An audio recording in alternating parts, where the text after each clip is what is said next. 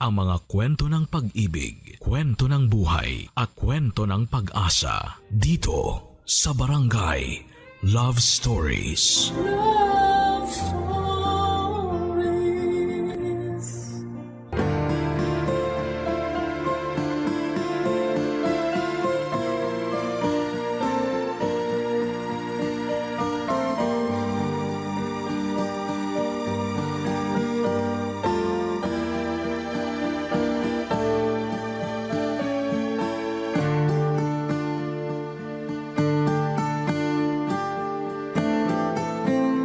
Gaano man kahaba ang pasensya ng isang tao, huwag pa rin natin itong sasagarin.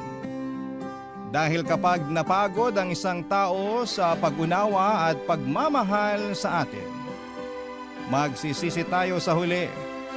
Ikaw ka barangay, pasensyoso ka bang tao?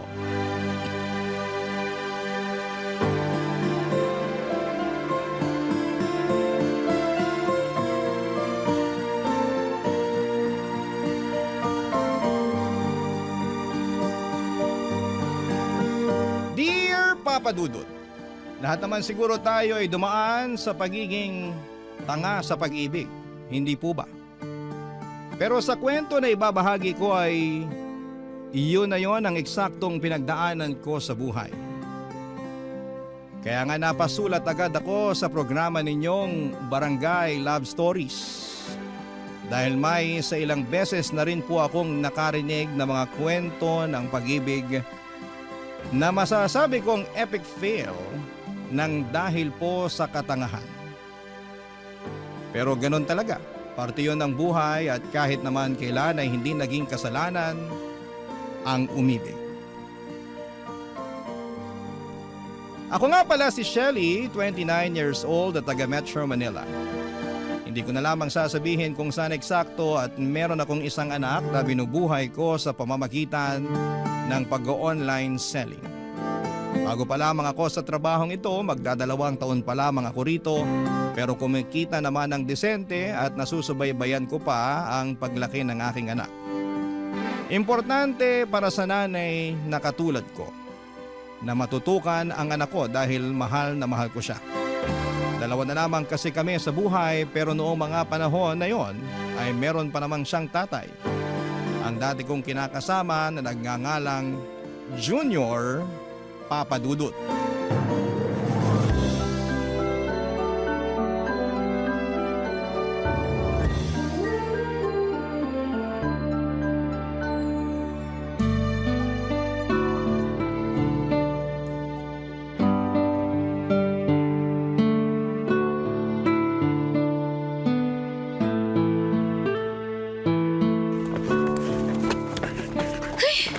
Anak ng tinapa naman, oh. Napakasalaula talaga ng lalaking yun. Junior! Junior, halika nga rito! Halika nga, dali! Ano ba yun, Shelly? Kita mong nasa CR pa yung tao eh. Storbo ka naman eh. Kanina ka pa nasa CR, ah. Huwag mong sabihing nakatulog ka na doon. Para naman tanga eh. Siyempre, tawag ng kalikasan. Ano pa bang gagawin ko sa CR, Aber? Tawag ng kalikasan, kalahating oras ka na doon. Ay, nako. Bakit mo ba kasi ako tinawag? Makasigaw ka sa pangalan ko. Akala ko na paano ka na dyan eh. Paano kung hindi mapapasigaw? Sige nga. Tingnan mo tong baunan mo. Inaamag na rito sa bag mo, oh. Oh, grabe ka naman sa inaamag. O bakit, hindi ba? Tingnan mo nga maigi. Kulang na lang tubuan na ng ugat tong mga amag dito sa baunan eh. Ilang araw na ba to rito, ha? Ni hindi mo man lang mailabas para hugasan. Napakasalaula mo talaga. Para yan lang eh. Sa nakalimutan ko, magagawa ko. Sa katrabaho mo yan bilang babae, di ba? Dapat ikaw na yung kumukuha at naglalabas ng baunan ko sa bag eh, para ikaw Naririnig mo ba yung sinasabi mo? Oo, naririnig ko. Bakit ka ba kasi sumisigaw? Tanong-tanong ka pa nakakapikon ka. Simpleng bagay lang iaasa mo pa talaga sa akin. Bakit? Imbalido ka ba, ha? Wala ka bang mga kamay? Meron naman, di ba? Nakakalimutan ko nga kasi. Hindi katwiran yon, Junior. Tsaka ang dami-dami mo na kayang nakakalimutan. Hindi lang naman itong baunan mo. Pati mga marurumi mong damit na kung saan-saan mo iniiwan. Ano? Nakalimutan mo rin damputin para ilagay sa labahan? Ganun na nga. Sige. Sa susunod, makikita mo na yung mga damit mo sa basurahan. Oy, wag naman ganun, Shelly. Anong wag ganun, Shelly? Ganun yon. Kasi, Iisipin ko na ayaw mo na sa mga damit na yon kasi iniwan mo lang kung saan-saan. Kaya itatapon ko na. Bakit ko pa mapahihirapan ng sarili ko na paulit-ulit kang paalalahanan ng napakasimpleng bagay na yon? Sa makakalimutin ka kamo di ba? O di ganun na lang para mas madali. Para ka namang ewan eh. Ako pa talaga ngayon ng parang ewan? O sino pa ba? Alam ka namang ako o yung anak natin. Dinami mo pa talaga rito yung anak natin na walang muwang, no? Kasi naman. Kasi naman mukha mo dyan. Ay, Junior naman. Kailan ka ba magiging responsable? Alam ko naman na ako yung babae sa pamamahay na to. Pero napapagod na din ako. Baka akala mo madali lang yung trabaho namin bilang nanay at may bahay, ha? Sinasabi ko sa'yo na hindi. Kaya sana, tulungan mo naman ako. Please lang. Please lang, huwag ka nang magpasaway. Daig mo pa yung anak natin sa pagiging isip bata Papadudot rider si Junior ng isang online selling app na palagi nagdi-deliver sa bahay namin. Tapos nagkagustuhan kami at doon na nga nagsimula sa aming relasyon. Noong una ay masasabi ko na ayos pa. Kumbaga spoiled ako kay Junior, prinsesa ang turing niya sa akin. Ngunit noong nabuntis niya ako at nagsama sa isang bubong ay doon na nagbago ang lahat. Hindi naman sa sinisiraan ko ang dati kong kinakasama pero nang dahil sa pagli-live-in naming yon, ay higit ko siyang nakilala. Kung ano ang ugali niya, paano talaga siya manatili, mga gawi, at napatunayan ko na hindi pala talaga siya perpekto. Gwapong-gwapo kasi ako sa kanya noong nililigawan pa lamang niya ako. Siyempre pabibo ang loko pero nasa loob pala ang kanyang kulot. Laki tuloy ng pagsisisi ko na nagpabuntis ako sa kanya. Pero hindi pa rin doon natatapos ang kalbaryo ko. Dahil may pagkasumbongero rin si Junior. At ang lagi niyang pinagsusumbungan ay walang iba kundi ang nanay Roning niya, Papa Dudut.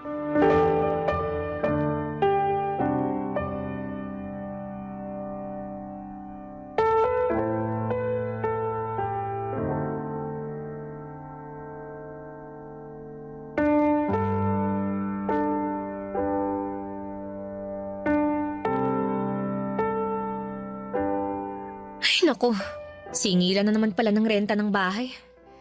Kasya pa kaya itong natira sa pera namin? Wala pa pala kaming pambili ng bigas at gatas ni baby. Paano kaya to? Tapos... Shelly! Ay, teka! Shelly! Buksan mo tong pinto! Shelly! Shelly! Nako, ano na naman kayang ginagawa ng magaling na nanay ni Junior dito? Shelly! Ano ba? Shelly, buksan mo tong pinto! Alam kong nandiyan ka! Ay, huwag mo akong pagtaguan, babae ka! Andyan na po, Nay!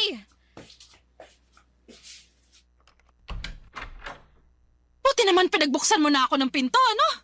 Akala ko aabutin ka pa ng siyam-siyam eh. Magandang umaga rin po, Nay. Walang maganda sa umaga, ha, Shelly? Ikaw talaga na babae ka, no? Akala mo kung sino ka umasta eh. Namumuro ka na talaga sa akin. Bakit na naman po? Ano pong ginawa ko sa inyo? Sa akin, wala. Pero nagsumbong lang naman sa akin ang pinakamamahal kong si Junior na inaway mo na naman daw siya. Dami mo raw sinabi sa kanya. Tinawag mo siyang tamad at salaula. Pati ba naman po yun? Sinumbong pa talaga niya sa inyo? O kanino pa ba magsusumbong ang anak ko? Sa akin lang naman kasi akong nanay niya, hindi ba? Alam ko naman po yun, pero... Peruhin mo mukha mo. Ano? Hindi mo ba ako papapasukin? Dito mo na lang ako sa labas kakausapin, ganon. Kahit kailan talaga napakabastos mong babae ka. Pasensya na, Nay. Hindi ko na kayo naalok na pumasok sa loob eh. Kayo kasi, tuloy-tuloy salita nyo. Pasok na po kayo. At baka mapagkamalan pa tayo ng kapitbahay na nag-aaway. Pabayaan mo sila na pagkamalan tayo para malaman nila kung gaano ka kasamang kinakasama. Paano na naman po ako naging masama? Inaapi-api mo lang naman yung anak ko. Hoy, Shelly, kaisa-isang anak namin na lalaki si Junior. Dala-dala niyang ngalan ng namayapa kong asawa. Pinalaki namin siya ng maayos, inalagaan ng husto. Ni ayaw ko ngang padapuan sa lamok nung sanggol pa yan eh. Tapos gaganyanin mo lang rito sa pamamahay niyo. Wala po akong ginawang masama kay Junior. Tsaka tama lang naman yung mga sinabi ko sa kanya. Dahil yun naman talaga ang ginagawa niya rito sa bahay namin. Kaya nga ikaw ang babae eh. Dapat ikaw ang pumuno sa pagkukulang ng anak ko. Hindi yung isusumbat mo sa kanya yung mga bagay na yon. Di po ba dapat tulungan kami? Hindi pa ba sapat na nagtatrabaho ang anak ko sa labas? Bakit? Pagdating dito sa bahay niyo, gusto mo siya pang pagtrabahuin? Eh kung tutusin, gawain mo na lahat yan. Di mo na dapat iaasa sa kanya. Ay, kawawa naman sa'yo yung anak kong yun. Buti na lang talaga hindi kayo kasal. Dahil kung makamando ka sa kanya, akala mo yata mag-asawa na kayo no? Hoy, Shelly, baka nakakalimutan mo kung saan ka dapat lumugar. Ayus-ayusin mo lang talaga. Papa Dudut, grabe po ang dinanas ko sa kamay ng nanay ni Junior. Naiyak na lamang tuloy ako at nagdamdam dahil sa mga paratang niya at pangiinsulto sa akin. Doon ko napagtanto na napaka-OA ng damuhong Junior na yon sa mga pinagsasabi niya sa nanay niya. Dahil nagawa niya pa talagang mag-imbento para lalo akong mapasama sa mga magulang niya. Kung tutusin ay hindi yun ang unang beses na nagsumbong siya sa nanay niya. Pero yun ang unang beses na sinugod ako ni Nanay Roning na galit na tipong kita ko na ang ngala-ngala sa kakangalngal niya sa akin. At kahit na anong pangangatuwiran ko ay hindi niya pinakikinggan dahil para sa kanya ay kinawawa ko raw ang pinakamamahal niyang anak. Samantalang kabaligtaran noon ang nangyari dahil ako ang mas kinawawa ng kanyang Junior, Papa Dudut. Barangay Love Stories. Barangay Love Stories. Papa Dudut, noong pinagbuntis ko ang baby namin ay kinailangan kong umalis sa pinapasukan kong call center dahil masela ng pagbubuntis ko. At dahil priority ko ang aming baby ay nagpaubaya ako. Sinabi naman din sa akin ni Junior na siya na ang bahala sa lahat ng gastusin ganito ganyan. Oo, naniwala ako pero noong nanganak na ako ay doon na nagsimula ang mga reklamo ko sa aking kinakasama. Hindi niya kasi matagalan ang pag-aalaga sa anak namin. Kesyo maingay dahil pala iyak, natural sanggol yun. Gusto ko sana siyang supalpalin ng tanong na hindi ba siya dumaan sa pagkabata kaso'y hindi ko na sinabi dahil baka maging mitsa lamang yon ng mainit-init naming pagtatalo. Tsinaga ko na lamang ang ginagawa ni Junior at umasa na magbabago siya. Nang tumungtong na sa 2 taon ang anak namin, buong akala ko ay magiging responsableng tatay na si Junior pero lalo lamang siyang naging pabaya, Papa Dudut.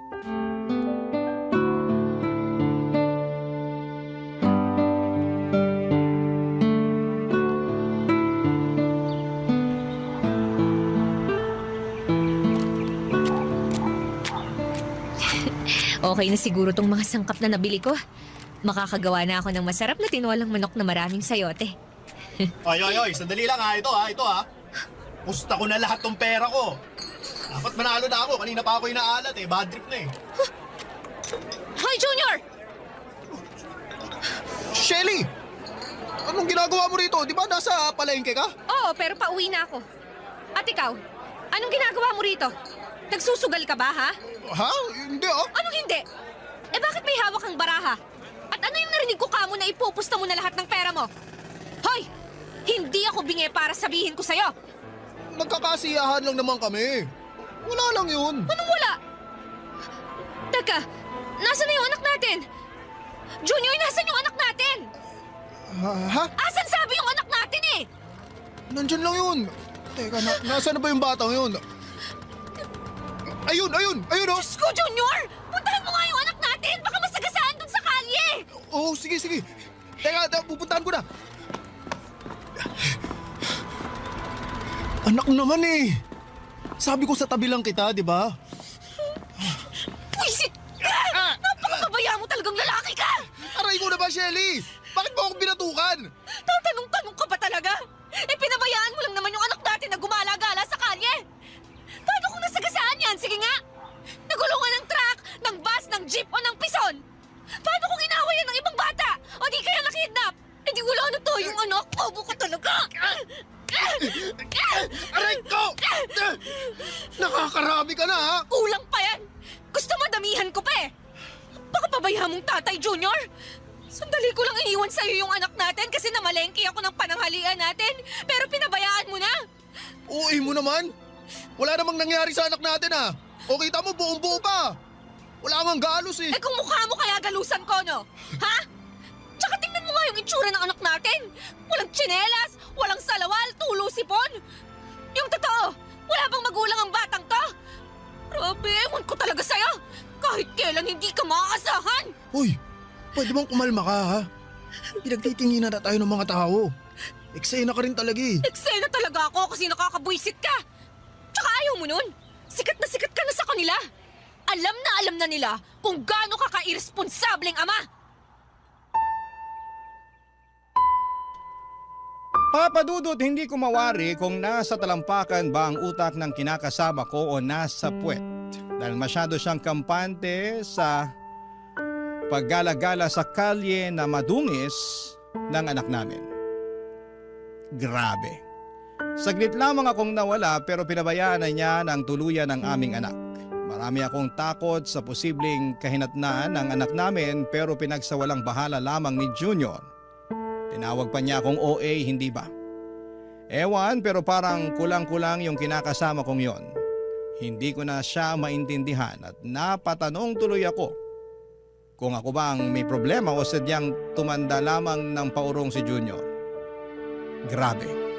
Ang sakit sa bangs na para bang gusto ko na siyang kutusan ng 1,000,000 beses para lamang maitatak sa kokote niya na alagaan at bantayan ng maayos ang anak namin.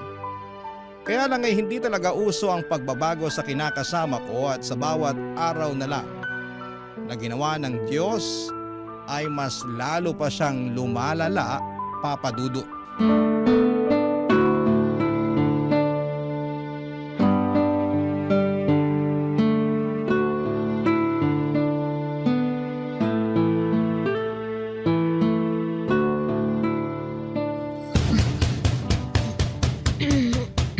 Ano ba yun? Bakit ang ingay naman? Shelly! Shelly, papasukin mo na ako! Kanina pa ako pinapapak ng lamok dito, ano ba?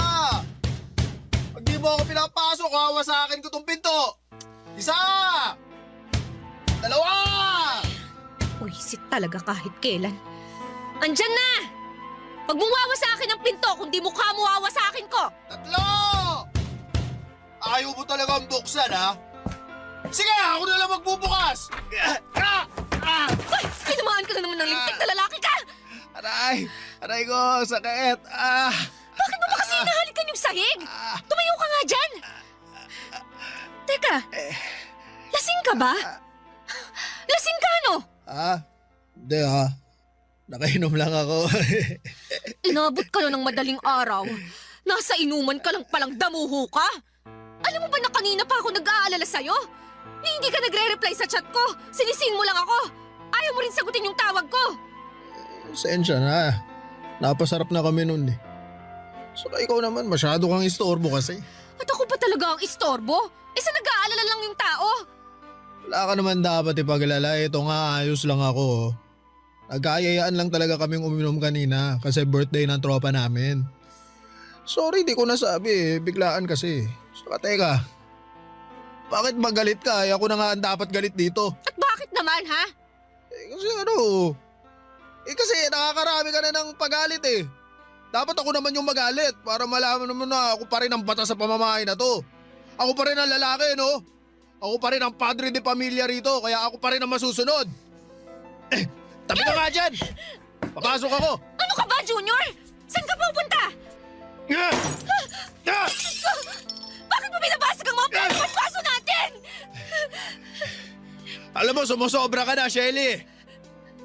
Kung ipeya mo ako para di mo ako kinakasama. Nagtatawa na tuloy ako ng mga barkada ko.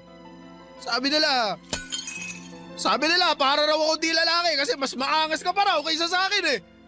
Under desire raw ako. Sunod-sunuran daw ako sa'yo. Kaya galit ako! Galit ako! Tumigil ka na, Junior! Baka wala na tayong magamit na plato pag binasag mo lahat yan! Hindi, ayos lang. Sa dahon ng saging na lang tayo kumain. Baka sira-ulo mo talaga! Siraulo na ako, siraulo. Pero simula sa araw na to, ako na masusunod sa pamamahay na to. Hindi ikaw! Hindi yung anak natin! Kundi ako! Ako lang! Ah, ganon! Teka! Makikita mong hinahanap mo! Namumuro ka na sa aking lintik eh! Akala mo yata sasantuhin kita, ha? Oy! Anong ginagawa mo, Shelly, ha? Bakit mo... Oy, anong hinahanap mo dyan sa mga drawer? Ito, nahanap ko na! Ano? Sige! Manira ka pa! Basagin mo pa lahat ng pwede mong basagin! Tingnan natin kung di ko to iduldul sa pagmumukha mo! Ano yan, ha? Taser gun ba yan? Oo! Bitawan mo yan, Shelly. Ayoko nga! Ano? Ano? Halika rito! Matapang ka, ha? Halika, dali! Papa Dudut, laruang taser lang naman yon ng anak namin pero akala yata ni Junior totoo yon. Kaya naman pinanindigan ko na lamang at ginalingan ng pananakot sa kanya hanggang lumabas siya ng bahay. Pagkatapos ay pinagsarhan ko siya ng pintuan at doon pinatulog sa labas hanggang mawala ang amats niya. Alas 6 ko na yata siya ng umaga pinagbuksan ng pintuan at naawa naman ako dahil namumutakte ng pantal mula sa kagat ng lamok ang mukha at braso niya. Nakayakap din siya sa sarili dahil nilalamig. Pero in fairness sa kanya, tulog mantika pa rin ang damuho kong kinakasama. Sinipa ko ng ilang beses si Junior para magising at noong dumilat ang kanyang mga mata, ay agad na nanlaki yon sa takot nang makita niya ako. Naalala niya siguro ang nangyaring away namin. Akala niya yata ay sasantuhin ko siya. Agad ko siyang sinenyasan na pumasok na sa loob, bagay na ginawa naman niya. Sinabihan ko siyang kumain ng pagkain na hinanda ko sa mesa at nagmamadali naman niyang sinunggaban yon. Gutom na gutom ang damuho na parang hindi pinakain ng 1 taon.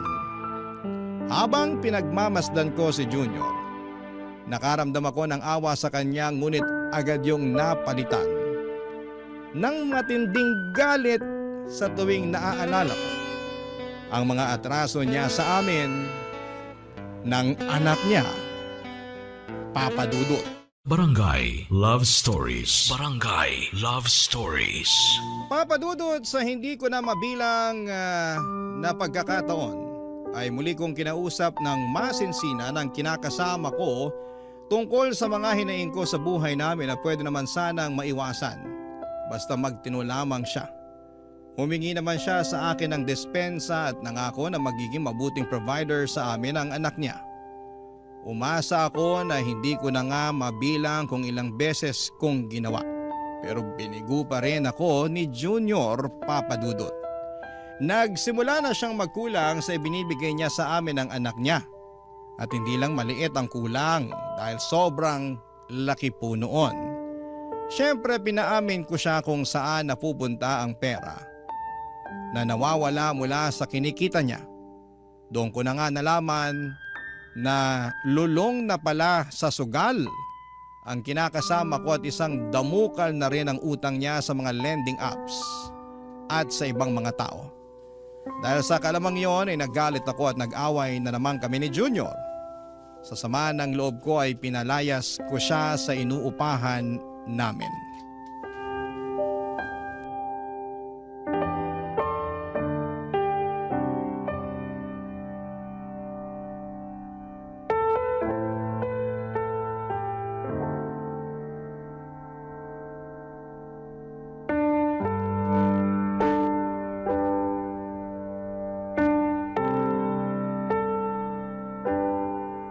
Anong ibig sabihin nito, Junior? Bakit andito kayo ng nanay mo sa bahay? Ano pa nga ba? Di sinumbong kita sa nanay ko na pinalayas mo ako rito. Ano ka mo? Hoy, Shelly! Sumasobra ka na talagang babae ka, ano? Noong nakaraan, pinatulog mo raw sa labas nitong inuupahan niyo yung anak ko? Pinapakpa nga raw siya ng lamok. Paano na lang kung na-dengue ang Junior namin? Tapos ngayon naman malalaman ko pinalayas mo siya. Yan, sige nay. Pagalitan niyo po yan. O talagang sinulsulan mo pa ang nanay mo, ha? Ako ang kausapin mo, Shelly. Kanina pa ako salita ng salita rito, oh. Nay, sinabi na po ba sa inyo ni Junior ang dahilan kung bakit ko nagawa sa kanya ang mga bagay na yon? Anong dahilan? Sabi na nga ba eh. Hindi niyo talaga alam na ang laki ng atraso ng magaling yung anak sa pamilya namin. Wala akong pakialam sa mga atrasong sinasabi mo. Ang akin anak ko agrabyado rito.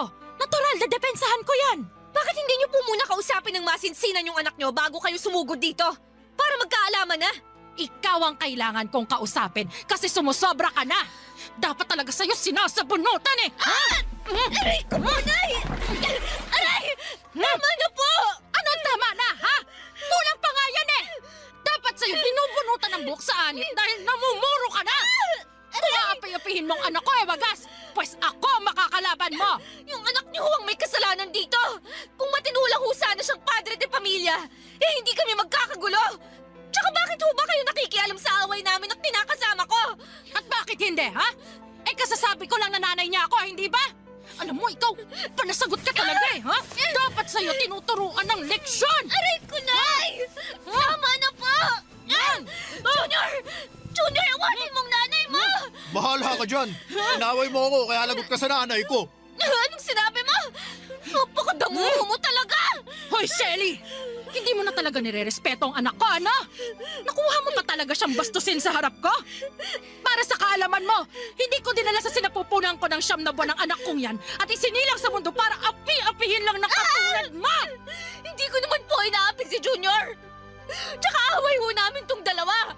Dapat labas na po kayo dun, Nay! Matatanda na po kami! Huwag na ho kayong makisali! Anong matanda? Para sa akin, baby ko pa rin si Junior at walang sino man ang pwedeng umapi sa kanya. Kahit ikaw na kinakasama lang niya!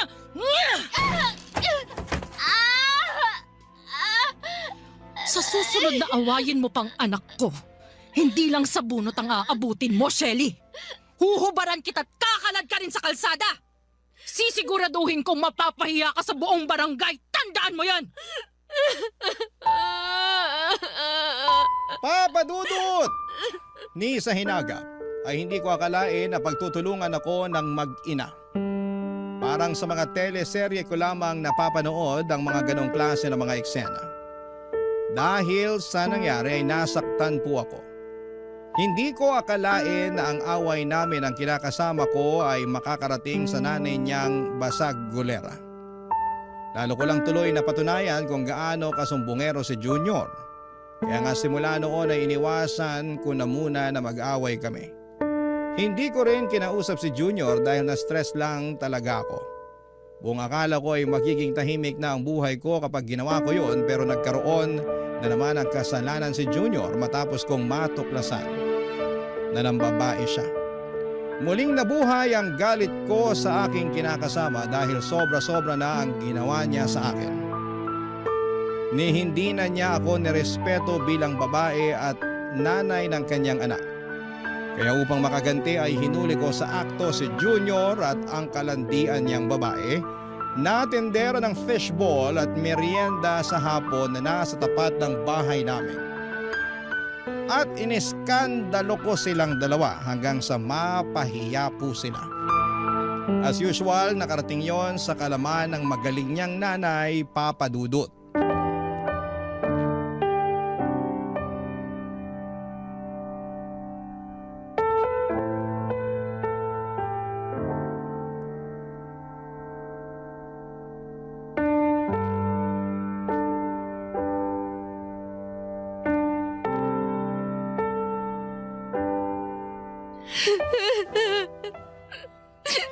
Ano na naman bang ginawa mo, Shelly? Bakit mo na naman pinahiya ang anak ko? Ano ba kasalanan niya sa'yo? Bakit yung hindi yung anak niyo ang tanungin niyo? Para magkaalaman na kung gaano kalaki ang kasalanan niya. Ano ba kasing ginawa mo, Junior? Ay, kasi Nay, Nang babae lang naman yung damuhong yan, Nay. Hindi na niya kami inisip ng anak niya. grabe ka. Natukso lang naman ako, Shelly. Tukso mo mukha mo! Oh, paano hindi man bababa itong anak ko? Skandalosa at basagulero kang kinakasama. Ano ho? Ang sabi ko, skandalosa ka, basagulera, taklesa, maingay! Lagi mong pinagagalitan at pinahihiyang anak ko kaya hindi ko siya masisisi kung humanap siya ng ibang Narinig babae. niyo ba ang sinasabi niyo, Nay? Oo, naririnig ko! Hindi ba ako kailangang sigawan? Paano ako hindi sisigaw? Talagang kinonsinti niyo pa ang kalokohan ng anak niyong yan. Pinalabas niyo pa na kasalanan ko, kaya nagloko si Junior. Eh kung tutuusin, kasalanan lahat ng anak niyo kung bakit kami laging nag-aaway. Umasa ho ako na magbabago na yung anak niyo. Na magiging mabuti at responsable na siyang padre de pamilya. Pero hindi. Hindi nangyari yon. Sa dami ng atraso niya sa akin na pinalampas ko na lang alang-alang sa pamilya namin. Masisisi niyo ba ako kung mapuno ako?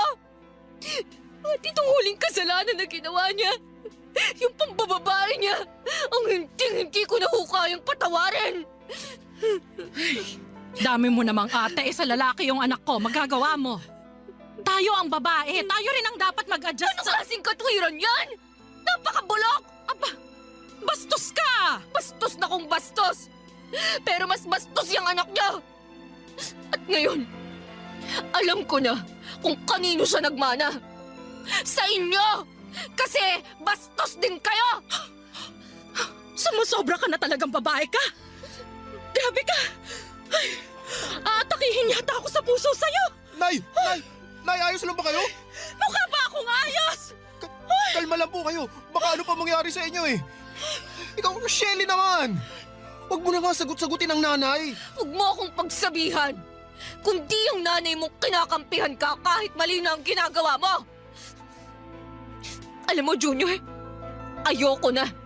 Ha? Anong ayaw mo na? Ayoko nang makisama sa'yo. Ayoko nang makisama dyan sa nanay mo.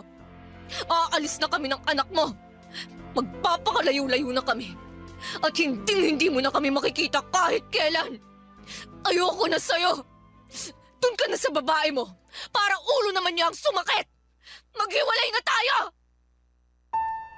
Papadudot, nag-alsabalutan ako ng mga damit at gamit namin ng anak ko at hindi nagpapigil kay Junior sa pag-alis sa inuupahan naming apartment. Wala na akong pakialam kahit na umiyak pa siya at magmakaawa ng panahon na yon. Basta ang nasa isipan ko ay makalayo na kami ng anak ko sa kinakasama ko. Dinig ko naman ang boses ng nanay niya na panay pangungutya ang sinasabi. Kaya mas lalo ako naging desidido na ayoko na silang pakisamahan. Hindi ko na kaya. Sinubukan ko namang pero tama na po. Pupunta kami noon ng anak ko sa kamag-anak namin at doon muna tumuloy ng ilang buwan. Blina ko na rin si Junior dahil ayoko na siyang magkaroon ng koneksyon sa aming mag-ina. Alam kong mahirap maging solo parent pero kinaya at kinaya ko para sa aking anak. Para sa akin ay ayos nang mag-isa kaysa may kasama ka nga pero parang wala namang katuwang sa buhay at pagtataguyod ng iyong pamilya. Hanggang dito na lamang po ang sulat ko, Papa Dudut. Sana po ay mapili niyong basahin at i-ere sa programa ninyo na Barangay Love Stories. God bless and more power sa inyong istasyon. Ang inyong kapuso at kabarangay forever, Shelly. Ako, gigil na gigil talaga ako sa nangyayari sa kwento natin. O ikaw, kabarangay, kumukulo rin ba dugo mo? Pwede kang mag-iwan ng comment sa ating comment section. Ang mga kwento ng pag-ibig, kwento ng buhay at kwento ng pag-asa dito sa Barangay Love Stories. Love Stories.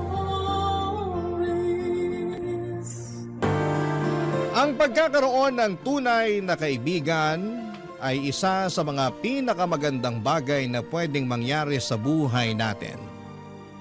Sila ang mga tao na palagi nandyan sa tabi mo sa hirap man o ginhawa. Ikaw, kabarangay, naranasan mo na ba ang magkaroon ng tunay na kaibigan? Dear Papa Dudut, magandang araw po sa inyo at sa mga kabarangay ninyo. Ako po si Alicia at matagal na akong tagahanga ng Barangay LS dahil madalas ko po itong napapanood sa Facebook. Tuwing naririnig ko po ang mga kwento ng mga senders ninyo ay tuwang-tuwa po ako kapag naisipan kong magpadala na rin ng sulat sa inyo. Lumaki po ako sa isang masayang pamilya, ngunit nagbago ang lahat nang pumanaw ang papa ko. At nang dahil doon ay mag-isa akong tinaguyod ni Mama. At sa awa ng Diyos ay nalagpasan naman namin ang lahat ng mga pagsubok. Pero nang mapansin ni Mama na patuloy na tumataas ang presyo ng mga bilihin, pero hindi pa rin tumataas ang sahod niya, dito sa Pilipinas ay naisipan niyang mag-ibang bansa. Lalo na't mag-i-enroll na ako sa college. Sa totoo lang ay natuwa ako nung una dahil ibig sabihin ay magkakaroon ako ng freedom pag nag-college na ako. Ngunit hindi ko inakala na may iba palang plano si Mama para sa akin. Makalipas ng ilang araw, naghanap si Mama ng kasambahay sa Facebook. Sa simula ay tutol ako sa gustong mangyari ni Mama kasi hindi na ako bata at kaya ko namang mag-isa. Pero sinabi ni Mama na mas mapapanatag ang loob niya kung may kasama ako sa bahay habang nasa ibang bansa siya. Kaya napilitan na lamang akong sundin si Mama, Papa Dudut. Nakita ni Mama si Ate Rosalie sa Facebook sa group ng mga kasambahay na naghahanap ng trabaho. Mabait at masunurin si Ate Rosalie at hindi niya kailanman binigyan ng sakit sa ulo si Mama. Maayos din ang pakikitungo niya sa akin kaya halos wala na akong ginawa sa bahay dahil siya na ang nag-aasikaso ng lahat ng mga gawaing bahay. Nang umalis na si Mama papunta sa airport, kami na lamang ni Ate Rosalie ang naiwan sa bahay.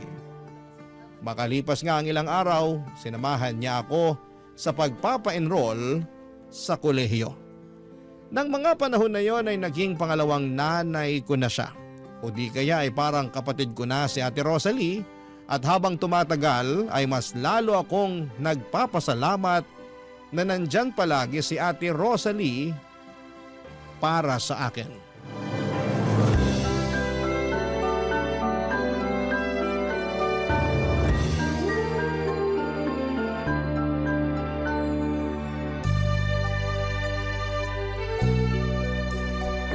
Alicia, eto na yung bacon na pinapaluto mo sa akin. Ang bango naman. Thank you, Ate Rosalie. Maliit na bagay? Sige na, maupo ka na. Dito na po kayo. Sabayan niyo na rin po akong kumain. Ayos lang ako. Mauna ka na. Sige po, kayong bahala. Nga pala, excited ka na ba sa paparating na pasukan? Naku po, hindi lang excited, kundi super excited. Mabuti naman kung ganon. Alam mo ba, ang totoo niyan, inggit na inggit nga ako sa'yo eh. Ha? Bakit naman? Kasi ni minsan, hindi ako nakatungtong ng kolehiyo. So, ang ibig niyong sabihin? Oo, high school lang natapos ko. Salat kasi sa buhay yung mga magulang ko. Kaya eto, kinailangan ko magtrabaho para sa pamilya ko. Ako na lang kasi inaasahan ng mama at papa ko eh. Naku, Ate Rosalie, wag na po kayong malungkot. Isipin niyo na lang po na hindi natin makikilala ang isa't isa kung nakapagtapos kayo sa pag-aaral, di ba? Kung sa bagay. Alam mo, nagpapasalamat ako na ikaw yung naging alaga ko. Ate naman, anong alaga? Ginawa mo na naman akong bata niyan eh. Magka-college na po ako. Basta. Nagpapasalamat ako na ikaw yung naging alaga ko kasi sobrang bait nyo ng mama mo sa akin. Nako, deserve na deserve niyo po yan kasi ganun rin naman kayo sa amin eh. Eto lang ang sasabihin ko sa'yo Sana makinig ka. Ano po yun? Ipagpaliban mo na muna yung boyfriend na yan, okay? Ate naman eh. Seryoso ako! Marami ako naririnig na kwento na maraming bata ang hindi nakakatapos ng pag-aaral kasi maagang nabubuntis o di kaya nagtatanan. Ibahin niyo po ako kasi wala po sa wishlist ko ang mabuntis. Si ate talaga para na po kayong si mama. Naninigurado lang kasi sigurado ko na akong sisisihin ng mama mo kung sakaling may mangyaring masama sa'yo. Kawawa naman ang mama mo kung sakasakali. Nasa ibang bansa siya nagpapakahirap. Tapos mabubuntis ka lang, 'di ba? Ay nako, ewan ko po sa inyo. Basta ako, hindi na ako makapaghintay sa darating na pasukan. Ay, siya nga pala ate. Thank you ah. Thank you saan? Thank you kasi sinamahan mo ako na mag-enroll noong nakaraan. Ano ka ba? Wala yun. Kung gusto mo sunduin pa kita araw-araw eh. Ay ate, OA ka na ah. Oh, bakit? Ayaw mo ba? Ano ba naman yan? Dito na lang po kayo sa bahay. Ah, so kinakahiya mo ko, porket katulong mo lang ako, ganun ba yon? Hindi naman sa ganon. Kung ganon, ba't tayo mo sunduin kita? Tinatanong pa ba yan? Wala na ako sa high school, no? College na po ako at kailangan ko nang maging independent. Naks, magka-college ka lang, may pa-English-English ka nang nalalaman. Siyempre naman! Uy, kung may free time ka, turuan mo naman ako ng mga tinuturo sa college. Nang sa ganun maramdaman ko rin na nakapag-college ako. Don't worry, ate. I got you! Yan ang gusto ko sa'yo eh. Alam niyo po, ang dami niyo nang sinasabi. Sabay niyo na nga lang ako kumain dito. Gutom lang yan eh. Mauna ka na, busog pa ako. Ay, ang taray! Sure na ba yan? O sige, kayo din. Ubusin ko na lang tong bacon na niluto nyo. Bango-bango pa naman, oh. Ay, nagbago na nga pala isip ko. Ang dami niyong arte, ate. Kakain ka rin naman pala. Mapilit ka eh. Para sa akin ay parang kapatid o nanay na si Ate Rosalie Papadudut. Nagkakasundo kami sa lahat ng bagay at sobrang saya ko na dumating siya sa buhay ko. Dahil kay Ate Rosalie ay nagkaroon ng kulay ang buhay ko. Mas lalo pang natuwa si Mama tuwing nagvi-video call kami kasi nakikita niya kung gaano kami kasaya ni Ate Rosalie. Masaya si Mama dahil parang pamilya na rin si Ate Rosalie sa amin at ganon din kami sa kanya. Sa totoo lang, Papadudot, ay sobrang swerte namin dahil pakiramdam ko ay higit pa siya sa isang kasambahay o yaya.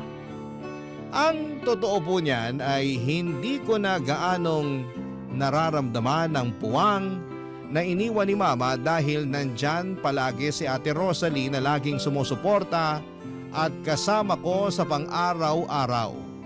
Parang siya na ang pumuno sa puwang na iniwan ni Mama noong mga panahong yon. Siya ang naging kakampi ko, kaibigan at tagapag-alaga sa lahat ng oras. Pero syempre kahit na ganoon ay nami-miss ko pa rin naman si Mama. Halos 3 beses sa isang linggo ay tumatawag at nakikipag-video call siya kay Ate Rosalie at sa akin para kumustahin kami at para malaman kung ano ang nangyayari sa buhay namin. Kaya kahit malayo si Mama ay ramdam pa rin namin ang pagmamahal at pag-aalaga niya sa amin. Lumipas ang ilang linggo at mas lalo lamang akong na-excite sa unang araw ko sa klase. Noong high school, hindi ako masyadong napapansin ang mga kaklase ko at wala akong mga kaibigan. Pero ngayon nag-college na ako ay ramdam ko na pwedeng magbago ang lahat ng yon. Nang dumating ang allowance na pinadala ni Mama, sinamahan ako ni Ate Rosalie sa mall para mamili ng mga bagong gamit para sa eskwela. At dahil mahal na mahal ko si Ate Rosalie, syempre binilhan ko rin siya ng mga bagong damit. Ganon kami ka-close, Papadudut. At makalipas ang ilang linggo, dumating na rin ang pinakahihintay kong araw. Ang first day ko sa college. Sobrang namangha ako sa laki at ganda ng mga classrooms namin. Hindi ko inakala na mas malaki pa ito kumpara sa mga naging classroom ko noong high school. Tahimik lamang ako nung unang araw ko sa college dahil ayokong magpaka-trying hard para lamang makisabay sa iba.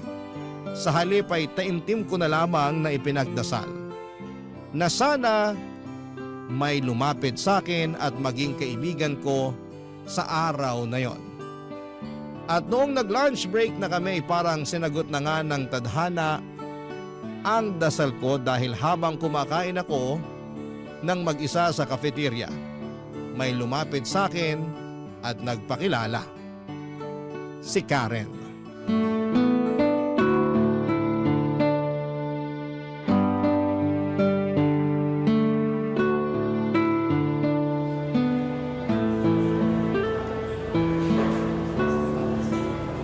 Hi girl! Ako nga pala si Karen. Ikaw yung kaklase ko sa math, diba? Oo. Hello, Alicia nga pala. Nice to meet you, girl. Nice to meet you too. Halika, sabayan mo na akong kumain. Ay, pasa ko dyan. Diet kasi ako for today's video eh. Ah, Anyway, nilapitan kita dito kasi mukha kang mabait at approachable. Thank you. Ikaw din, hindi ka lang maganda. Mukha ka pang cool kid. Aba, syempre naman. Tingnan mo nga tong school na to, ang daming haggard at tsaka. Ay, sorry. Hoy, huwag ka magalit. Hindi ka kasali doon ha. Hindi ikaw yung tinutukoy ko. Ano ka ba? Okay lang. Anyway, pagkatapos mong kumain dyan, may one-time limited offer ako just for you. Ha? Ano naman yun? Open-minded ka ba? Ano ba yan? Hindi kita maintindihan. O siya, hindi na ako magpapaligoy-ligoy pa. Tatapatin na kita. Okay? Naghahanap ako ng makakabonding. May bar kasi ako na gusto kong puntahan at naghahanap ako ng kasama. Bar? Ibig mong sabihin umiinom ka na? OMG! Huwag mo sabihin hindi ka pa nakakainom. Parang ganun na nga. Di bale, sabi nga nila, there's always a first time to everything. Di ba? Pasensya ka na ha, pero mukhang hindi kita masasamahan dyan. Girl naman! Huwag kang killjoy. Samahan mo na ako. Sige na naman Simulat sa pool kasi, hindi pa ako nakakainom ng alak. Paano kung may masamang mangyari sa akin? Alicia, tingnan mo ako ng maigi. Matagal na akong umiinom. Mukha bang may masamang nangyari sa akin? Wala naman, diba? Tsaka isa pa, sabay naman tayong pupunta dun Hindi kita iiwan, promise. O siya, sige na nga. Magkita na lang tayo pagkatapos ng klase. Ano? Pagkatapos ng klase? Oo, bakit? Huwag kang magpatawa. Haggard at uugod-ugod na tayo kung aantayin pa natin na matapos yung araw na to. So ibig mong sabihin? Oo, pagkatapos mong kumain dyan, aalis na tayo. Naku, pero ayoko mag-cutting classes. Ang OA mo naman. Ngayon lang naman natin gagawin to Maniwala ka sa akin, hindi ka babagsak. Tsaka isa pa, first day of classes ngayon. Puro introduce yourself lang ang maririnig mo ngayong araw na to. Alam mo ikaw, bilib din ako sa tapang mo So, ibig sabihin yan, pumapayag ka na? Oo na. Ay, ayan, sa wakas! Pero ngayon lang natin gagawin to ha. Pangako yan. Pero sandali lang, bukas na ba yung bar na sinasabi mo? Girl, 24 hours yun. Pero yun nga lang, yung sayawan at disco mamayang gabi pa. Pero okay lang yun. At least buong hapon tayong magiinuman at magchichikahan habang hindi pa nagsisimula yung sayawan, di ba? Kung sa bagay. Ay nga pala, Alicia. May ipapakiusap sana ako sa'yo.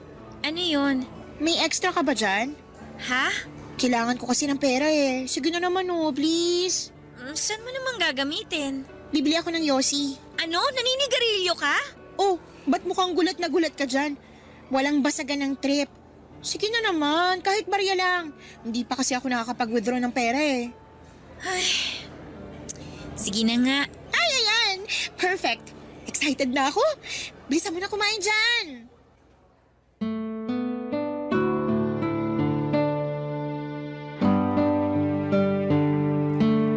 Pagkatapos kong kumain sa cafeteria, bumili muna kami ni Karen ng Yossi sa isang convenience store bago kami dumiretso sa bar na sinasabi niya. Sobrang kinabahan ako noon, Papa Dudut, dahil ni minsan ay hindi ko pa nasubukang mag-cutting classes o uminom ng alak. Matagal ko na pong ipinagdarasal kay Lord na sana'y magkaroon ako ng mga tunay na kaibigan at hindi na ako maging loner. Pero hindi ko inakala na ang magiging kaibigan ko ay isang taong mahilig uminom at manigarilyo. Unti-unti niyang naipakilala sa akin ang mga bagay na dati ay hindi ko inaasahan na susubukan ko. Pagdating namin ni Karen sa bar, bumili kami ng 2 bucket ng beer. Nung nagkaroon na ako ng amats, pakiramdam ko ay mas lalo kong nai-enjoy ang lahat. Parang mas nag-relax ako at mas komportable. Kaya naman tuloy-tuloy lamang kami ni Karen sa pag-inom hanggang sa pareho na kaming tuluyang nalasing. Nagsimula na rin kaming sumayaw sa bar ng gabi na yon. Nagsinungaling ako kay Ate Rosalie nung mga panahong yon. Nag-text ako sa kanya at sinabi ko na nasa coffee shop ako.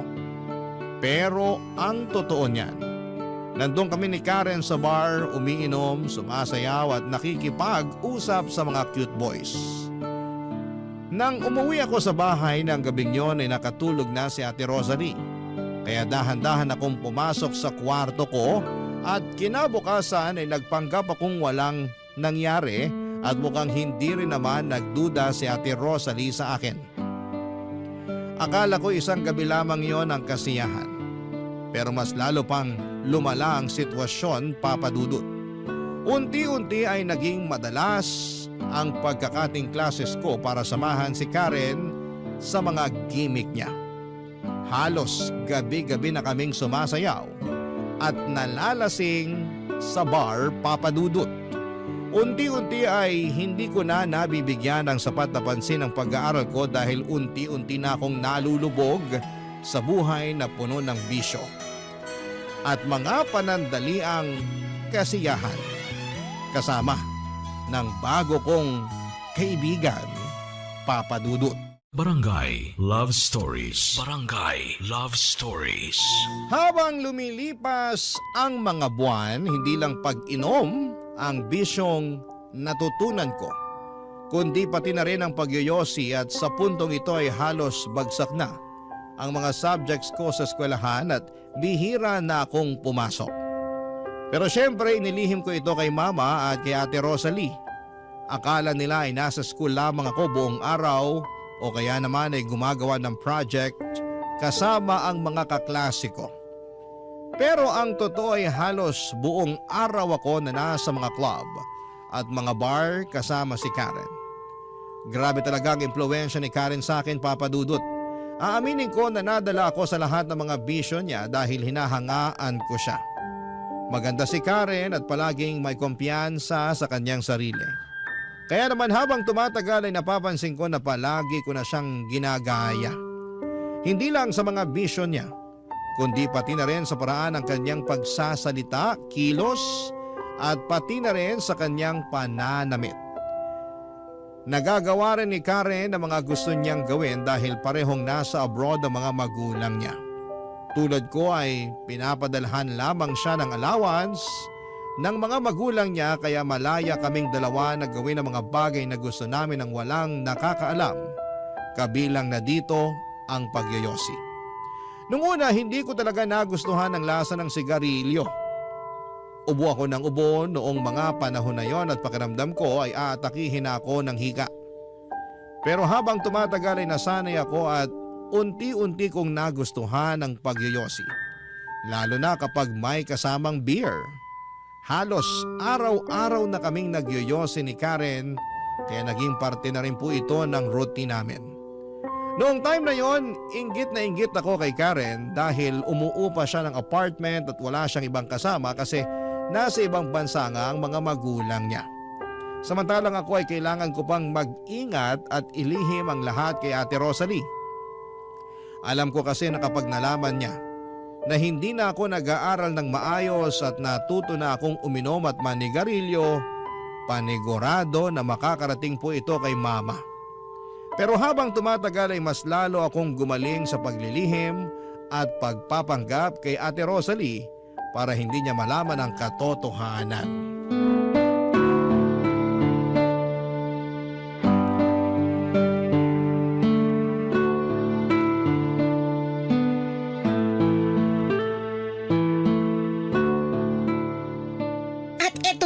May isa pa akong chika. Isplok mo na yan, Day!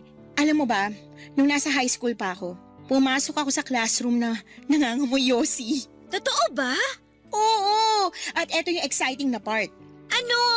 Yung mga kaklase kong lalaki yung pinagbintangan ng teacher. Hala, kawawa naman pala. Paano ba naman kasi? Mukha kasing sanggano yung mga lalaki kong kaklase. Kaya ayun, sila tuloy yung napagbintangan na naninigarilyo. Bruha ka nga talaga ng taon. Grabe, hindi ka na naawa. Anyway, change topic na nga lang. So, totoo ba yung sinabi mo na may chimay ka sa bahay nyo? Ang lakas mo maka 12 years old girl ha. Grabe ka naman. Gusto kasi ni Mama na may makasama ako sa bahay habang nasa ibang bansa siya. Yun lang yun. Whatever, wala ka pa rin independence. Pero at least may nag-aasikaso ng mga gawaing bahay, di ba? Kahit na. Sabihin mo nga sa akin, malaya ka bang nakakapagyosi sa bahay nyo? Hindi. Mismo! Kasi may chimay ka. Tingnan mo ko, malaya ako nagagawa ang lahat ng gusto kong gawin kasi mag-isa lang ako. Kahit ubusin ko pa yung isang kahan ng sigarilyo sa kwarto ko, walang makakapansin at walang magagalit kasi may freedom ako. Oo na, nagyayabang ka na naman.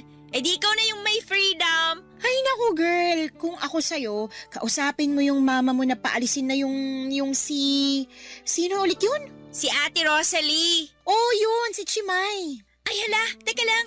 Oh, ba't mukhang hindi ka mapakali dyan? Kailangan kong tawagan si Ate Rosalie. Baka magtaka mamaya yun kung bakit hindi pa ako nakakauwi.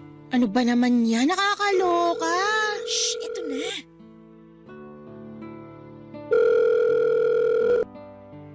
O Alicia, gabing-gabi na.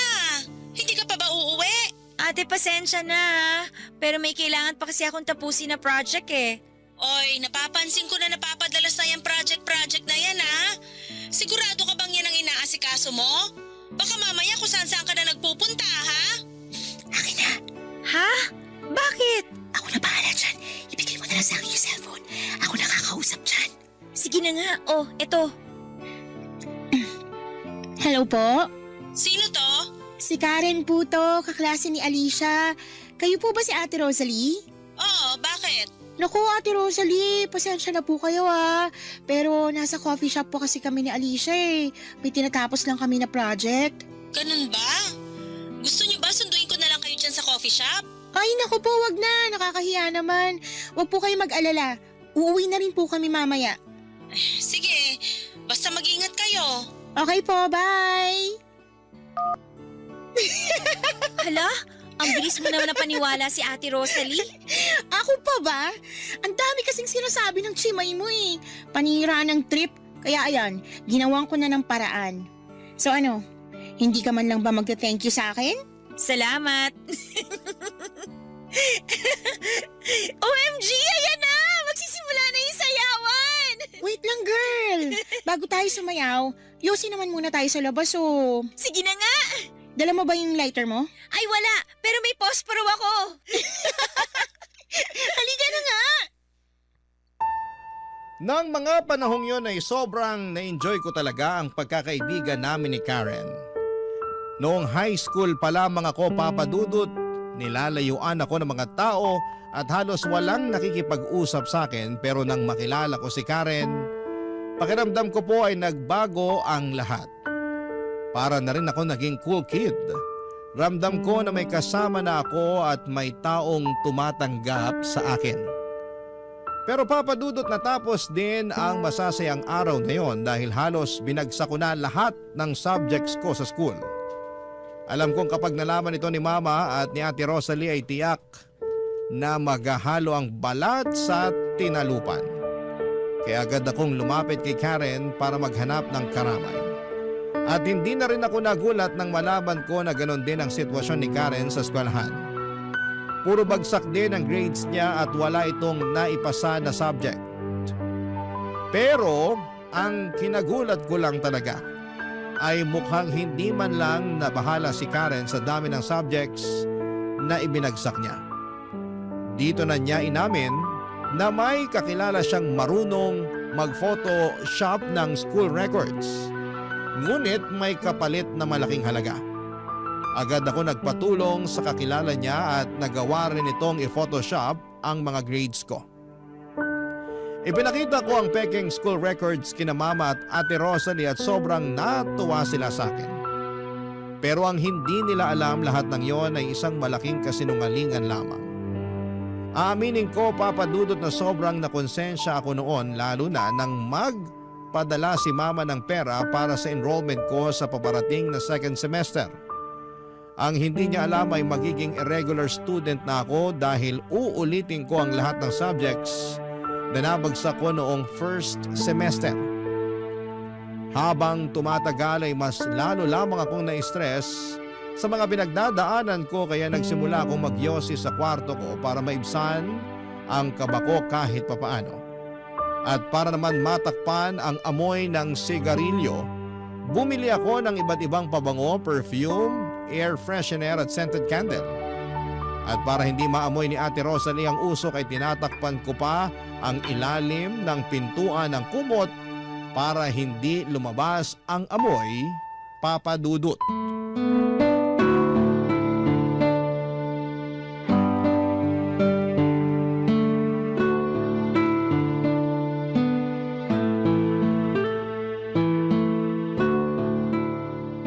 Alicia!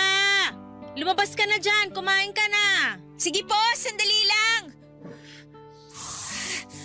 Yun. Busok. Masama na pinaghihintay yung grasya. Halika na! Andyan na po!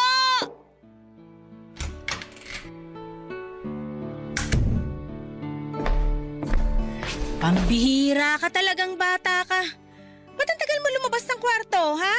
Pasensya na po. May pinapanood lang kasi akong teleserye. Kumain ka na dyan. Pinagluto kita ng adobo. Salamat.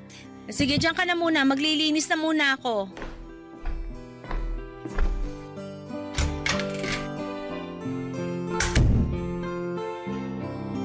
Alicia! Ay, Ate Rosalie naman! Kung makasigaw ka, alam mo na sunugan. Bakit ba? Ano ba kasi yon? Bakit may mga upos ng yosi sa basurahan mo, ha? Patay! At kailan ka ba natutong manigarilyo, ha? Ano? Magsasalita ka, isusumbong kita sa mama mo. Ate! Nagmamakaawa ako sa'yo. Please, sana naman wag makarating to kay Mama. Oh, inaamin ko na. Nagyoyosi ako. Ano ka ba naman, Alicia? Hindi mo ba alam na yung mga ganitong klaseng bisyo, dadalin mo yan hanggang sa pagtanda mo? Maniwala ka sa akin, ikakapahamak mo lang yung pagyoyosi mo kung ipagpapatuloy mo yan. Oo na, promise. Hindi ko na po talaga uulitin. Sigurado na ba yan? Oo, pangako. O siya, sige. Sige na, kumain ka na doon. Mamaya na lang ako kakain. Dito na muna ako. Sige na po. Ay, kung ganun, ako na lang muna lalabas ng kwarto mo. Kailangan ko na malamig na tubig. Bigla ako na high blood sa'yo. Ay, naku, paano ba to? Nasaan na ba yung cellphone ko? Ito.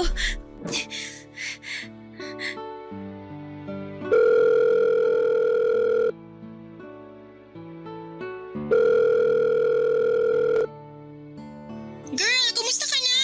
Anong ganap? Karen, may problema ako. Kumalma ka nga muna. Ano ba kasi yun, ha? Alam na ni Ate Rosalie na nagyoyosi ako. Ang tanga mo naman, girl. Paano naman niya nalaman, Aber? Hindi ko naman kasi akalain na halongkatin niya yung basurahan ko dito sa loob ng kwarto eh. Yan ang problema sa mga chimay na yan, eh. Masyadong pakialamera. Ako, yan ang nga ba yung sinasabi ko sa'yo, eh. Mamaya mo na ako sermonan. Hindi ka nakakatulong eh. Teka nga lang, ba't mo ba kasi ako tinawagan, ha? Ano namang kinalaman ko kung nahuli ka ng chimay mo? Ewan, hindi ko na alam. Basta natataranta ako. Ano ba kasi talaga ang problema mo, ha? Sinabi ba niya na magsusumbong siya sa mama mo? Ayun na nga, mukhang wala naman siyang balak na magsumbong. Pero, ewan ko ba, hindi pa rin ako mapakali eh. Kasi sigurado ako na anytime pwede niya akong isumbong kay Mama. Hello? Andiyan ka pa ba? Oo! Malahimik ka nga muna. Nag-iisip na nga ako, oh. O ano, may naisip ka na ba? Shucks! May naisip na ako.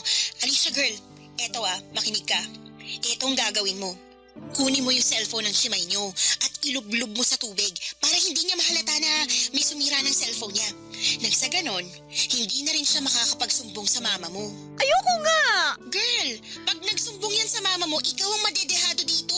Sige ka, ikaw rin. Pero kailangan ko ba talagang sirain yung cellphone niya? Ang dami mo namang arte. O siya, eto na, mag-iisip pa ako. Karen, paano kaya kung pakiusapan ko na lang si Mama na paalisin si Ate Rosalie? Wow ha, sobrang original ng plano mo. Parang narinig ko na yung dati pa. Teka lang, saan ko nga ba huling narinig yan? Ay, oo nga pala, sa akin nga pala mismo galing yung suggestion na yun, no? Kaloka ka. Girl, dati ko pa sinasabi sa'yo na masasakal at mawawalan ka lang ng freedom kung kasama mo sa iisang bahay ang chimay nyo. Pero sigurado kung hindi pa alisin ni Mama si Ate Rosalie ng ganun-ganun na lang. Wait, alam ko na. Ano? Kailangan nating siraan yung chimay mo para yung mama mo na mismo magpaalis sa kanya. Kailangan pa talaga natin siyang siraan? Alam mo ikaw, ang dami mong arte. Oo, eto, makinig ka. Pagmumukain nating magnanakaw yung simay mo para mawala ng tiwala yung mama mo sa kanya. Pero Karen, Naaalibad para na ako sa'yo. So ano, gagawin mo ba o hintayin na lang natin na isuplong ka ng Rosalie na yun sa mama mo? sige na nga. Okay, ganito, makinig ka. May naisip si Karen na plano kung paano namin mapapatanggal sa trabaho si Ate Rosalie. Sabi niya ay dapat naming pagmukaing magnanakaw si Ate Rosalie para kusa na siyang sisitahin ni Mama. At para mangyari yon ay kailangan daw ilagay ko ang mga importanteng gamit ko tulad ng laptop at wallet sa bag ni Ate Rosalie. At kailangan ko raw itong i-video para maipakita kay Mama. Naniniwala si Karen na magiging epektibo ang plano dahil hindi pa nag-iisang taon mula nang mamasukan si Ate Rosalie sa amin. At tiyak daw na masisira ang tiwala ni Mama sa kanya. Hindi ako sumang-ayon sa suggestion ni Karen kasi alam kong naghahanap buhay lamang si Ate Rosalie. Oo, may mga nagawa akong kalokohan at kabalastugan pero hindi ko na. Hindi ako masamang tao at hindi ko kayang gawin yon. At hindi ko kayang sirain ang hanap buhay ng iba. Kaya sinabi ko kay Karen na hindi ko na itutuloy ang plano namin. Lumipas sa mga araw at mukhang naging okay na naman ang lahat. Hindi na nagsumbong si Ate Rosalie tungkol sa pagyoyosi ko pero patuloy pa rin kami ni Karen sa pagkakating classes at pagpunta sa mga bar at club. Nang mga panahong yon ay gusto ko na talagang magbago pero hindi ko talaga kayang tanggihan si Karen kapag niyayaya niya akong uminom at magyosi kasi nai-enjoy ko naman siyang kasama. At isa pa ang hirap aminin kina Ate Rosalie at Mama na nabagsak ko lahat ng subjects ko noong first semester. Kaya naging irregular student na ako sa second semester.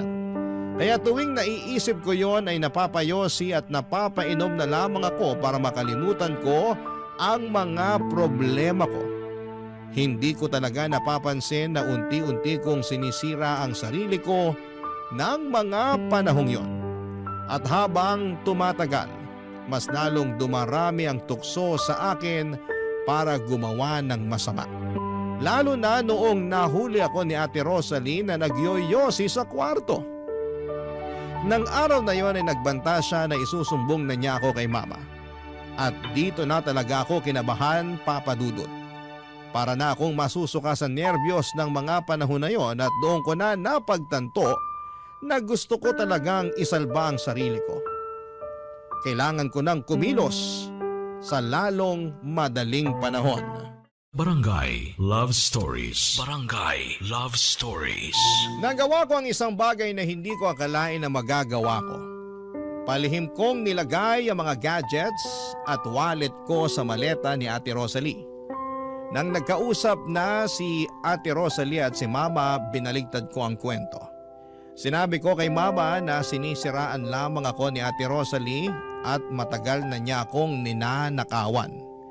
Ipinakita ko kay Mama ang maleta ni Ate Rosalie at doon nakita ni Mama ang mga gadgets at wallet na ako lang din mismo ang naglagay. Mariin namang itinanggi ni Ate Rosalie na may kinalaman siya sa pagkuha ng mga gamit ko. Pero hindi siya pinaniwalaan ni Mama. Nang matapos ang video call, namumula sa kakaiyak si Ate Rosalie at hindi na niya ako nagawang kausapin.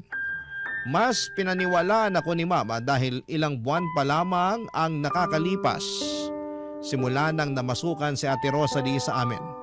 Kaya mas naging kapanipaniwala ang kwento ko tungkol sa pagnanakaw niya. Ginawa ko po ang lahat ng yon dahil ayokong masira ang relasyon ko kay Mama. Aaminin ko na sobrang bigat sa puso ko at sobrang nakokonsensya ako sa ginawa ko na pagmukhaing magnanakaw si Ate Rosalie.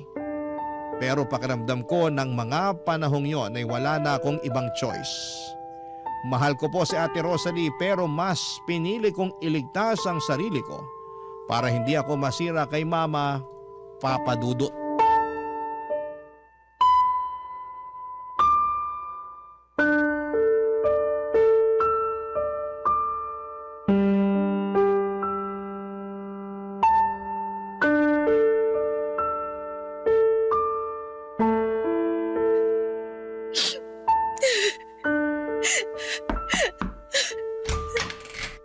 Ate Rosalie?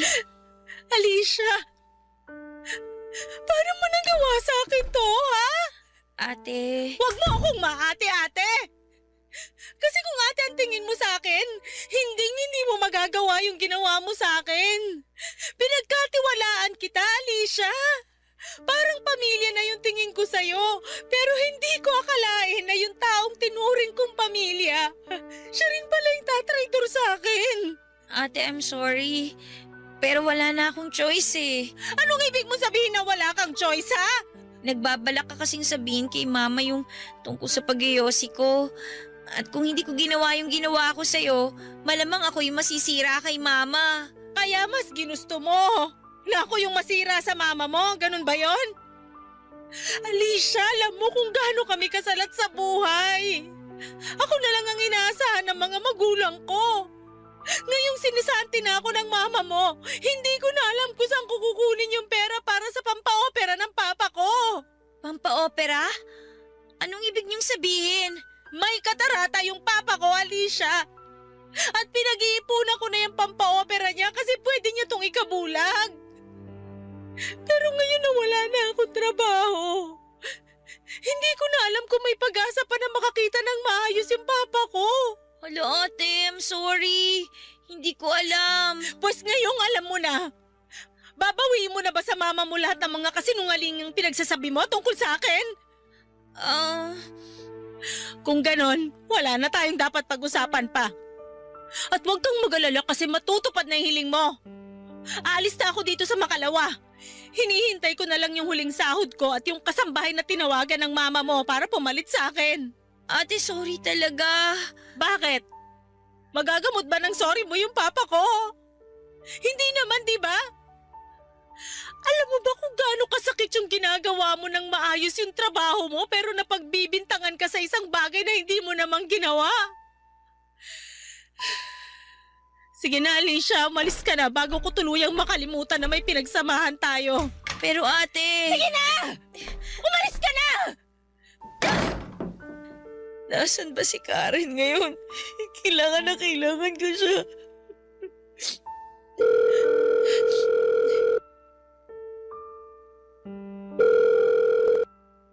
Girl, kumusta ka na? Nagawa ko na yung gusto mong mangyari. Ay, sandali lang naman. Kung makapagsalita ka, bakit parang kasalanan ko? At teka lang, hindi kita maintindihan, girl. Ano ba kasing tinutukoy mo, ha? Pinagmukha ko magnanakaw si Ate Rosalie. May papalit na sa kanya sa Makalawa. Ano ba naman yan? Napalayas na nga natin yung chimay mo pero may asungot na naman na papalit. Pero di bali na lang. At least, hindi na malalaman ng mama mo na nagyoyosi ka, di ba? Kung sa bagay, Teka lang, girl. Di ba sabi mo, nawalan na ng tiwala yung mama mo dyan sa chimay nyo? oh, bakit? Eh kung ganon, bakit hindi pa yung pinapalayas na mama mo? Ewan ko. Ayaw niya siguro na naiiwan ako mag-isa dito sa bahay. Sobrang sweet naman pala ng mother dear mo, pero no offense ha, ako nasasakal para sa'yo. Kawawa ka naman pala, girl. Huwag na nga nating pag-usapan to. Relax ka lang. Ito naman masyadong high blood. Pasensya ka na ha. Nainis lang kasi ako sa sarili ko eh. Hindi ko kasi lubos akalain na magagawa ko pala yung mga bagay na ginawa ko. Pero ginawa mo na at wala ka na magagawa dun. Ganito na lang, gusto mo bang mag-celebrate mamaya? Ha? Celebrate? Oo, magse-celebrate tayo kasi sa wakas, na-force evict na yung chimay nyo. Saan mo gustong gumimik? Sagot kita at sagot ko na rin yung Yossi. Wala ako sa mood. Eto naman, gusto mo bang pumunta ako dyan? Dala na lang kita ng beer. At syempre, hindi mawawala ang Yossi. Tigi-isa tayo ng Gusto mo? Hoy, wag ka magkakamali na pumunta dito ha. Hindi pa nakakaalis si Ate Rosalie. Baka mamaya mabuking pa tayo niyan. Ipapahamak mo pa ako kung sakasakali. Ewan ko sa'yo, girl. Basta, tawagan mo na lang ako kung ready ka na ulit pumarty, okay? Kita-kits na lang sa school sa Monday. O siya, sige na. Bye! Lugmok talaga ako noon, Papa Dudut. Parang unti-unti na akong kinakain ng konsensya ko sa ginawa ko kay Ate Rosalie. Kaya naisipan kong pumunta sa malapit na sari-sari store para bumili ng isang kahan ng Yossi at 3 litro ng beer. Umuwi ako kaagad at ininom ko ng mag-isa yung 3 litro ng beer sa kwarto ko habang naninigarilyo. Umasa ako na kahit papaano'y maiibsan ang bigat na nararamdaman ko. Pero sa halip na gumaan ay mas lalo lamang akong nalugmok at mas lalo lamang akong nakonsensya sa ginawa ko kay Ate Rosalie. Alam ko naman sa sarili ko na hindi ako masamang tao at hindi ko kayang manira ng ibang tao. Habang umiiyak si Ate Rosalie sa kabilang kwarto, hindi ko mapaniwalaan na dahil lang sa kagustuhan kong magkaroon ng matalik na kaibigan at maging cool kid ay nasira ko ang tiwala at pagmamahal ng isang tao na nagmamalasakit sa akin. Nagsimula akong uminom at nanigarilyo sa kwarto ko ng walang tigil. Halos hindi ko na mapigilan ang sarili ko. Sinuot ko na lang rin yung headphones ko habang pinapalakasan ko ang tunog ng music. Nang maubos ko na ang 3 litro ng beer, nakatulog ako sa kama habang patuloy na tumutugtog yung headphones ko. Pero nagising akong bigla nang maramdaman ko na umiinit ang paligid ko. Akala ko nung una ay nananaginip lamang ako hanggang sa napansin kong pinagpapawisan ako. Doon ko na nga na-realize na hindi ko pala napapatay ng maayos yung huling sigarilyo na sinindihan ko. At dahil po dito ay nasunog ang trash bag sa basurahan at natupok ng apoy yung kortina ng kwarto ko. Nagpanik talaga ako noon, Papa Dudut. Sobra kasing bilis ng mga nangyayari sa paligid ko. Hindi ko na alam kung ano ang gagawin ko kaya kinuha ko yung cellphone ko at mabilis na lumabas ng kwarto habang nakatingin ako sa apoy na unti-unting kumakalat sa kortina ng kwarto ko. Hindi ko po maipaliwanag yung takot at kaba na nararamdaman ko ng mga oras na yon. Biglang nag-freeze yung katawan ko habang tinitignan yung apoy na unti-unting kinakain yung kortina sa kwarto ko. Bigla namang lumabas si Ate Rosalie mula sa kanyang kwarto at kitang-kita sa mukha niya yung pagkabigla at pagkataranta noong makita niya ang apoy sa kwarto ko. Mabilis po na kumilos si Ate Rosalie at pumunta sa CR para kumuha ng balde ng tubig at sinimulang patayin ang apoy na unti-unti nang lumalawak.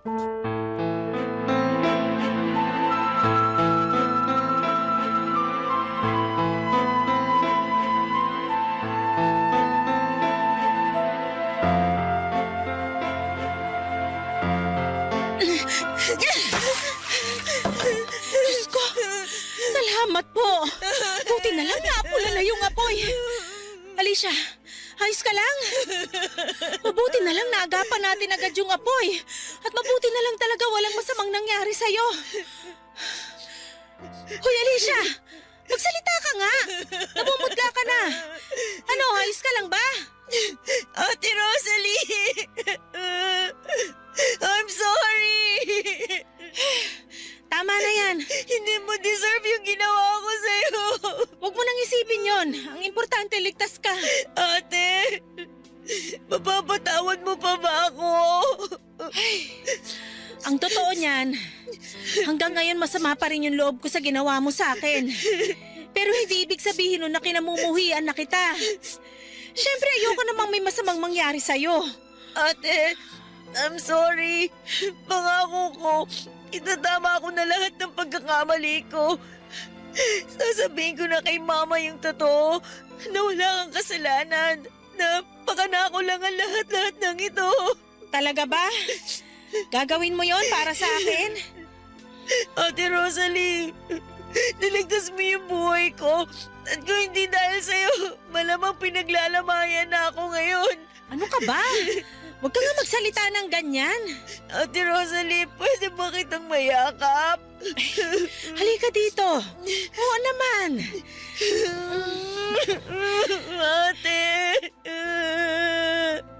sorry talaga. Patawarin mo ako, please. Huwag kang mag-alala. Pinapatawad na kita. Nga pala, kailangan kong sabihin sa mama mo tong nangyari sa kwarto mo. Diyan ka lang ha. Kukunin ko lang yung cellphone sa kwarto.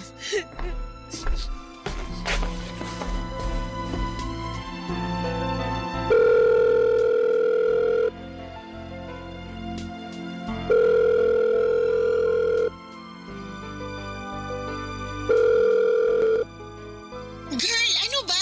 Hello? Karen? Asan ka ngayon? Tinatanong pa ba yan?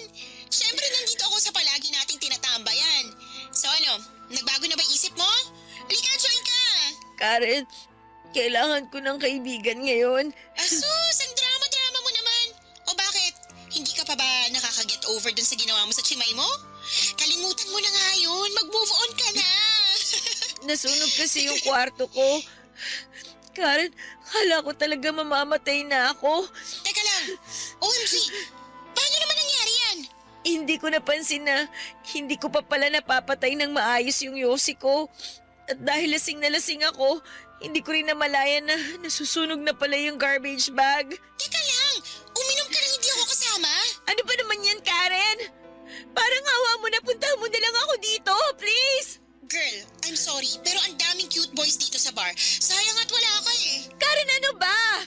Utang na loob naman, makinig ka naman muna sa akin! Hoy, ang kapal ng mukha mo para sigawan ako ah. Ano ba problema mo ha?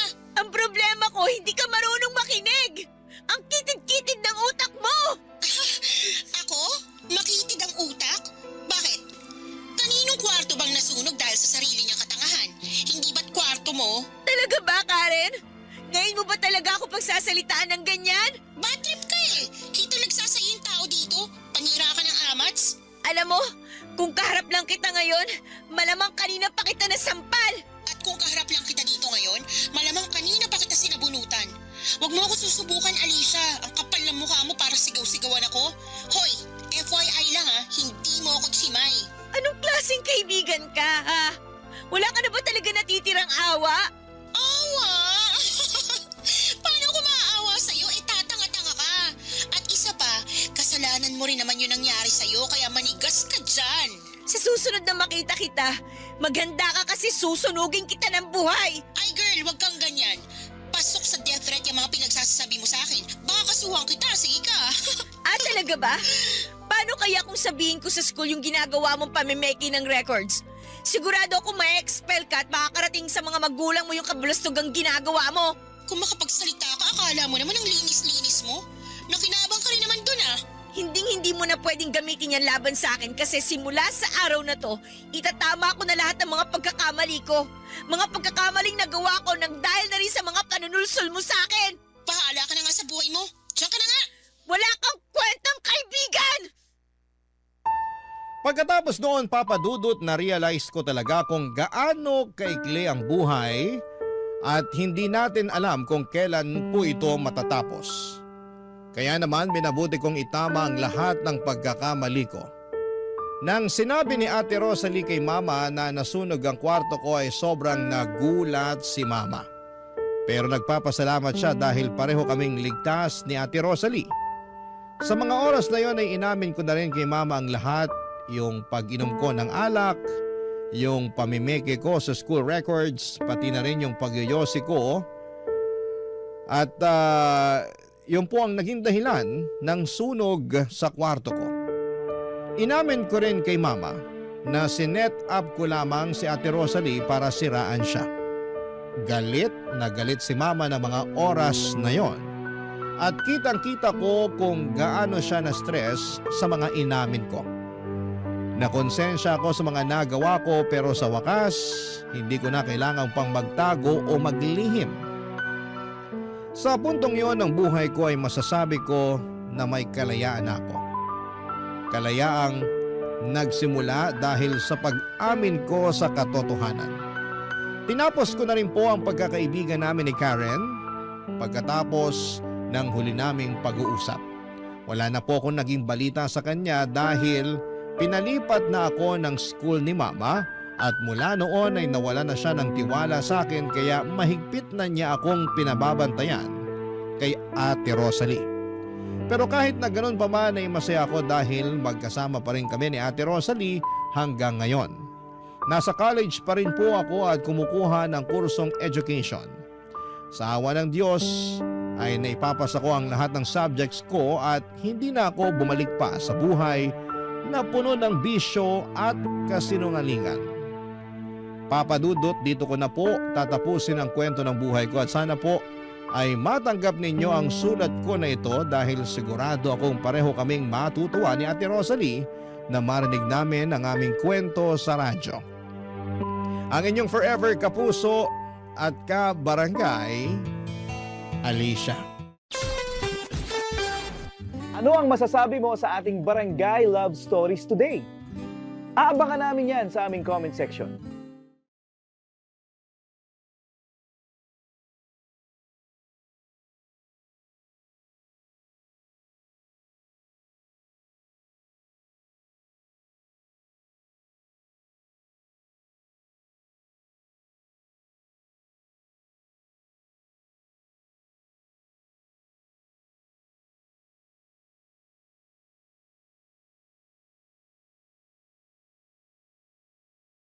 Ang mga kwento ng pag-ibig, kwento ng buhay at kwento ng pag-asa dito sa Barangay Love Stories. Love Stories.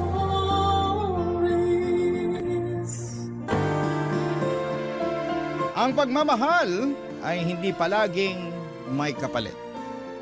Dahil mas mahalaga na minamahal mo ng buo at totoo ang isang tao. Kahit ikaw na lang ang lumalaban. Ikaw, kabarangay, kaya mo bang ipagpatuloy ang pagmamahal kahit na ikaw na lang ang naniniwala? Dear Papa Dudut, sa buhay natin ay palaging may isang taong nagbibigay ng kulay at direksyon sa atin.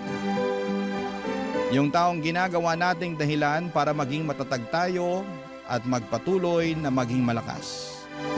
At masasabi ko na walang ibang pwedeng makapagbigay kulay sa buhay ko kung hindi ang nag-iisang anak kong si Marlon. Papa Dudo, tawagin niyo na lamang po ako sa pangalang Selly.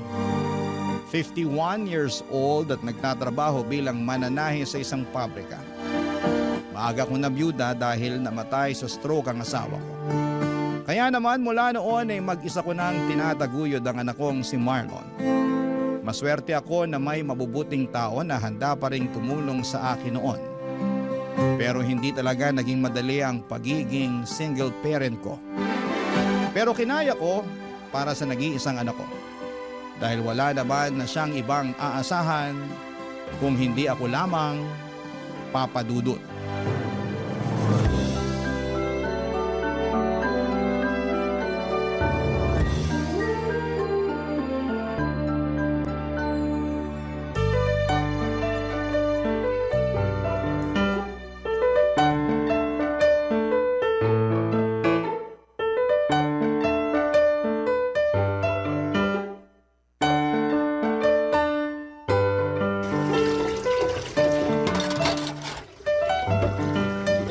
Ma, tulungan ko na po kayo sa pagliligpit nyo dyan sa lababo. Eh, kaya ko na to, Marlon. Asikasuhin mo na lang yung mga natirang bisita mo sa sala. Nakaalis na rin po sila, tsaka nakapaglinis na rin po ako ng mga kalat doon kanina. Ah, ganun ba? Eh, magpahinga ka na muna at hayaan mo na lang akong tapusin ang pagliligpit ko dito. Ma, alam ko po na mas pagod kayo kaysa sa akin. Kaya ako na lang po, hayaan nyo na akong tumulong sa pagliligpit nyo dito. Eh, sige na nga. Punasan mo na lang yung mga bagong banlaw na mga baso at pinggan nang matuyo agad ang mga yan. Ayan lang sa may sabitan ng malinis na pamunas. Sige po, Ma.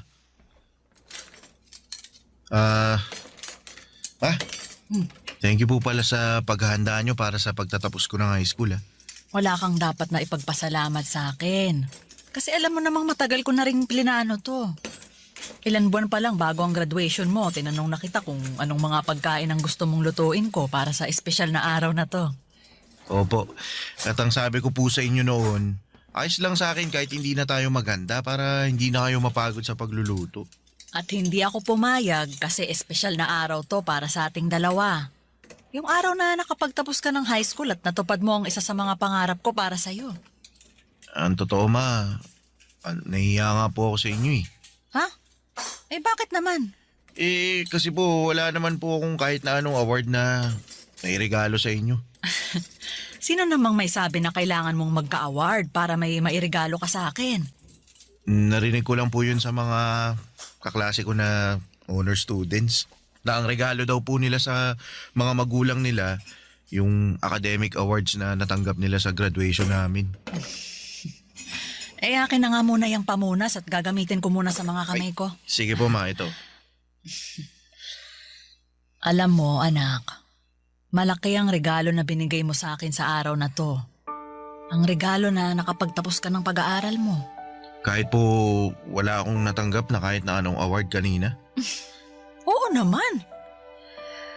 Ay, pahawak nga ako nitong mga kamay mo. Anak, hindi mo kailangan na magkaroon ng kahit na anong award o kahit matataas na grade para mapasaya ako. Mas importante sa akin na alam ko kung paano mo pinagsumikapan ang lahat para matapos mong pag-aaral mo. Salamat po ma. Kasi na-appreciate nyo rin po yung effort na ginawa ko para makatapos ng high school. Ay, ako ang dapat na magpasalamat sa iyo, Marlon. Salamat kasi sinuklian mo ang lahat ng ginawa kong pagtatrabaho para sa pag-aaral mo. Salamat sa high school diploma na regalo mo sa akin. Basta ma, pagbubutihan ko pa po lalo ang pag-aaral. Lalo na sa kolehiyo. Pangako po ma, ako naman po ang babawi sa inyo. Papadudot nung nabubuhay ang asawa ko ay simple lang ang buhay namin.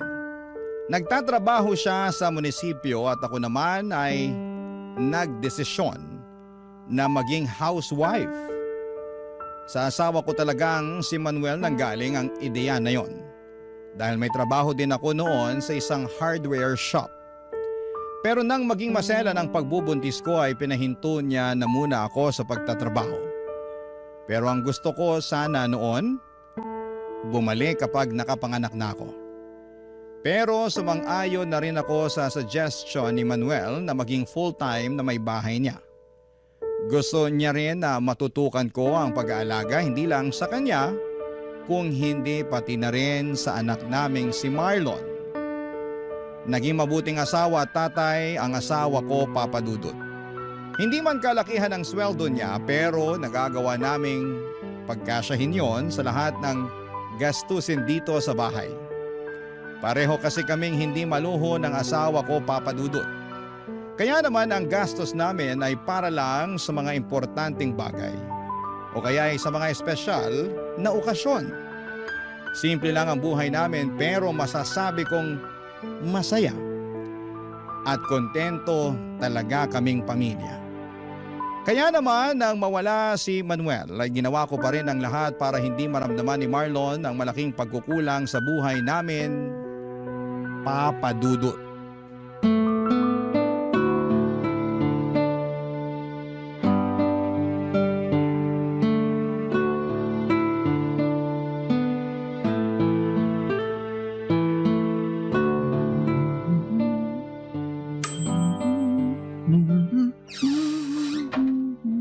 Oh, Marlon, ang aga mo naman yatang nakauwi ngayon. Opo ma, hindi po kasi pumasok yung professor sa last subject kaya yun, cancelled yung klase namin. Sakto ang uwi mo kasi katatapos ko lang din halos mag-bake. Uy, nag-bake po pala kayo ng paborito kong banana cake. Ayos. Nag-request kasi yung ninang Pia mo para sa birthday ng anak niya. Request din daw ng anak niya kaya hindi na ako nakatanggi na mag-bake para sa kanila. Pwede mo nang kainin yung nasa isang tray dahil yan ang first batch na binake ko. Sige po ma, kukuha na po ako dito ha.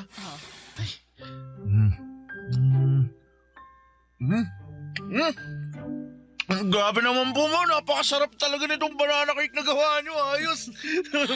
Anak, para namang ngayon mo lang natikman ang banana cake na binibake ko. Iba po kasi yung pagkaka-bake nyo ngayon, sobrang sarap. Ma, hingi pa ako ha. Kumuha ka lang sa tray na yan kasi para sa'yo talaga yan. Mauubos ko po yung buong tray na to ma. Kahit ubusin mo pa yan, meron pang extra na tray ng banana cake para sa'yo. Buti na lang at napaaga yung uwi ko ngayon. Masusulit ko yung napakasarap na binake nyo ma. Alam mo, Kanina ko pa napapansin ha, parang napakasaya mo ngayon ha. May gusto ka bang ikwento sa akin, Marlon? Halata po ba, ma? Hindi lang halata. Kung hindi halatang halata talaga. Ano bang nangyari at ganyan kakasaya? Wala naman po kakaibang nangyari kanina sa university. Pero may gusto po pala akong itanong sa inyo. Ano yon, Marlon? Paano po kayo niligawan ni Papa noon? Seryosong tanong ba talaga yan? Opo, kasi bigla po akong na-curious sa sa love story niyong dalawa. O sige, sasagutin ko na ang tanong mo. Ang papa mo kasi, hindi mahiyain tapos makulit, na parang ikaw. Mahilig siyang magbigay ng mga regalo pero hindi yung mga mamahaling bagay. Kung hindi yung mga simpleng bagay na alam niyang makakapagpasaya sa akin, kagaya ng mga bulaklak na pinipitas niya sa mismong bakuran ng bahay nila, o kaya prutas at gulay mula sa tanim nila, o yung mga pagkain na siya mismong nagluto. Ang effort naman po pala ni Papa sa mga regalo niya sa inyo. Oo, kasi ang sabi niya, gusto niya na lahat ng bagay na ibibigay niya sa akin, totoong pinaghirapan niya. Yun daw kasi ang paraan niya para patunayan na seryoso siya sa panliligaw na ginagawa niya sa akin. Ikaw ba, anak? May napupusuan ka na bang babae na gusto mong ligawan? Po? Ako po? Oo. Ay, ikaw lang naman ang anak ko at nag-iisang kausap ko ngayon dito sa kusina. Sino ba yung babaeng nagugustuhan mo?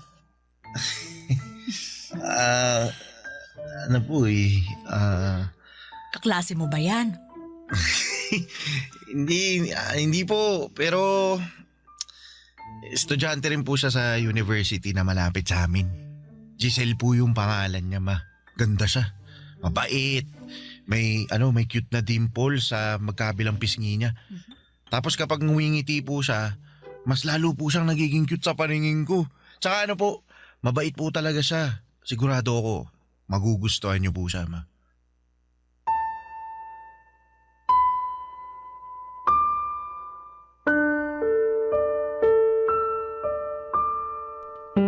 Papadudot masasabi kong maswerte ako sa anak kong si Marlon. Malaking tulong yon para kahit papaano ay gumaan ang responsibilidad na dinadala ko noon. Kasi masipag siyang mag-aral at matyaga sa mga bagay na ginagawa niya. Wala man siyang academic awards na naiuuwi sa bahay o naipapakita sa akin. Sapat na yung alam kong hindi niya pinapabayaan ang pag-aaral niya. Yun naman ang importante para sa akin. Yung nagiging responsable siya sa ginagawa niya. Bukod sa pag-aaral ay mahilig din siyang mag-basketball. Yun na halos ang pinakalibangan niya noon.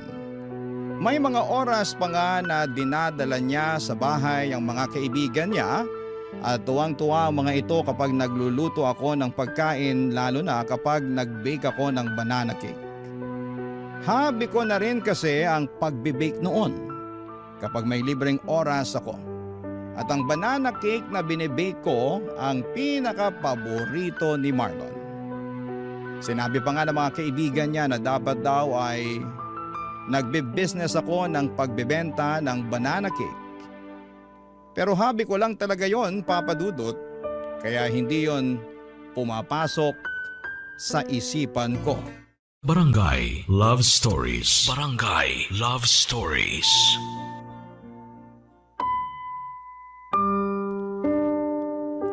Papadudot, hindi madalas magkwento si Marlon ng tungkol sa mga babaeng nagugustuhan niya. Naririnig ko lang sa mga kwentuhan nila minsan na may mga kaibigan niya na nag-uusap kapag nakatambay sila sa bahay. Ang pag-aasaran nila ay tungkol dito. Kaya nang magkwento na sa akin si Marlon ay natuwa talaga ako. Kasi yun ang unang beses na ginawa niya yon. Nararamdaman ko kaagad na medyo malalim ang pagkagusto niya kay Giselle. Kasi iba ang mga ngiti sa labi niya habang nagkukwento tungkol dito. Papadudot madalas din na hawak niya ang cellphone niya kapag nasa loob siya ng bahay. Nakangiti habang nakaharap dito. Sa 10 oras naman ng gabi ay naririnig ko rin ang boses niya na mahinang nagsasalita at tumatawa. Sigurado akong si Giselle rin ang kausap niya noon. Wala naman akong ibang nakikitang problema at masaya pa nga ako kasi nakikita kong inspirado ang anak ko.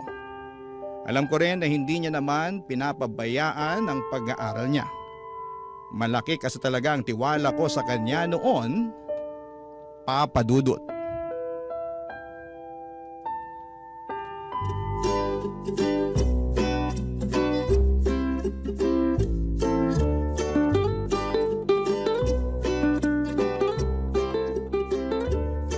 Anong masasabi mo sa sinigang na hipon na luto ni Mama?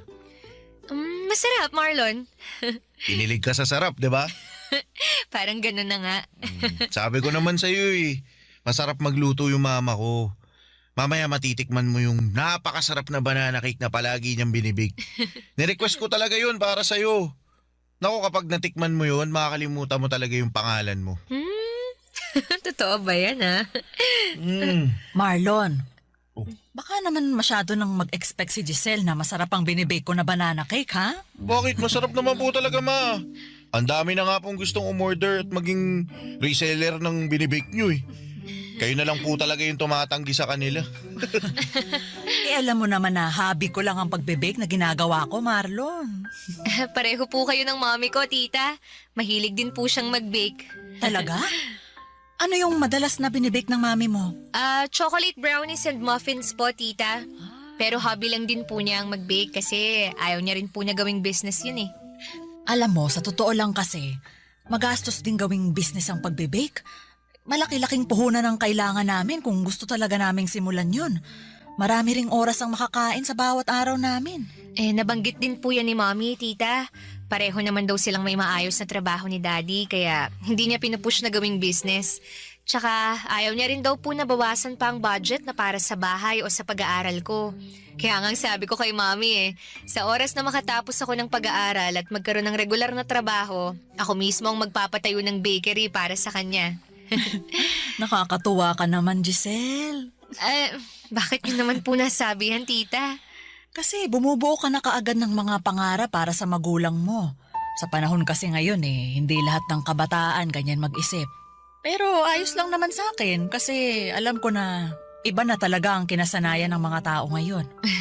Magkakaiba nga po ang paniniwala ng mga tao pagdating sa bagay na yan.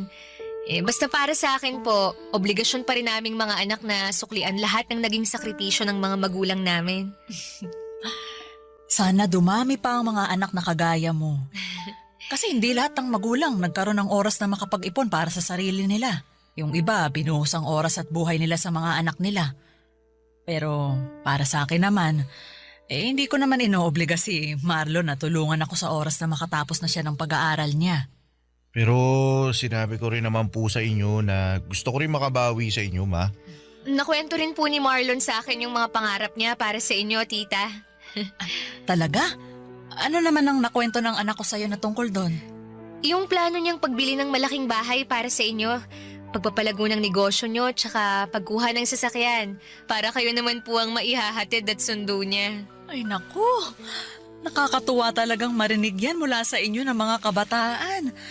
Siguro, para sa akin lang ayoko naman na itali ng mga anak ang buhay nila sa pagtulong sa mga magulang na kagaya ko. Kayo ang responsibilidad namin hanggang sa tumanda na kayo at magkaroon ng sariling mga buhay. At kahit anong mangyari, responsibilidad naming mga magulang ang sarili namin.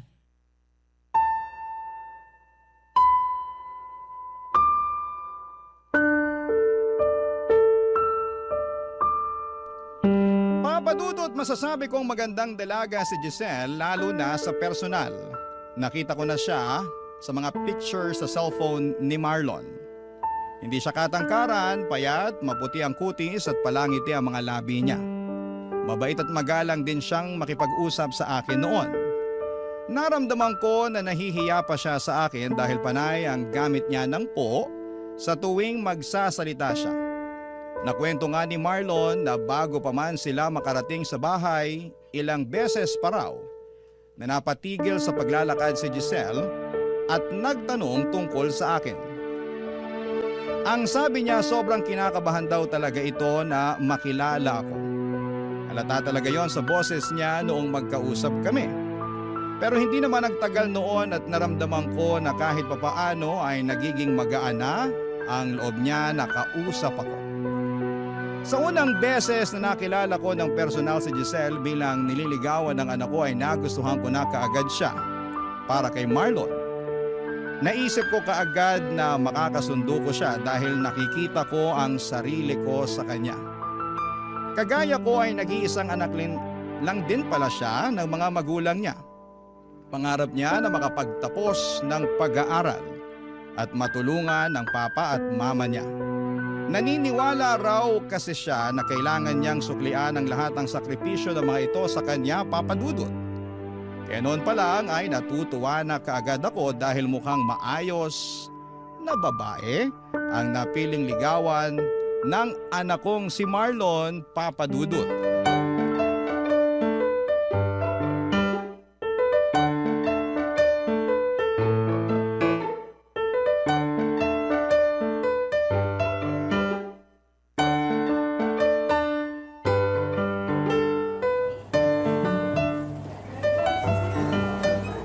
Hoy, Selly!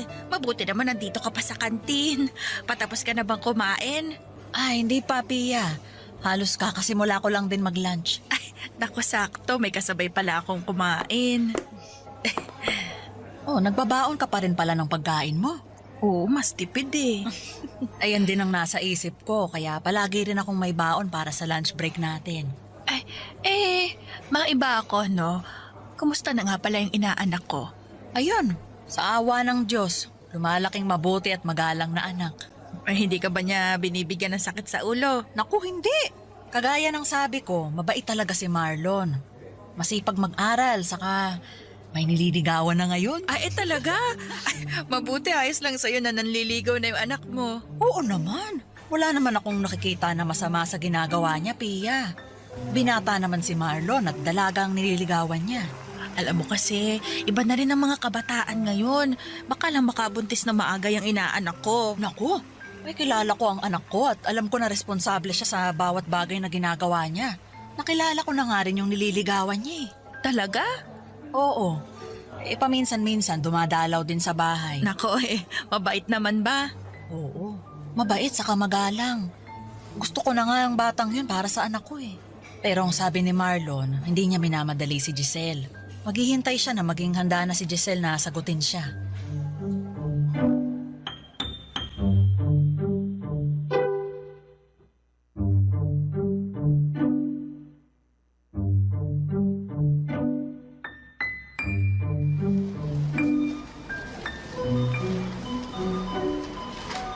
Wala na ba tayong nakalimutan na isama dito sa grocery cart natin, Marlon? Mukhang wala na pong kulang, ma. Nandito na po lahat ng nasa listahan na pinakita nyo kanina. Mabuti naman.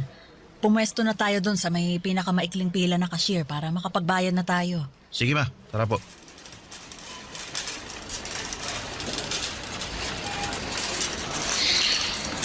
Ang daming tao ngayon dito sa grocery, no? Oo nga po, may. Mabuti na lang sinamahan mo ko at nagawa kong tapusin agad ang pag-grocery ko. Hindi rin naman po ako busy ngayon. Wala ba kayong lakad ni Giselle? Wala po, ma. Umuwi po kasi sila ng parents niya sa Pangasinan para sa birthday celebration ng lola niya. Pero, ma, ano pong tingin nyo kay Giselle? Mukha naman siyang mabait talaga, Marlon. Natutuwa nga ako at napakagalang niya makipag-usap sa akin. Halata na mahiyain talaga siya, lalo na nung unang beses ko siyang makausap. Mahihain po talaga yun. Naalala ko naman yung kaba niya nung sinabi ko na ipapakilala ko siya sa inyo. Namutla yung muka, tsaka yung labi niya namutla rin. Ay, hindi naman ako mukhang masungit ah. Bakit siya kinakabahan na makilala ko? First time niya raw po kasi na maipakilala sa magulang ng nanliligaw sa kanya. Sabi ko naman po, ang dahilan kung bakit dinala ko siya sa bahay para makilala niya ang espesyal na tao sa buhay ko. Kung sino yung nagbibigay ng buhay sa akin at humubog sa kung sino ako ngayon. Tsaka gusto kong makita niya mismo kung gaano kabait at kaganda yung mama ko. At nagawa mo pa talagang isingit ang pambobola na yan sa akin. Di nagsasabi lang po ako ng totoo, pero alam niyo ma, mabait talaga si Giselle. At yun ang dahilan kung bakit sigurado ako na siya na ang gusto ko makasama na bumuo ng mga pangarap sa buhay. Ano pala sa tingin mo ang estado ng panliligaw mo sa kanya? Mukha naman pong malaki yung pag-asa ko. Nararamdaman ko po na gusto niya rin ako eh. At malapit niya na ako sagutin, ma.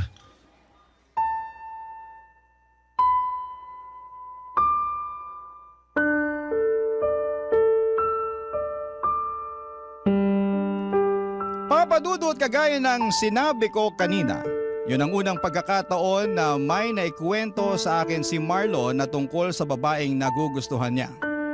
Natuwa ako dahil mas nagiging open na siya sa akin tungkol sa personal na buhay niya.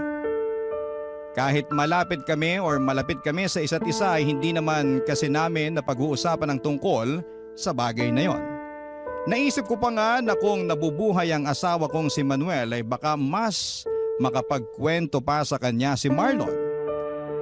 Pero nang magsimula na nga siyang magkwento sa akin ay iba ang saya na nararamdaman ko. Para bang mas naging close pa kami, lalo na nang magkwento pa siya ng ibang mga bagay tungkol kay Giselle. Ang saya lang makinig sa mga kwento niya at makita siyang inspirado dahil po sa isang tao. Halos hindi nawawala ang ngiti sa mga labi niya, lalo na kapag hawak niya ang cellphone niya, lalo na kapag kausap niya doon si Giselle. Papadudot. Barangay Love Stories. Barangay Love Stories. Papadudot, masasabi ko na nagmana si Marlon sa asawa kong si Manuel pagdating sa kung papaano sila magmahal ng isang babae. Kagaya ni Manuel ay nakita ko noon na palaging gusto ni Marlon na kausap si Giselle, mapatext o tawag man. Ganon din kasi si Manuel sa akin noon, papadudot, dahil hindi pa uso ang cellphone noong panahon namin. Madalas akong tinatawagan ni Manuel sa telepono ng bahay namin at madalas din siyang dumadalaw noon sa bahay namin, lalo na noong nililigawan niya pa lamang ako. Kaya naman ayos lang sa akin sa tuwing magpapaalam si Marlon na aalis ng bahay o malilate ng uwi dahil pupuntahan niya si Giselle sa bahay nila. At sa tuwing magkukwento si Marlon ang tungkol sa panliligaw na ginagawa niya kay Giselle, nakikita ko ang kakaibang kislap at saya sa mga mata niya. Bagay na nagbibigay din ng saya sa akin kasi ramdam ko noon kung gaano niya kamahal si Giselle, papadudot.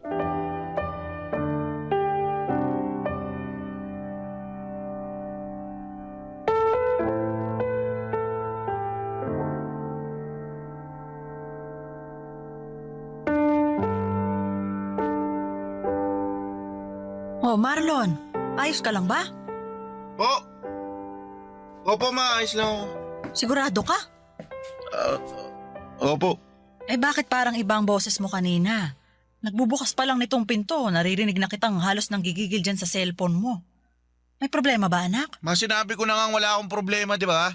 Ano po ba mahirap intindihin sa sinabi ko? Ayos lang po ako, kaya hindi nyo na kailangan paulit-ulit na tanungin. At hindi mo rin kailangan na magtaas ng boses habang kausap mo ko, Marlon. Pasensya na po, ma. Ayos lang. Ano ba kasing problema? Sino ba yung parang paulit-ulit na tinatawagan mo? Wala po, ma. Yung kaklase ko lang po yung tinatawagan ko kasi may kailangan ako itanong tungkol sa research paper namin eh.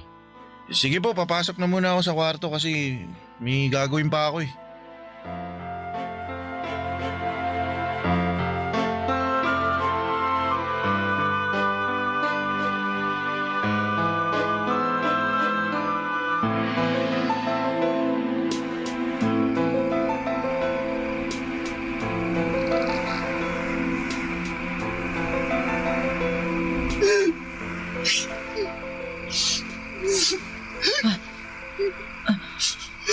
Sino ba yung umiiyak ngayon ng 10 oras ng gabi?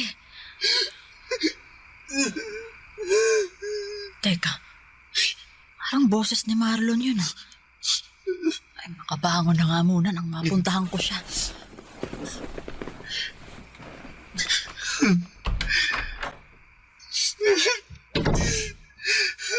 Ginawa ko naman lahat.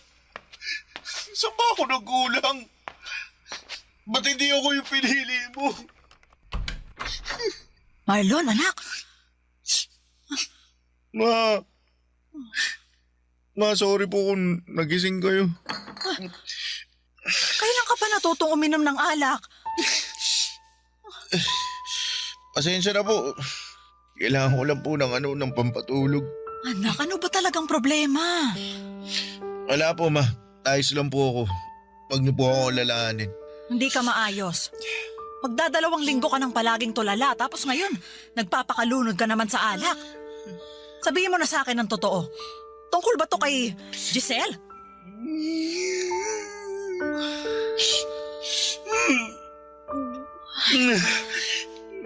Nag-away ba kayo ni Giselle? May hindi ba kayo naging pagkakaunawaan? Ano ba talagang nangyari, Marlon? Kinausap ko po kasi si Giselle. Sabi niya, humito na raw po ako sa ginagawa kong panliligaw sa kanya. Baka naman kasi gusto lang niya na mas makapag-focus muna sa pag-aaral niya. Kaya niya sinabi yun. Ma, hindi po kasi yun yung dahilan kung bakit niya ako pinahinto sa panliligaw ko sa kanya. Ano bang naging dahilan niya? Sabi niya po kasi, sabi niya may boyfriend na raw po siya.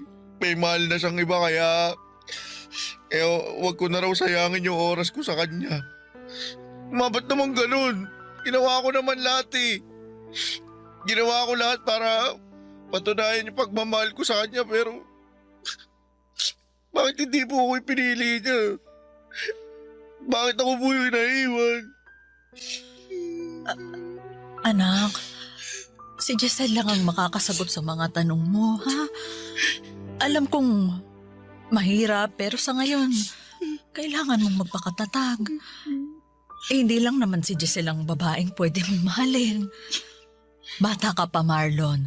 Marami pang pwedeng mangyari sa buhay mo. Pero si Giselle po kasi yung gusto ko eh. Siya po yung mahal ko. Wala po ibang pwedeng mahalin kundi siya lang. Ma, siya lang po. Mahal ko si Giselle eh. Mahal na mahal ko po siya. Mahal na mahal.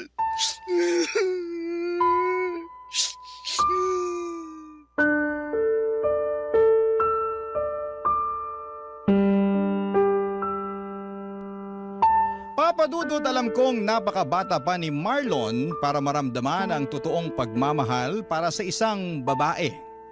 Marami pa siyang iba na pwedeng makilala at mahalin.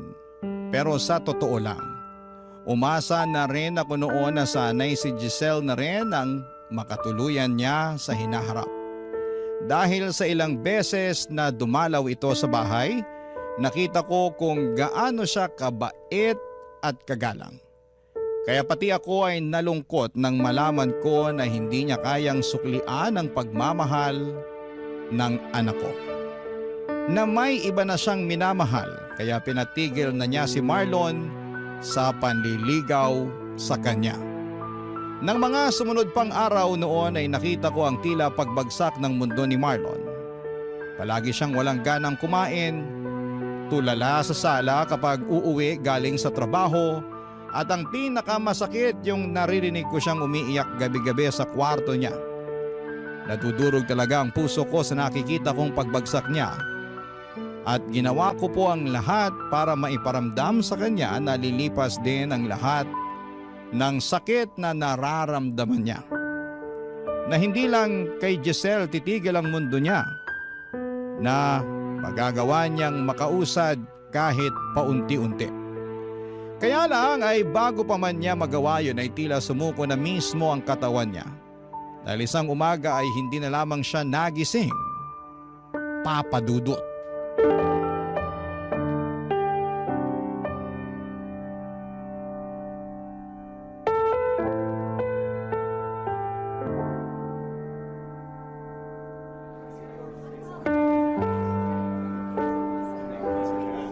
Selly, hindi mo pwedeng pabayaan ang sarili mo. Wala na rin namang dahilan para alagaan ko pang sarili ko, Pia. Huwag mo namang sabihin yan. Wala na si Marlon eh.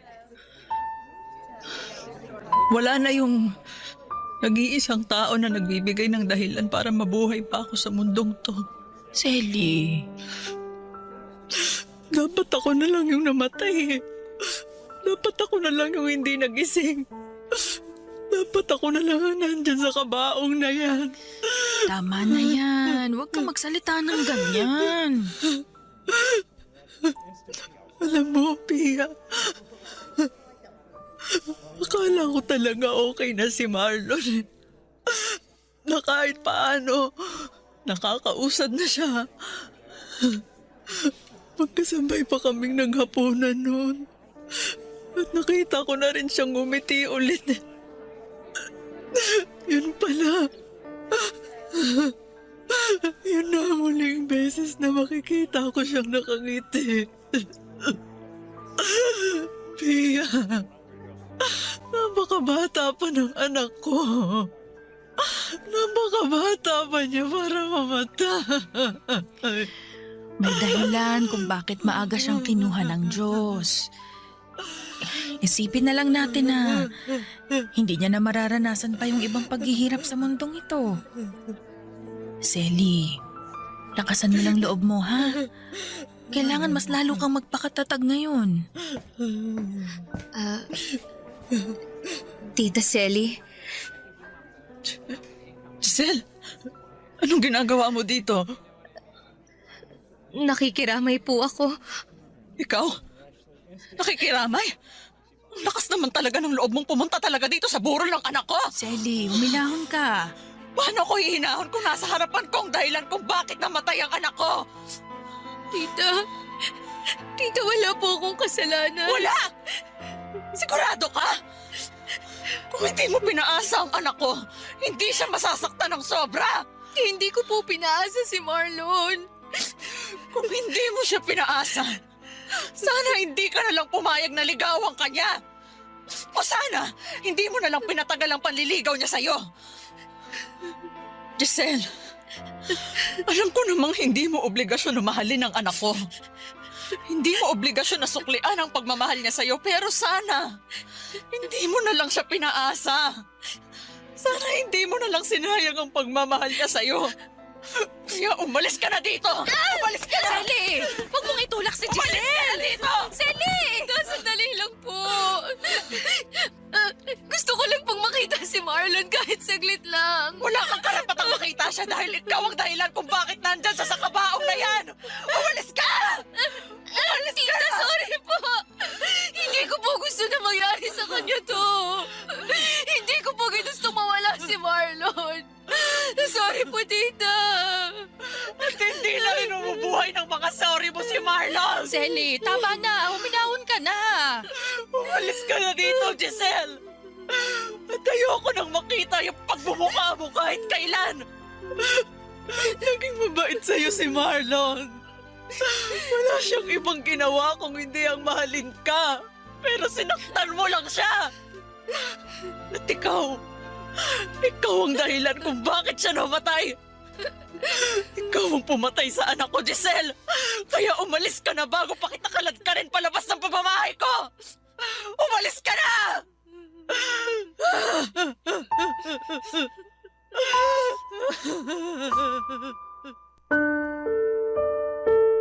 Bangungot ang kinamatay ng anak kong si Marlon Papadudot. Pero pakiramdam ko ako ang habang buhay na nabubuhay noon sa isang bangungot. At kung pwede lang ay magising na ako sa bangungot na yon. Kung pwede lang na sana ay hindi na lamang totoong wala na ang nag-iisang anak ko. Hindi totoong iniwanan niya na ako. Kaya lang kahit na anong kurot o sampal pa ang gawin ko sa sarili ko.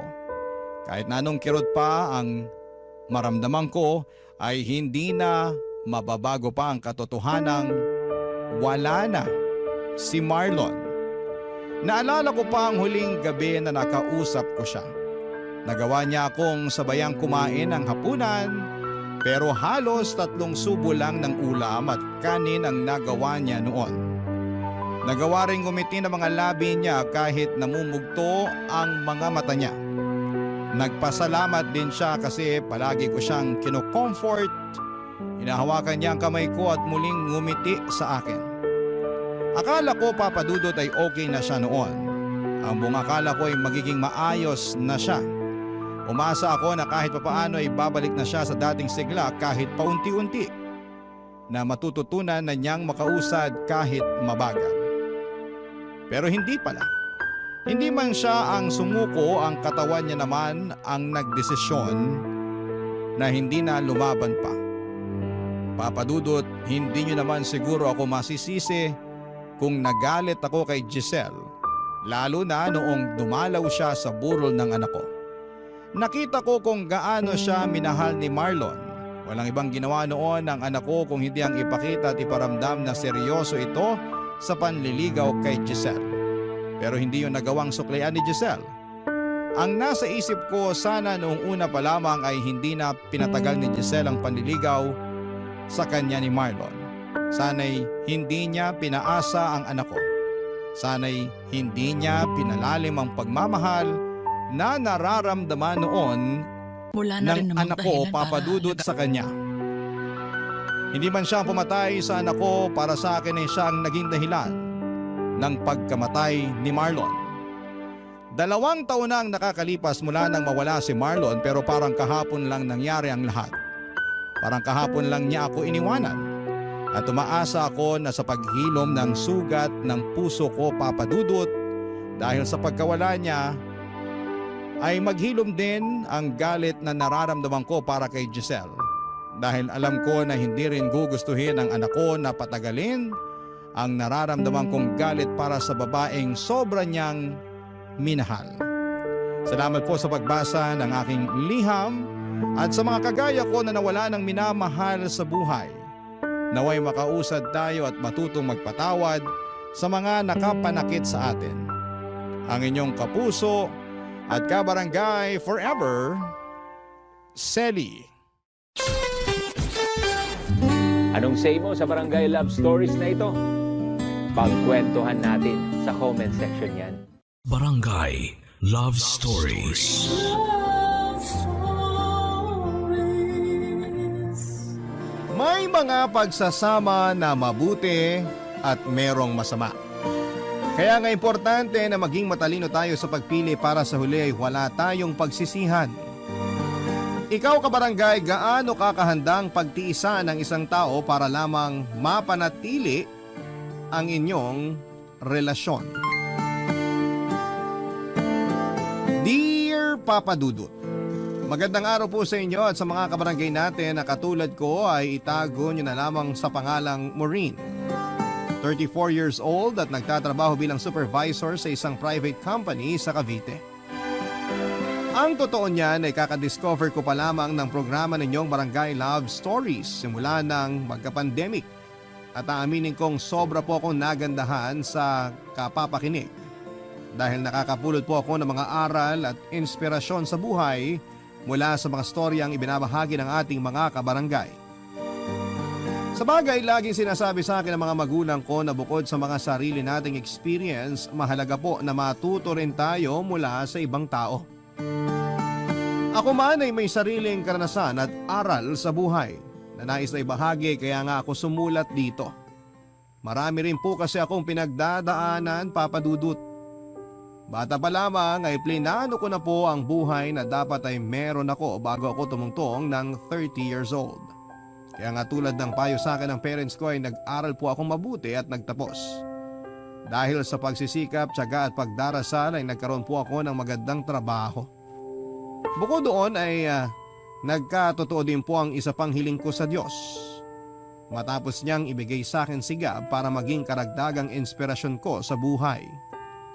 Hindi nga po nagtagal ay naging magkasintahan kami at nauwi ang lahat sa kasalan.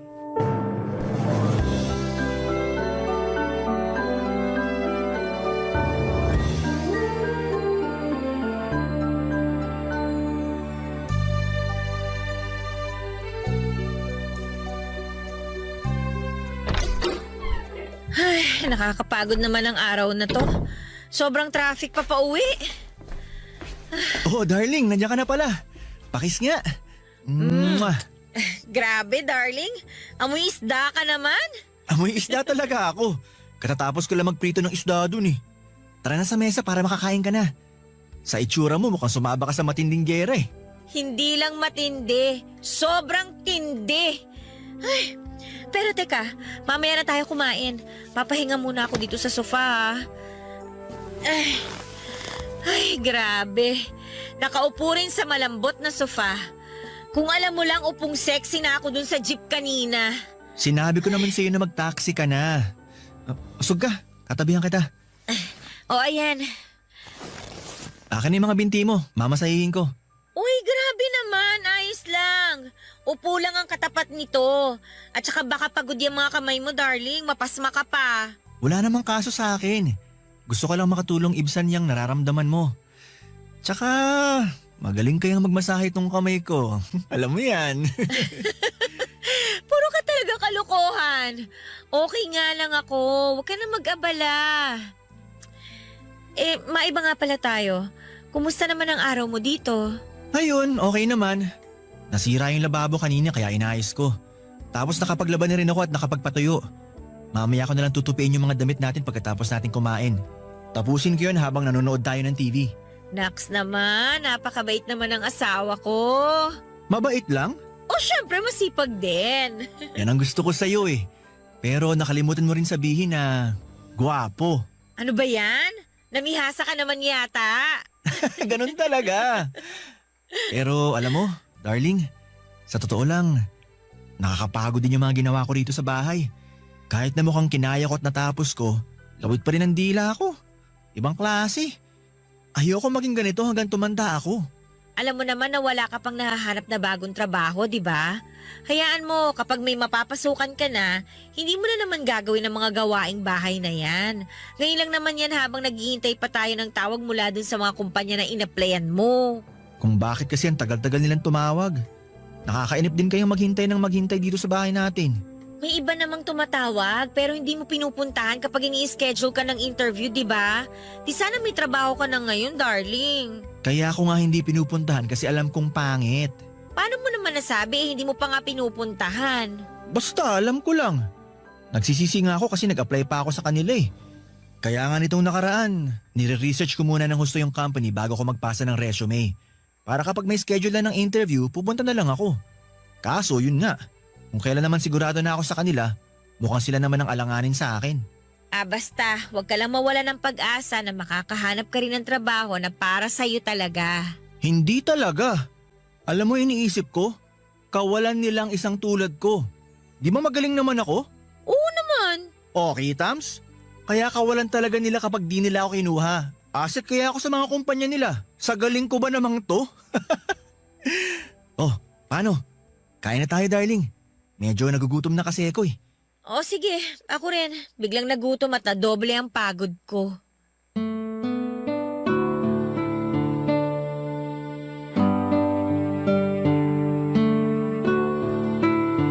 Papadudot, nagkakilala po kami ni Gab nang pareho kaming umattend sa birthday party ng common friends namin. And that time ay nagtatrabaho siya bilang insurance agent sa isang kilalang insurance company sa bansa. Guwapo, malakas ang karisma at sexy. Ganyan ko po siya i-describe. Mabait din po si Gab at hindi boring na kausap.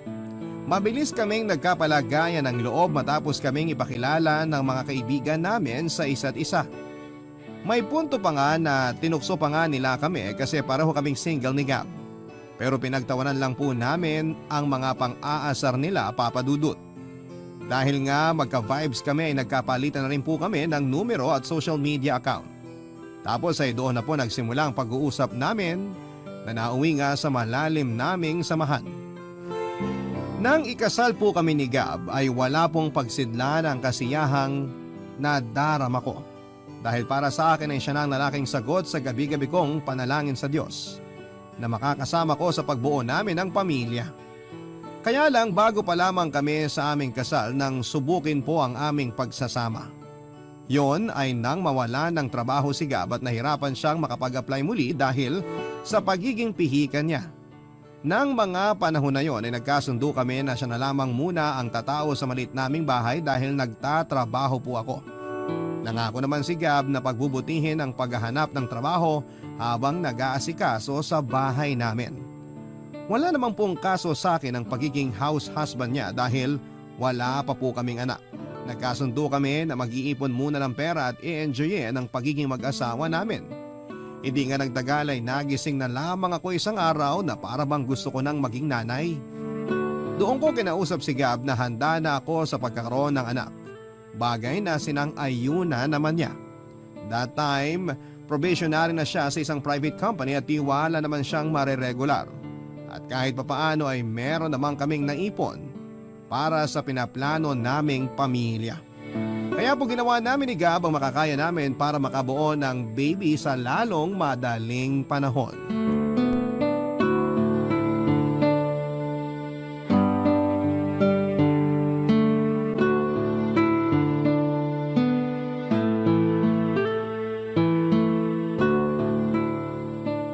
Ay, bakit negative na naman? Ano? Wala na ba talagang pag-asa? Oh, darling. Bakit nakasimangot ka dyan? Eh sinong hindi sisimangot? Tingnan mo nga itong result ng PT ko, oh. Negative na naman. Tingin nga. Oo nga, no? Ibig sabihin, hindi ka pa rin buntis, darling. Ganun na nga. Nalulungkot lang ako. Eh, pangilang PT ko na to. Pero ganun pa rin yung resulta. Bunga, akala ko pa naman this time makakabuo na tayo. Ginagawa naman natin ang lahat pero bakit parang ang hirap? Ay, hindi ko rin alam ang sagot sa tanong mo. Pero hayaan mo na lang siguro. Hayaan? Ano ibig mong sabihin na hayaan ko na lang? Hayaan. Yun bang kung dumating, okay. Kung hindi, okay pa rin. Ikaw nang may sabi. Ginagawa naman natin ang lahat, di ba? Para makabuo tayo ng baby. Kaso mukhang hindi pa to yung time para magkaanak tayo, darling. Kaya ang suggestion ko, hayaan mo na lang. Nandun na tayo sa sinasabi mong hayaan. Kung dumating, okay. Kung hindi, okay pa rin. Eh kaso bakit parang ayos lang sa'yo? Ha? Ano pinagsasabi mo? Sa tono mo kasi mukhang wala kang pakialam kung magkaanak man tayo o hindi eh. Kasi sabi mo hayaan na lang. Alam mong hindi totoo yan, Maureen. Kung hindi totoo, hindi mo rin sana sasabihin na hayaan na lang natin. Kasi hindi ka ba nakakaintindi? Gusto ko na nga magkaanak tayo eh. Tapos ayaw pang ibigay sa atin. Hindi naman natin pababayaan ang magiging baby natin ah. Palalakihin naman natin siya na maayos at saka aalagaan ng mabuti. Bakit ba hindi marinig ng Diyos yung panalangin natin? Bingi ba siya? Dinami mo pa talaga ang Diyos sa kabaliwan mo? Hindi ako baliw. Nagsasabi lang ako ng feelings ko. Pwes, ayusin mo yung feelings mo dahil nakakainis. Lalo ko lang tuloy na patunayan na wala kang pakialam sa nararamdaman ko dahil sa inaasal mo gabi. Alam mo, napipiko na ako sa'yo. O bakit ka nagagalit? Dapat ako yung magalit sa ating dalawa kasi ako yung binabaliwala mo. Wala akong binabaliwala rito, Maureen. Masyado ka lang praning mag-isip. Pwede ba? Kung frustrated ka dahil hanggang ngayon negative pa rin na result ang pregnancy test mo, pwes huwag mong ibaling sa akin. Nananahimik ako rito tapos bigla mo akong aawayin? Ano ka, baliw? Baliw na kung baliw! Pero masama bang gustuhin ko na magka-baby na tayo? Hindi nga masama. Pero ang masama yung questionin mo ang proseso. Alam mo, kung sisirain mo lang umaga ko, mabuti pa pumasok na ako sa trabaho. At least doon hindi ako bubungangaan ng katulad ng ginagawa mo. Alam mong hindi kita bubungangaan kung inaayos mo lang sana yung mga sinasabi mo. Maayos ako. Ikaw ang magulo. Hay naku, ewan ko sa'yo! Umalis ka na nga! Sinisira mong umaga ko! Ikaw ang sumira sa umaga mo, no? At aalis na talaga ako kahit hindi mo sabihin. Panira ka ng araw. Bad trip ka. Tawagin niyo na po akong desperada pero nagkakaedad na po ako, Papa Dudut. At alam naman natin na mahirap sa mga kapwa ko kababaihan ang makabuo o magdala ng sanggol sa sinapupunan habang tumatagal. Bukod doon ay nakaplano na po sa akin na magka-baby pagtungtong ko sa edad na 26 years old. Para naman meron pa po akong lakas at pagkakataon na alagaan ang anak ko. Pero dahil nga sa paulit-ulit na pagkabigo na makabuo kami ni Gab ay pinanghinaan po ako ng loob at nagduda para sa plano sa amin ng Panginoon. May punto na kunesyon ko ang pagkababae ko dahil na rin sa kung papaano tratuhin ni Gab ang sitwasyon namin. Para po kasing hindi mahalaga sa kanya ang feelings ko at ang pamilya na bubuuin namin. Hanggang sa isang beses ay may nakapagpayo po sa akin na magpakonsulta sa doktor para malaman kung may diferensya ang matres ko, Papa Dudut. Tapos ay doon ko po na-discover na meron akong PCOS. Yun po ang dahilan at tanging hadlang para magkaroon kami ng baby ni Gab sa lalong madaling panahon. Kung daw na ako na palaging negative ang nakikita ko sa resulta ng pregnancy test. Samantalang wala po akong Barangay Love Stories. Barangay Love Stories. Nang mga panahon na yon, ay aminado ko na nawala na ako ng gana na isang araw ay makakabuo kami ng baby ni Gab at matutupad ang pangarap kong magkaanak. Kaya nga pareho naming ginugol ang mga panahon namin sa pagtatrabaho. Pero sa aming dalawa ni Gab, ako po ang mas focus dahil may hinahabol akong promotion. Samantalang happy-go-lucky lang sa trabaho niya ang mister ko. Nasabi ko po yon dahil lang dami po niyang panahon para sumama sa mga barkada niya na uminom sa labas o lumaboy. May mga pagkakataon na natutulog ako mag-isa sa kama dahil busy si Gab sa pakikipaglaro sa mobile games sa mga kasamahan niya o di kaya ay kung ano-ano pa pong mga gawain na hindi ko namamalaya na unti-unti na palang nagpapalayo sa amin bilang mag-asawa. Hindi naman po ako mahigpit sa asawa ko. Sa katunayan, ako rin po ang nagsasabi na sumama siya sa mga katrabaho niya tuwing may labas sa mga ito para hindi naman niya maramdaman yung lungkot kapag mag-isa sa bahay namin dahil nasa opisina pa ako at napapadalas ang pag-overtime. Malaki po ang tiwala ko sa mister ko at hindi ako yung klase ng babae na may pagkasilosa. Siguro sabihin na natin na wala akong panahon na isipin ang bagay na yon dahil busy po ako sa pagtatrabaho. Kaya lang ay muli na naman pong sinubok ang pagsasama namin ni Gab bilang mag-asawa nang kung kailan na-promote na ako sa trabaho bilang supervisor ay saka naman siya natanggal sa opisina nila dahil sa pagiging irresponsableng empleyado. At syempre hindi po ulit naghanap ng bagong trabaho si Gab, sa halip ay bumalik siya sa pagiging taong bahay.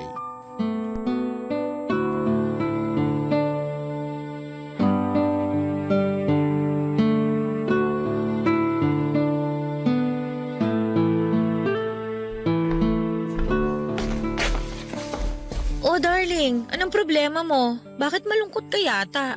Ay, ano kasi darling? Malaki talaga ang problema ko. Gab, alam mo naman na mag-asawa tayo, di ba? Pwede mong sabihin sa akin ang gumugulo dyan sa isip mo. Nahihiya kasi ako, Maureen. Ayoko na sanang idamay ka pa rito. Bakit ka naman mahihiya sa akin? Katulad nga ng sabi ko, asawa mo ko. Pwedeng-pwede nating pag-usapan kung ano man yung mga problema mo. Ang totoo kasi niyan, na-ospital si nanay at kailangan ko ng tulong pinansyal. Kaso wala naman akong maiabot dahil wala akong trabaho. Pakiramdam ko nagkukulang ko sa kanya bilang anak niya. Sama-sama akong anak. Ay, alam mong hindi totoo yan. Hindi ka masamang anak dahil lang hindi ka nakakapag-abot ng tulong ngayon sa kanila. Ikaw na nga may sabi, wala kang trabaho, wala kang pagkukunan ng pera. Teka nga sandali lang, sino bang may sabi na hindi ka pwede mag-abot ng tulong sa kanila? May pera naman ako, Gab. Kahit paano pwede tayong magbigay. Hindi, wag na darling, nakakahiya naman sa'yo. Ano ba kasing nakakahiya doon? Nanay mo ang pinag-uusapan natin dito. Na kung tutuusin, nanay ko na rin. Hindi siya kung sino-sino lang. Alam ko yon, kaso hindi ko naman gusto yung ideya na ibibigay mo lang yung perang pinaghirapan mo. Kung gusto mo, utahin ko na lang. Babayaran ko na lang kapag nakaluwag-luwag na ako. Hindi mo na kailangang gawin yon. Hayaan mo na lang ako. Kasi pakiramdam ko nga wala na akong silbi. Tapos lalo mo lang pinamukha sa akin na wala akong kwenta. Ano bang pinagsasasabi mo? Alam mo kung anong ibig kong sabihin. Akala mo ba hindi ko napapansin na niyayabangan mo ako? Porque ikaw nagpapasok ng pera sa bahay na to? Wala kang idea kung gaano kahirap ang sitwasyon ko. Ako ang padre de pamilya, pero taong bahay lang ako. Nakaasa ako sa'yo. Ang hirap ng lunukin. Kahit kailan hindi ako nagyabang sa'yo. Ano namang mapapala ko kung gagawin ko yun? Mag-isip ka nga. Tsaka hindi ba kagagawan mo naman kung bakit ka natanggal sa trabaho? May pagkukulang ka bilang empleyado. Kung hindi ka naging irresponsable, hindi ka mawawalan ng hanap buhay. Oh, tapos anong ginagawa mo ngayon? Bumalik na naman yung dati mong ugali na may pagkapihikan sa ina-applyan. Tapos magkakaganyan ka dahil walang perang pumapasok sa'yo. Tingnan mo tong babaeng to. Ay naku, ewan ko sa'yo. Pagod ako tapos ang sakit mo pa sa ulo. Hindi mo na dapat dinadagdagan yung stress ko kasi mapapanot ako sa mga pinaggagawa mo. Malaki ka na naman eh. Alam mo na yung tama, alam mo na yung mali. Pero bakit kung minsan, daig mo pa yung alagaing bata na nagtatantrums kapag hindi nabibigyan ng atensyon? Hindi ko na dapat to sasabihin sa'yo kaso nakakapikon ka na eh. Excuse me nga ha, maglilinis na ako ng katawan ko para makatulog na. Hoy, Maureen! Hindi pa tayo tapos mag-usap! Bumalik ka rito! Ayoko kita makausap ngayong gabi. Sumasakit ang brain cells ko sa'yo. Hindi po nangyari na binayaran ako ni Gab, Papa Dudut, tulad ng pinangako niya sa akin. Pero hindi ko na rin naman siya siningil pa dahil hindi rin naman po isyo ang pera sa aming mag-asawa. Bukod doon ay pamilya naman niya ang tinutulungan ko. Kung tutuusin ay hindi na dapat niya utangin yon, kaya lang ay medyo mataas ang pride ni Gab. Kaya naman hinayaan ko na lamang siya sa gusto niyang gawin. Kaso hindi na nga po siya nakapagbayad, napadalas pa nang napadalas ang panghihiram niya ng pera sa akin kahit na hindi naman mahalaga ang pinagkakagastosan niya. Madalas kasi luho lang talaga tulad ng bagong sapatos, damit o di kaya ay cellphone. Doon na po ako nagsimulang ma-stress, Papa Dudut. Kasi ako rin po ang nagbabayad ng mga bills and other expenses namin sa bahay since wala siyang trabaho. Siyempre dahil mag-asawa kami ay kinausap ko po si Gab ng masinsinan. Pero imbes na mahinahon siyang makipag-communicate sa akin, ay nag-init po kagad ang ulo niya at sinabihan niya ako na pinagdadamutan ko daw siya o di kaya ay pinagmamalakihan porket ako ang may trabaho sa aming dalawa. At ako rin ang nagbabayad ng mga bills at bumibili ng pagkain namin. Nasaktan po ako, Papa Dudut, dahil ginagawa ko naman ang lahat masuportahan lamang ang pang-araw-araw namin. Dahil ayoko na bang isumbat sa kanya ang kawalan niya ng kakayahang dumiskarte para sa aming pamilya. Kaya lang ay hindi ko na napigilan ang sarili ko na magsabi ng mga sama ng loob ko sa kanya matapos niya akong sabihan ng hindi magaganda.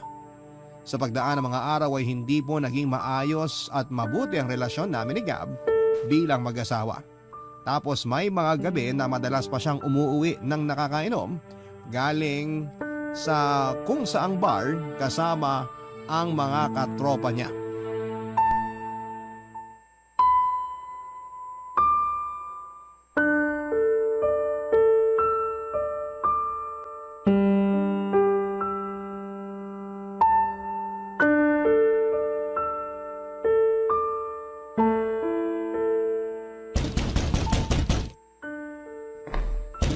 Sandali! Nandyan na! Huwag mo namang sirain yung pinto, ano ba? Bakit ngayon mo lang binuksan ang pinto? Kanina pa ako rito sa labas. Alis na! Aray ko naman, Harang-harang ka. Gab! Ay, grabe. Nakaupo rin sa malambot naming sopa. Lasing ka ba? Ako, lasing? Di kaya. Nakainom lang. Sira ulo ka talaga, no? Ano bang problema mo? Bakit kinagagalit? Sino bang hindi magagalit? Pang ilang gabi mo na yung ginagawa. Ano ba talagang problema mo? Bakit pa na yung sama mo sa mga kaibigan mo para uminom? Alam mo ba na nag-aalala ako sa'yo? Iniisip ko kung nasan ka 10 oras ng gabi hanggang madaling araw kasi hindi mo man lang magawang sagutin ang tawag at text ko. Bakit ba? Sino ka? Nanay ba kita? Para sa kaalaman mo, malaki na ako. Kayang-kaya ko ng sarili ko kaya hindi mo na ako kailangan pagalitan ng ganyan. Ang bihira naman mo rin. Yung boss mo nakakabwisit sa tenga. Hindi nga ako ang nanay mo, pero ako naman ang asawa mo. Normal na mag-alala ako sa'yo. Tsaka hindi naman ako magkakaganito kung matino ka lang sana eh. Matino naman ako ah. Wala lang akong trabaho sa ngayon pero hindi ibig sabihin wala na akong kwenta. Lagi mo na lang pinamumukha sa akin na ganun akong klaseng tao. Kaya nakakawalang gana na eh. Alam mo ba yon? At kasalanan ko pa pala ngayon. Ayos ka rin eh, no? Sinong gusto mong sisihin ko? Yung kapitbahay natin? O yung tindero ng balot dun sa kanto? Wala ka talagang kwenta. Napakagago mong kausap. Wag na wag mo ako magsasalita ng ganyan ha. Gago ka. Gab, bakit mo naman ako sinampal? Ang ingay-ingay mo kasi. Hindi ba titigil yung bibig mo kakaputak? Gusto mo paduguin ko yan? Ano gusto mo? Sabihin mo lang, gagawin ko talaga. Lumayo ka sa akin, hayop ka! Ikaw ang hayop. Kasi kung tao ka, hindi ka putak ng putak. Dapat sa'yo pinapasakan ng basahan sa bunganga para manahimik na. Tigilan mo nga yan, Gab! Ano ba? Oh, ano? Ha? Ano? Nasasaktan ako, sabi! Lumayo ka sa akin! Aray! Walang iya ka talaga. Lalo ko nahilo dahil sa ginawa mo. Wala akong ginagawa rito! Ikaw ang bigla-bigla na lang nananakit! Ano ba problema mo, ha? Kung hindi ka masaya sa buhay mo, huwag mo akong idamay, please lang! Tapos ang kapal pa na mukha mong isisi sa akin kung ano nangyayari sa buhay mo ngayon? Samantala sa pagkakatanda ko, hindi ako nagkulang kakapaalala sa'yo at kakasuporta sa'yo bilang asawa mo! Desisyon mo na hindi magbago para sa ikauunlad ng sarili mo! Nasa iyo yung problema, wala sa akin! Tapos nananakit ka pa! Kung tinitikaw mo na lang yung bibig mo, sana hindi ka na nasasaktan. Hintayin mo ako makatayo rito. Lagot ka talaga sa akin. Subukan mo! Ipadadampot kita sa mga pulis! Papa Dudut, yun po ang unang beses na pinagbuhatan ako ng kamay ni Gab, pero hindi yon ang unang beses na pinagsabihan niya ako ng hindi maganda. Kaya nga doble o sabihin na po nating triple yung sakit at kirot sa dibdib ko dahil sa kagagawan lahat yon ng taong pinakamamahal ko. Siyempre, pinatawad ko pa rin po si Gab nang mahimasmasan siya at nangako sa akin na hindi na niya yon uulitin. Pero hindi rin po niya yon napangatawanan dahil naulit ang pananakit niya sa akin sa tuwing sinisit ako siya o di kaya'y minamasama niya ang mga sinasabi ko tungkol sa kanya. Papa Dudut, mahal ko po si Gab.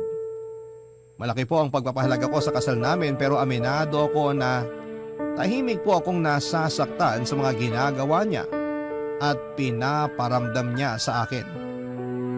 Kung nagkulang man ako bilang asawa, inihingi ko na po yon ng kapatawaran sa kanya. Pero bakit parang kahit na anong gawin ko, pinaparamdam pa rin niya sa akin na hindi sapat ang mga nagawa ko at nagagawa ko. Dahil ba sa babae lamang ako? O dahil asawa niya lamang ako?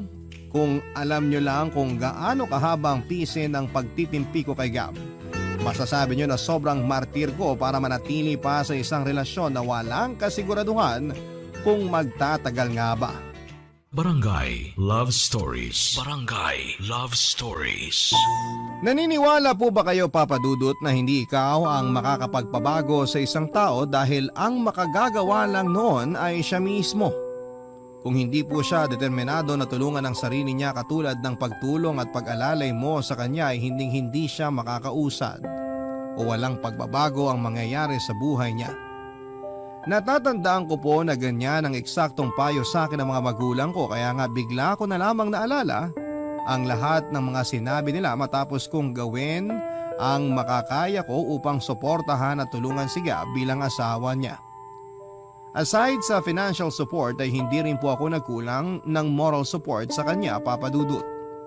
Kaya nga lang ay hindi ko po talaga kinakitaan ang kahit na kaunting kusa ang mister ko para tulungan ang sarili niya. Dumating po ako sa punto na napapatanong na lamang ako sa sarili ko kung may saysay pa ba ang pakikisama ko sa kanya at ipaglaban ang kasal namin kung siya mismo ay hindi nag-e-effort para sa relasyon naming dalawa. Alam ko na hindi magandang magduda, Papa Dudut, lalo't nag-invest na ako sa kanya emotionally and mentally. Asawa ko siya at kasama ko siya sa lahat ng mga pangarap ko sa buhay. Pero nakakapagod na. May mga gabi na hindi ako nakakatulog ng maayos, kakaiya kung kailan darating yung point na mababago ni Gab ang disposisyon niya sa buhay niya. Para naman sa kanya ang lahat ng mabubuting bagay na kapalit ng pagsisikap at pagsasakripisyo niya. Siya lang din po ang makikinabang noon. Kaya dapat ay hindi niya masamain lalo na't sa akin ang gagaling. Pero akala ko'y wala nang lalala sa mga gagawin pa ni Gab.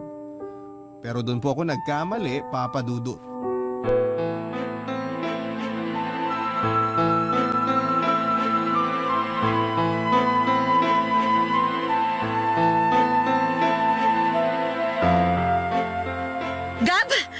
dito! Ano ba yan? Ikaw ang tinatanong ko! Bakit may foil sa damitan mo, ha? Saan mo ito ginagamit? Ano ba pinagsasabi mo? Akin na nga yan. Nagtutupi ako ng mga damit mo tapos nakita ko na lang to dun sa drawer mo. Sabihin mo nga sa akin, nagdodroga ka ba kaya ka may ganito? Ano? Sagutin mo kung lintik ka! Ano kasi, Maureen? Kailan pa? Darling, Tinatanong kita kung kailan pa, Gab! nito lang nakaraang buwan, pero isang beses lang naman yun. Sinong ginagago mo? Sa palagay mo maniniwala ako na hindi mo na yung ginagawa samantalang meron kang ganito sa damitan mo? Kaya palagi kang hingi ng hingi sa akin ng pera? Tapos sa ganito lang napupunta? Pabayaan mo muna kasi ako magpaliwanag. Ano pa bang paliwanag mo? Alam ko na kasi kung saan pupunta ang usapan na to eh. Ang ending, ako na naman yung sisisihin mo. Na kesyo kasalanan ko yung mga kamalasan mo sa buhay. Na masyado akong pakialamera samantalang hindi naman ako ang nanay mo. Na kapag hindi kita pinagbigyan sa gusto mo, kinokontrol ko na yung buhay mo. Di ba yan lagi mong sinasabi sa akin? Ang kapal-kapal ang mukha mong gumawa ng ganitong klase ng katarantaduhan imbis na pagtuunan mo ng atensyon yung relasyon at pamilya natin. Hindi ko maintindihan nasa na ba yung utak mo? Nandiyan pa ba sa ulo mo o nasa talampakan mo na? Kasi kung nag-iisip ka, alam mong hindi to gawain ng matinong tao. Nagawa ko lang naman yun kasi pinilit ako ng mga kaibigan ko. Ano ba yan, Gab? Hinayaan mo lang na kontrolin ka ng mga taong yon? Tsaka, paano mong natatawag pa rin silang kaibigan? Samantalang hindi naman sila mabuting impluwensya sa'yo. Hindi ko na talaga alam ang gagawin ko o sasabihin ko sa'yo kasi ako yata ang unang mababaliw sa atin. Para ako nag-aalaga ng bata na nasa katawan ng matanda. Please lang, ayusin mo ang buhay mo bago ka pasirain ang bisyo mo. Inaayos ko naman, pero... Pero ano? Puro ka na lang dahilan. Ang hirap kasi sa'yo. Hindi ka consistent sa ginagawa mo. Yung gana mo, good for one day lang tapos bukas expired na. Nahihirapan na akong intindihin ka sa totoo lang. Tapos, lalo mo lang pinasakit ang ulo ko matapos kong malaman itong pinaggagawa mong ungas ka. Papa Dudut, dumating po ako sa punto ng buhay ko na parang gusto ko na lamang sampalin ang sarili ko ng maraming beses nang sa ganon ay magising na ako sa katotohanan na hinding-hindi na magbabago si Gab kahit na anong tulong ang gawin ko. At matapos ko ngang malaman ang iba pa niyang bisyo bukod sa paglalasing ay mas lalo lamang akong nadismaya sa kanya, Papa Dudut. Bigla-bigla ay nag-flashback sa akin yung mga sakit at hinanakit na ibinigay niya sa akin sa loob ng aming relasyon. Kaya mas lalong-lalo akong nakumbinse na wala ng pag-asa na magkakaayos pa kami. Pero dahil may pagkatanga ako ay pinatawad ko po ulit si Gab, Papa Dudut. Pero sa kondisyon na magbabagong buhay na siya at hindi na niya isasangkot ang sarili sa ganong uri ng bisyo. Kaso ay hindi ko na alam kung ilang beses nang nangako si Gab tapos sa huli sisirain lamang niya mga sinabi niya at hindi po niya tutuparin. Sa totoo lang, Papa Dudut, laking pagsisisi ko na kinasal ako sa kanya dahil puro na lamang stress at sama ng loob ang idinulot niya sa akin. May punto na parang gusto ko na lamang siyang ibalik sa nanay niya dahil wala pa mang kaming anak ay daig ko pa ang nag-alaga ng sandosenang bata sa katauhan niya. Ang sabi nila ay darating at darating ka rin sa punto na magsasawa ka na kahit mahal mo pa yung tao ay mas gugustuhin mo na lamang na lumayo sa kanya dahil wala ka nang nararamdaman na pagpapahalaga sa relasyon ninyo. Kundi dahil pagnanatili ka pa sa pakikisama sa kanya. Baka makita mo na lamang ang sarili mong hubot-hubad na naglalakad sa kalsada. At yun po ang eksaktong naramdaman ko nang muli ay isangkot na naman ni Gab ang sarili niya sa isang gulo kung saan ay napaaway siya at pansamantalang nakulong. Kinailangan ko pa po siyang tubusin sa presinto at grabe ang kahiyan ng inabot ko para maareglo ang kanyang nagawang kaso.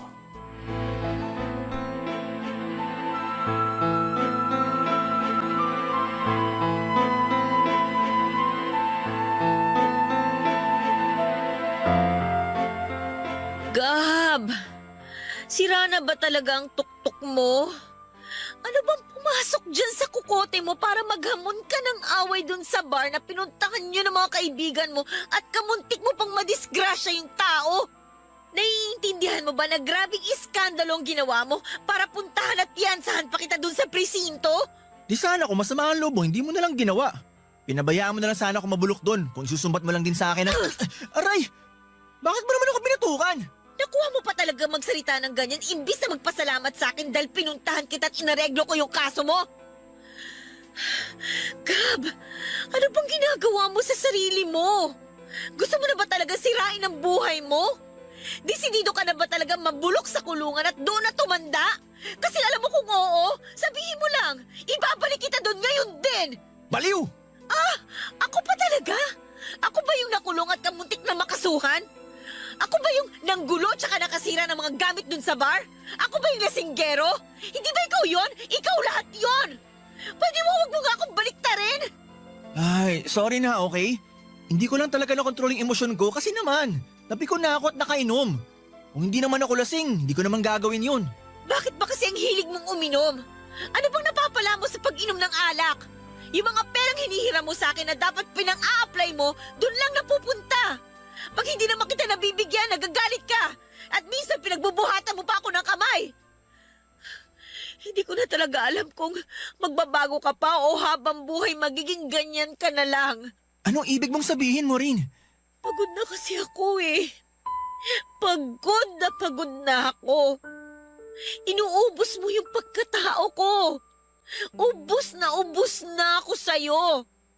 Para akong kandilang nauupos. Buti nga wala tayong anak kasi alam mo kung meron. Tapos ganyan ka pa kapasaway. Eh baka tumalo na lang ako dun sa tulay o di kaya nagbigti na lang ako para magpakamatay. Hindi naman ako nagkulang sa pagiging asawa mo, alam mo yan.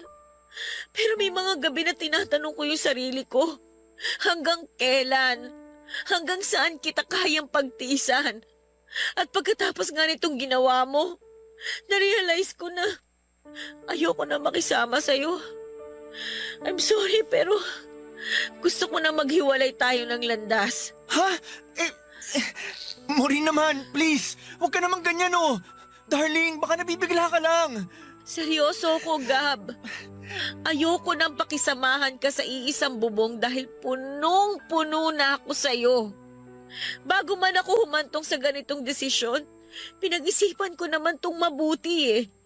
Kaya nga desidido na ako. At wala nang makakapagpabago pa ng desisyon ko. Mahal ko po si Gab pero mas mahal ko ang sarili ko kaya humantong ako sa ganong klase ng pagpapasya, Papa Dudut. At alam kong alam ni Gab na kapag nagbitaw ako ng ganong salita, ang ibig sabihin nun ay seryoso ako at handa ako ng pangatawanan yon. Nang araw na yon ay sinabihan ko po si Gab na mag-alsa balutan na at umuwi na sa bahay ng mga magulang niya. Ako po ang may-ari ng bahay kaya ako ang mas may karapatan sa bahay na yon. Sabihin niyo na po na masama akong asawa pero sana'y isipin niyo rin muna ang mga pagtitimpi ko para kay Gab.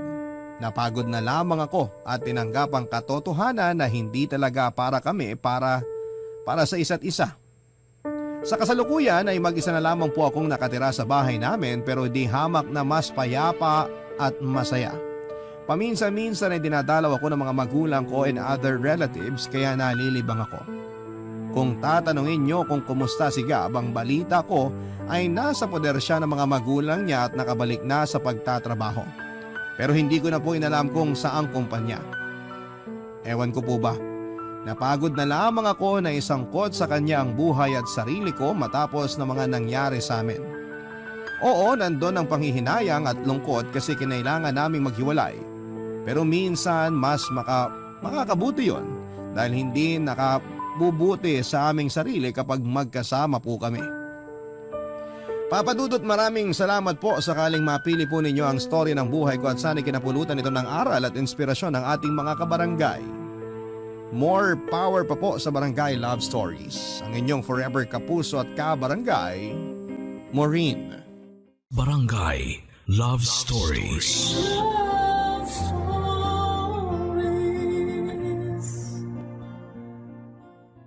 Barangay LS 97.1. 97.1. Number 1. Forever.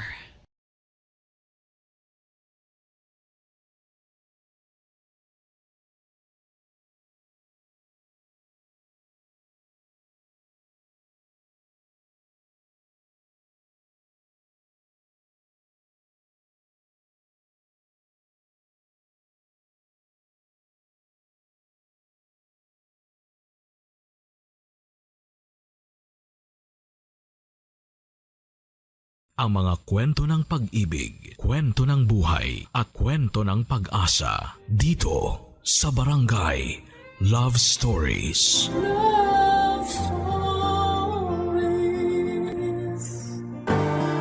Dalawang tao ang inaasahang bubuhat sa isang relasyon upang ito ay magtagumpay. Hindi pwede na isa lamang dahil posible itong bumigay. Ikaw, kabarangay, isa ka bang mabuting katuwang sa iyong kapareha?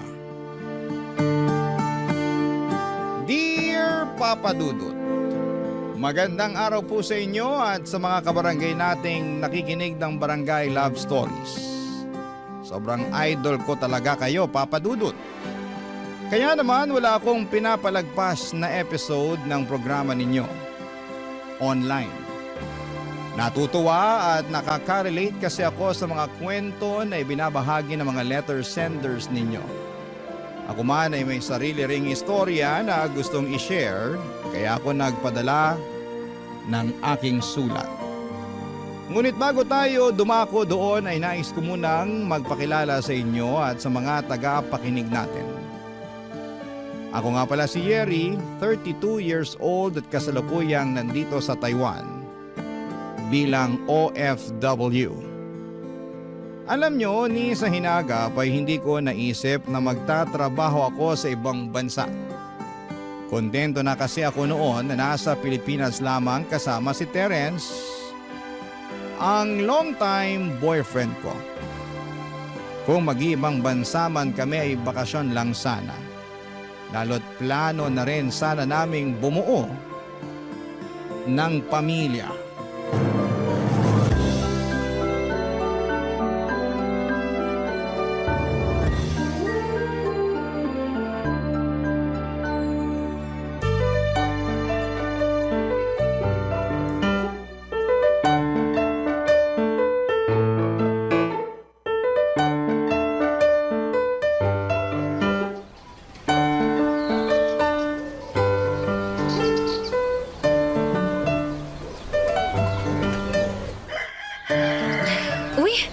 Kinasal na pala si Tintin. Grabe naman, parang kailan lang. Akala namin nun di na siya makakapag-asawa pero tadhana nga naman, oh. Teka, pusuan ko nga to.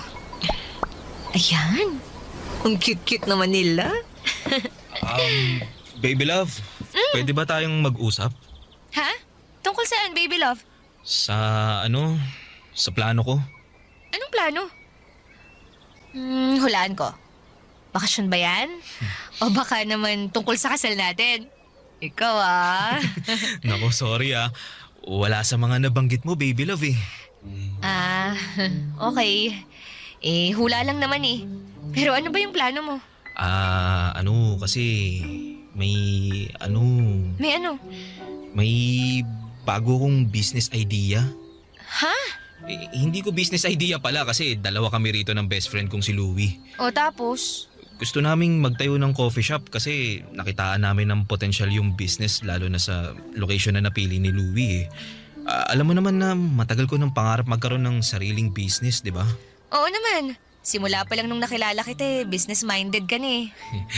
Simula pagkabata, kaso inalat naman ako sa mga nauna kong business kaya ayun. Pero ayoko namang habang buhay na malugmok sa bagay na yun. Saka gano'n naman talaga sa negosyo tsambahan ng pag-asenso. Kaya kailangan meron kang pusong determinado. Wow, ikaw talaga Pag-usapang business tumatalinghaga ang mga salitaan mo Pero tama ka naman sa mga sinabi mo, baby love. Kaso, anong plano nyo ni Louie? First step kumbaga para masimulan nyo yung business nyo. Syempre, kailangan namin ng kapital. Pinagsama namin ni Louie yung savings namin pero para mas makatipid sa pagbabayad sa mga tauhan nagkasundo kami na tutukan yung business simula pagpapagawa hanggang sa pagtatauhan. Kaya nga nag-decide akong mag-resign sa trabaho para ako na yung tatao muna kasi hindi pwedeng umalis si Louie dahil di hamak na mas malaki ang kita niya sa pinapasukan niya kaysa sa akin.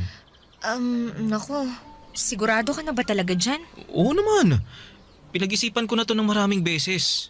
Nakakakaba pero nakaka-excite. Kasi hindi ko talaga nakikita ang sarili ko na magiging empleyado habang buhay. Gusto ko, ako yung amo at para mangyari yun, kailangan ko magtayo ng sarili kong negosyo. Partnership nga lang kami ni Louie rito pero at least kami pa rin ang boss.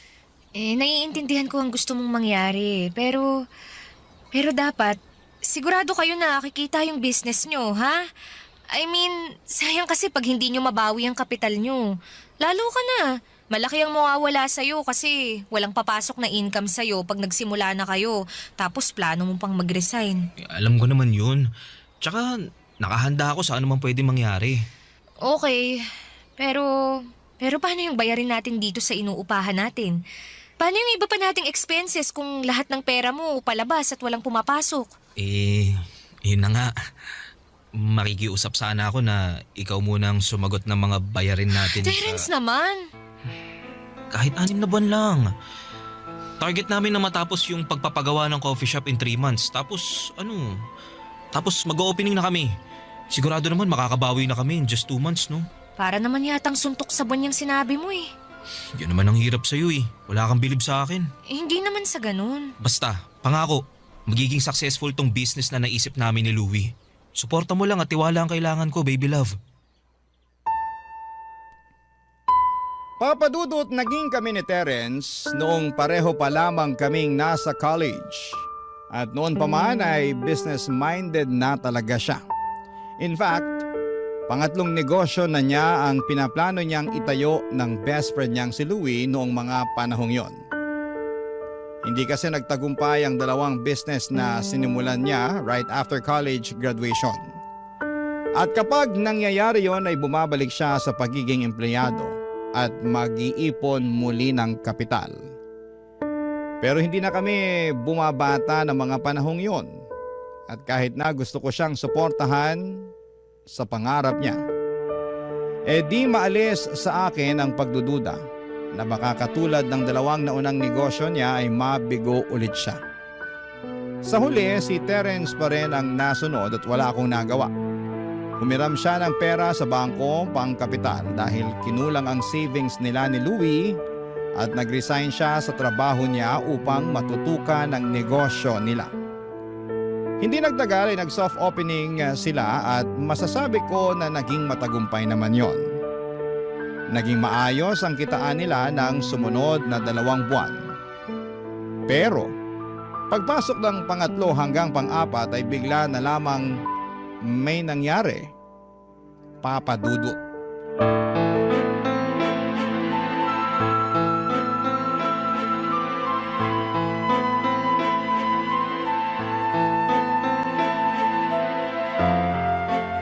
Terence, anong ginawa mo? Bakit halos mag-zero na tong savings account natin para sa kasal natin? Pasensya ka na, baby love. Huwag mo ako ma-baby love dyan, ha? Ipaliwanag mo kung bakit nawala yung savings natin. Ikaw at ako lang naman ang may access dito, ah. Oo nga, pero hindi naman nawala eh. Anong hindi nawala? Tingnan mo nga. Halos wala nang natira. Nahiya ka pa. Nag-iwan ka pa ng 10 piso. Sana sinagad mo na. Hindi nga nawala kasi Kasi ano? Hiniram ko muna. Hiniram? Oo. At saan mo naman ginamit yung pera natin, Aber? Sa dun sa coffee shop namin ni Louie. Ano? Terence naman! Bakit kinailangan mong gamitin dun yung pera na pangkasal natin, ha? Sige nga! Medyo kasi, may mga kailangang i-repair sa shop. Kaso wala na kaming pera na pampa-repair dahil may hinana yung kita ng business namin eh. Sabi ni Louie wala na siya mailalabas kaya pinagawan niya ako ng paraan para makahanap ng pera. Tapos naisip mong kunin yung savings natin nang hindi nagpapaalam sa akin? Oo, pero... Pero ano? Ha? Terence naman! Nagawa ko lang naman yun kasi pag nagpaalam ako siguradong hindi ka papayag. Hindi alam mo! O kita mo na. Kaya hindi na ako nagsabi sa'yo kasi Alam ko, di mo naman maintindihan yung rason ko kahit na ipaliwanag ko pa. Sayang lang laway ko sa'yo. Ano bang pinagsasasabi mo? Saan naman ang galing yan? Sa akin lang. Pansin ko kasi wala ka na talagang bilib sa akin eh. Nasa tuwing may naiisip ako negosyo, akala mo laging papalpak. Bakit nagkamali ba ako? Kakasabi mo lang na mahina ang kita ng shop nyo, di ba? Oo. Pero gano'n naman talaga sa negosyo, di ba?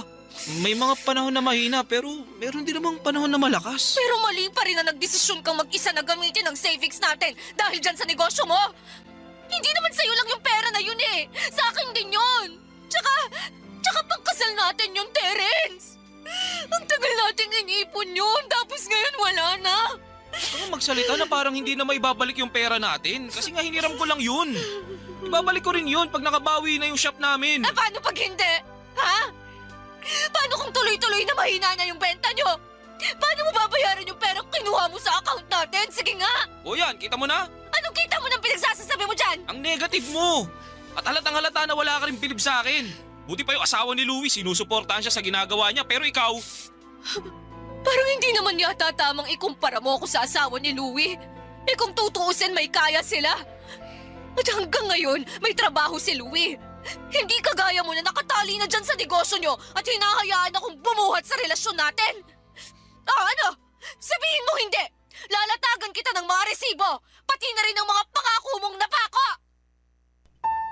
Papa Dudut, sobrang sama ng loob ko dahil sa ginawa ni Terence sa savings namin for our wedding. Pero sa abot ng makakaya ko ay inuunawa ko pa rin siya. Kahit na galit ako, hinahanapan ko pa rin ang dahilan ng puso ko na patawarin siya sa hindi niya pagpapaalam sa akin na kukuhanin niya ang pera namin at gagamitin sa business nila. Para sa akin ay masakit ang ginawa niyang yon dahil nga naglihim siya at nagdesisyong mag-isa. Kaya naman pinalipas ko na lamang muna ang mga araw at nag-focus na lamang sa aking trabaho. Papa Dudut, ginugol ko ang aking atensyon sa pagtatrabaho nang sa ganon ay hindi ko maalala na masama ang loob ko sa aking kinakasama. At effective naman dahil unti-unti ko na lamang nakalimutan ang ginawa niya. Sa huli wala pa rin naman akong ibang gusto kundi ang magtagumpay. Ang negosyo nila Terence. Katulad po ng matagal na niyang pangarap, Papa Dudut. Barangay Love Stories. Barangay Love Stories. Papa Dudut, matagal bago na ibalik ni Terence ang savings namin na ginamit niya para sa business nila. Utay-utay kasi ang pagbabayad niya kasabay ng iba nilang binabayarang utang para sa kapital nila. Kaya ang ending noong nakumpleto yon ay hindi na rin yon nadagdagan pa. Tapos makalipas lamang ang isang taon ay tuluyan ng nagsarado ang coffee shop nila. Sinubukan pa nga nila yung ipasalo pero wala na talagang pag-asa. Kaya para makabawi sa mga nalugi ay binenta na lamang nila ang mga kagamitan na pinondar nila. Tapos ay pinaghatian nila ng kaibigan niya ang perang napagbentahan nila. Kaya lang ay mas malaki pa rin talaga ang nailabas nila kesa bumalik sa kanila. Sobrang lugi. Pero mabuti na rin at meron kesa wala, Papa Dudut.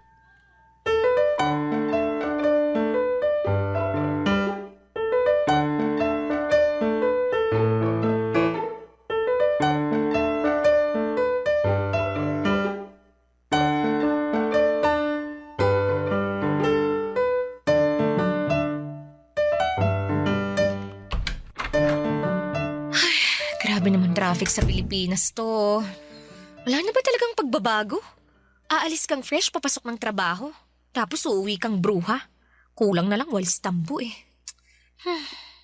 Teka, bakit ba ang dilim dito sa bahay? Asan na ba yung switch ng ilaw para mabuksan? Happy birthday to you. Happy birthday to you. Happy birthday, happy birthday. Happy birthday to you. Happy birthday, baby love. Terence? Happy birthday. Oh, blow mo na tong kandila ng cake mo, dali. Ha? Sige na. Pero bago yun, mag-wish ka muna. Dali. Sige, teka. Ih, Ayan, nablow ko na. Happy birthday ulit! Thank you. Oh, sa tono mo, mukhang nakalimutan mong birthday mo ngayon ah. Medyo. Ang dami kasing ginagawa sa opisina eh. Tsaka ano... teka nga. Ibig sabihin, nandito ka lang talaga sa apartment? Oo. Bakit? Saan pa ba ako pupunta? Ewan ko. Sabi mo kasi sa akin sa text eh, di mo ako masusundo kasi may lakad ka. Nung tinanong ko kung saan, hindi ka naman nag-reply. Tapos malalaman kong nandito ka lang pala sa apartment natin? Oo, teka. Kalma ka lang. Eh paano ako kakalma? Eh naipit lang naman ako sa malalang traffic kasi hindi mo man lang ako sinundo. Eh nandito ka lang naman pala. Ikaw naman no. Siyempre, pag sinundo kita, hindi na kita mo susurpresa ngayong birthday mo. Nagluto ako ng masarap. Yung mga paborito mong ulam, tsaka nag-order din ako ng palabok at kakanin na gusto mo. Higa, dali. Andun na sa mesa lahat oh. Upo ka na lang at kakain. Tara, punta na tayo dun. Sige na. Huwag mo na ako simangutan ng ganyan. Tsaka, di ka ba masaya na pinaghanda kita ngayong birthday mo? Mukha ba akong masaya? Grabe ka naman. Pasensya na. Pagod lang talaga ako. Sumakit na kasi yung ulo ko dun pa lang sa traffic eh. Ay, teka nga muna. Saan ka kumuha ng pinambili mo ng mga pagkain na yan? Pati ng cake na yan. Ha? Ay, sa akin. Sa'yo. So ibig sabihin may pera ka? Oo, nag-loan ako sa online lending app. Terence naman! Dapat hindi mo na ginawa yun! Gusto ko lang naman kasi maging espesyal yung araw na to, lalo na't birthday mo. Gets ko naman. Pero sana naging practical ka na lang. Buti nakapag-loan ka pa sa dami ng utang mo na hindi mo na nababayaran. Oo, pero nakailang subok din ako. Oh, paano mo ngayon babayaran yung niloan mo? Wala ka namang trabaho. Wala kang source of income tapos nagdagdag ka pa talaga ng utang. Naghahanap naman ako ng mapapasukan eh. Pero hanggang ngayon wala ka pa rin napapasukan. Kasi masyado kang mapili tsaka mareklamo. Yung hindi mo pa nga nasusubukan pero umaayaw ka na agad. Para kasing di na ako sanay na may amo. Kasi gusto mo ikaw yung amo, ganon. Oo.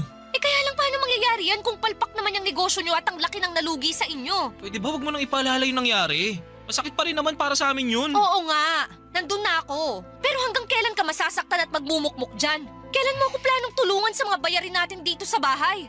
Napapagod na rin ako at nasasagad. Pwede ba? Saka na lang natin pag-usapan ng bagay na yan kasi dapat nagsiselebrate tayo ngayon kasi birthday mo. Bukod doon, may isa pa sana akong sorpresa sa'yo. Ano na naman yan? Teka lang ha, kukunin ko lang sa bulsa ko. Ito, nakuha ko na. Ano yan? Teka, bakit ka lumuluhod? Di ba halata? Kasi gusto na kitang alokin na magpakasal sa akin. Alam ko na matagal mo nang gustong bumuo ng sarili nating pamilya. Sorry kasi ngayon ko lang naisip na hindi na nga tayo bumabata. Pero di pa naman huli ang lahat, di ba? Pwede pa tayo magsimula kaya sana pumayag ka nang makasal tayo. Will you marry me, Yeri? Seryoso ba talaga yan? Oo naman. Ayan may singsing na nga ako. Na binili mo sa perang inutang mo. Yeri naman, wala namang masama sa utang. Wala ngang masama kung binabayaran mo na at hindi mo na dinadagdagan. Pero hindi. Imbis na makaahon ka sa utang, lalo kang malulubog sa ginagawa mo. Tsaka ngayon ka pa talaga nag-alok ng kasal. Kung kailan parang... Oh, anong ibig mo sabihin? I'm sorry, pero tinatanggihan ko tong alok mong kasal. Sorry talaga. Yeri, hindi mo na ba ako mahal? Mahal kita. Pero gusto kong ayusin mo muna yung sarili mo. Maghanap ka ng trabaho. Bayaran mo yung mga utang mo at tulungan mo ako sa mga bayarin natin sa bahay. Pag nagawa mo yun, baka magbago ang isip ko at pumayag na akong magpakasal sa'yo. Papa Dudut, hindi naman siguro ako masamang girlfriend kung tumanggi ako sa kasal na alok ni Terence sa akin. Mahal ko naman siya at pangarap ko na may kasal sa kanya. Pero sa nakikita ko ay hindi pa talaga handa si Terence na mag-level up sa aming relasyon. Kumbaga gusto lamang niya kaming maikasal para mapasahan niya ako ng responsibilidad sa mga bayarin niya.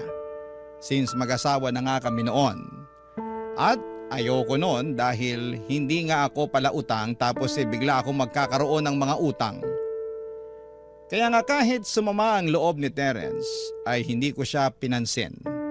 Sinabihan ko na lamang siya na kung gusto niyang matuloy ang kasal namin, ay dapat siyang magsikap at patunayan niya yon sa akin.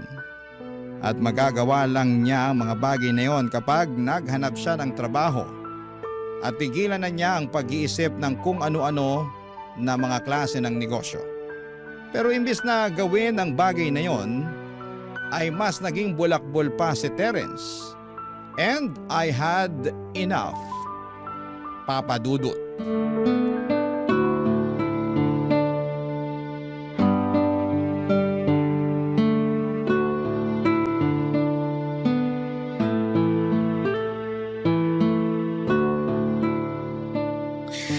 Naku, paano ba to? May kailangan palang bayaran sa school ni Bunso tapos nanghingi rin ng pambili ng gamot si nanay.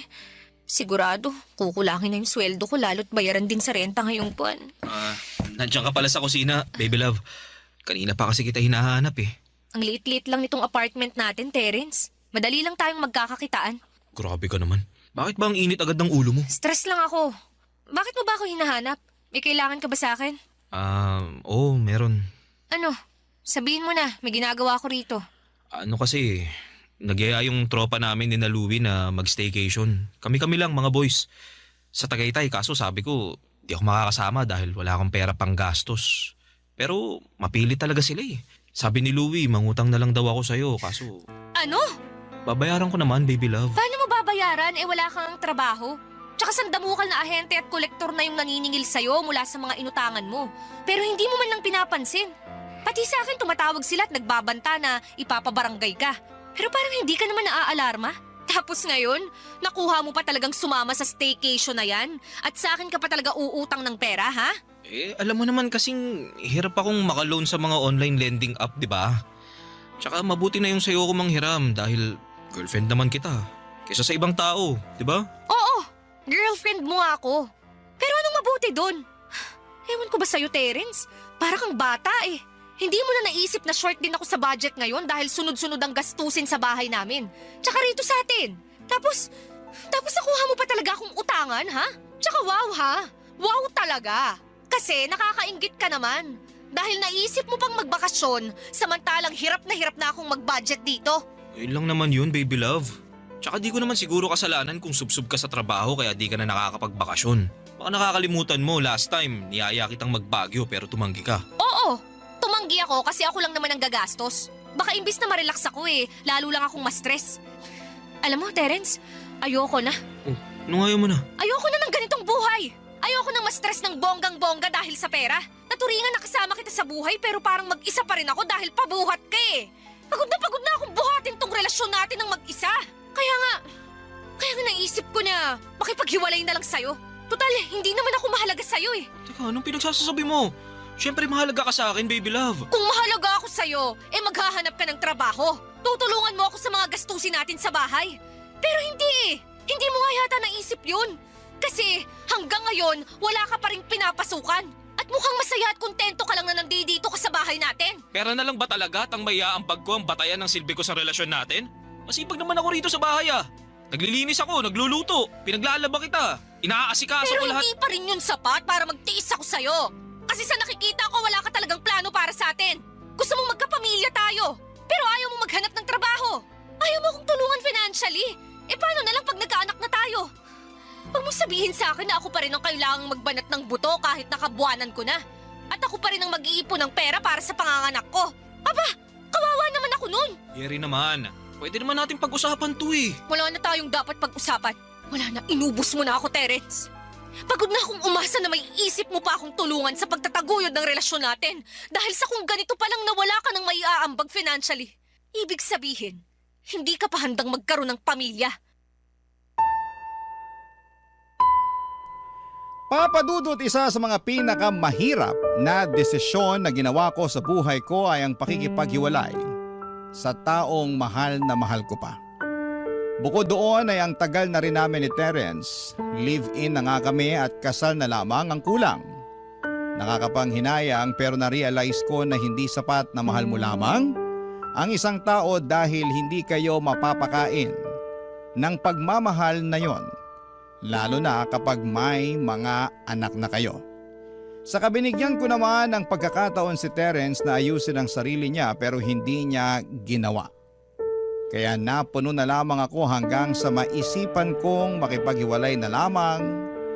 Yon ang magiging solusyon para makawala ako sa responsibilidad ko sa kanya. At kahit ako ang nang-iwan sa aming dalawa, masakit pa rin sa akin ang nangyari. Kaya upang tuluyang makausad ay nakapag-isip-isip kong mag-apply ng trabaho sa ibang bansa at magpakalayo-layo. Barangay Love Stories. Barangay Love Stories. Papadudot yun ang rason kung bakit po ako nasa Taiwan ngayon. Tandang-tanda ko pa na magkahalong takot at excitement ang naramdaman ko noong unang beses kong tumapak dito. Takot dahil bago sa akin ang lahat at excitement sa buhay na naghihintay sa akin. Nagsika po ako para makaipon ng pera at para na rin matulungan ang mga mahal ko sa buhay sa Pilipinas. Trabaho ang naging sentro ng pang-araw-araw kong buhay. Wala na po akong pakialam noon sa love life dahil ayos na sa aking tumandang dalaga basta wag lang akong mapunta sa maling tao. Pero God is good all the time. Dahil makalipas ang 6 na buwan, nakilala ko ang aking Taiwanese boyfriend na sinama ko nga sa Pilipinas nitong 2025 nung umuwi kami para magbakasyon. Siyempre kasama na rin doon ang plano kong pagpapakilala sa kanya sa pamilya ko. Kaso'y hindi ko inaasahan ang pag-eksena ni Terence noong nalaman niyang nakauwi na ako. Gulat na gulat ako noong sumugod siya sa bahay ng nanay ko at nang gulo kesyo gusto raw niya akong makausap. Kaya pinagbigyan ko na rin siya. Papa Dudut.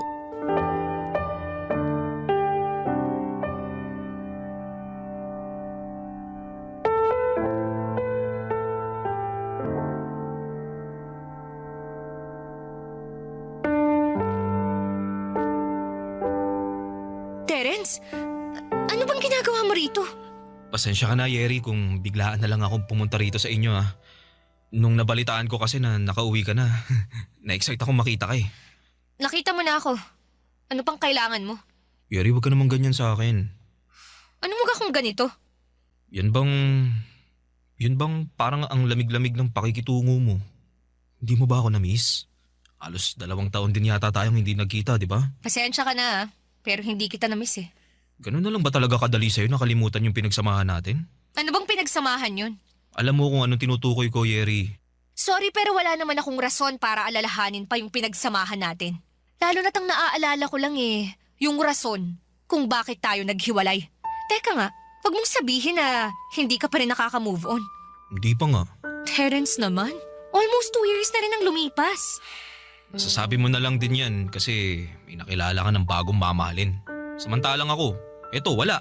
Wala pa at hindi ako naghanap ng iba kasi nga mahal pa rin kita. Hindi naman yata kasalanan ng boyfriend ko ngayon na dumating siya sa buhay ko. At wag mo rin sa akin isisi na wala ka pa rin nakikilalang ibang babae. Di ka ba nakikinig? Mahal pa nga kita at kahit kailan hindi ako makaka-move on sa relasyon natin. Kaya nga, nung nalaman kong uuwi ka rito sa Pilipinas para magbakasyon, di na ako mapakali. Inabangan ko talaga yung pagdating mo para personal kang kausapin. Ano pa bang pag-uusapan natin? Sa nakikita ko kasi, wala na tayong dapat pag-usapan. Meron pa kasi gusto kong makipagbalikan sa'yo. Gusto kong ligawan ka ulit. Gusto kong maging tayo ulit. Anong sinabi mo? Hindi ko kayang mabuhay sa mundo nang wala ka sa piling ko, Yeri. Mahal na mahal kita eh. Sobrang sakit na nakipaghiwalay ka sa akin nun. Hanggang ngayon, di ko pa rin matanggap. Pag naalala ko yung rason kung bakit mo ko iniwan, nagagalit ako sa sarili ko.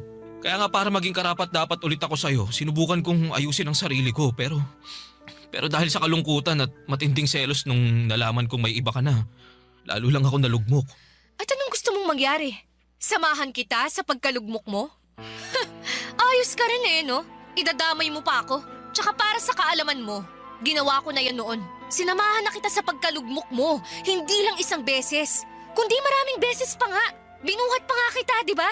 Inalalayan, sinuportahan, at nagtiis ako sa relasyon natin, kahit na ako yung babae. Pero anong ginawa mo? Ha? Wala. Naging kampante ka na nandyan lang ako sa tabi mo, kasi mahal kita. Kaya nga iniwan na kita nun kahit masakit din sa akin. Kasi alam ko, wala akong magiging kinabukasan sa'yo. Tapos ngayon, isusumbat mo sa akin yung nangyari sa'yo, ha? Mas lalo mo lang pinatunayan na wala talaga akong mapapala sa'yo sakaling ikaw ang nakatuluyan ko dahil hindi ka pa nagbabago. Alam mo, Terence, mabuti pa umalis ka na. Huwag ka nang bumalik dahil sinisira mo lang yung bakasyon namin. Please lang, nakikiusap ako sa'yo. Papa Dudut, hindi ko akalain na magagawa ni Terence ang bagay na yon. Akala ko kasi makalipas ang 2 taon ay nakausad na rin siya. Pero nagkamali ako dahil parang mas lumala pa yata ang sitwasyon niya mula nung iwanan ko siya. And at the same time ay nakaramdam din po ako ng matinding awa para sa dati kong karelasyon. Awa dahil lalo niyang inilugmok ang kanyang sarili kaysa tulungan yon. Kaya nga hindi na rin namin tinuloy ang pagpapabarangay sa kanya noong araw na sumugod siya sa bahay para manggulo. Pero makaraan lamang ang ilang araw. Nagulat na lamang ako matapos makarating sa akin ang balita na nagtrending ako sa Facebook, lalo na sa mga kakilala at kaibigan namin nang mag-post si Terence ng maling kwento at pinalabas doon kung paano ko siya iniwan para ipagpalit sa iba. Grabe, Papa Dudut. Sirang-sira ang imahe at mental health ko noon. Bukod doon ay panay din siya ng tawag at text sa akin. Gusto raw niya akong makausap, ganito, ganyan. Kaya pumayag na ako't pinapunta ko siya sa bahay para magharap na kami sa huling pagkakataon.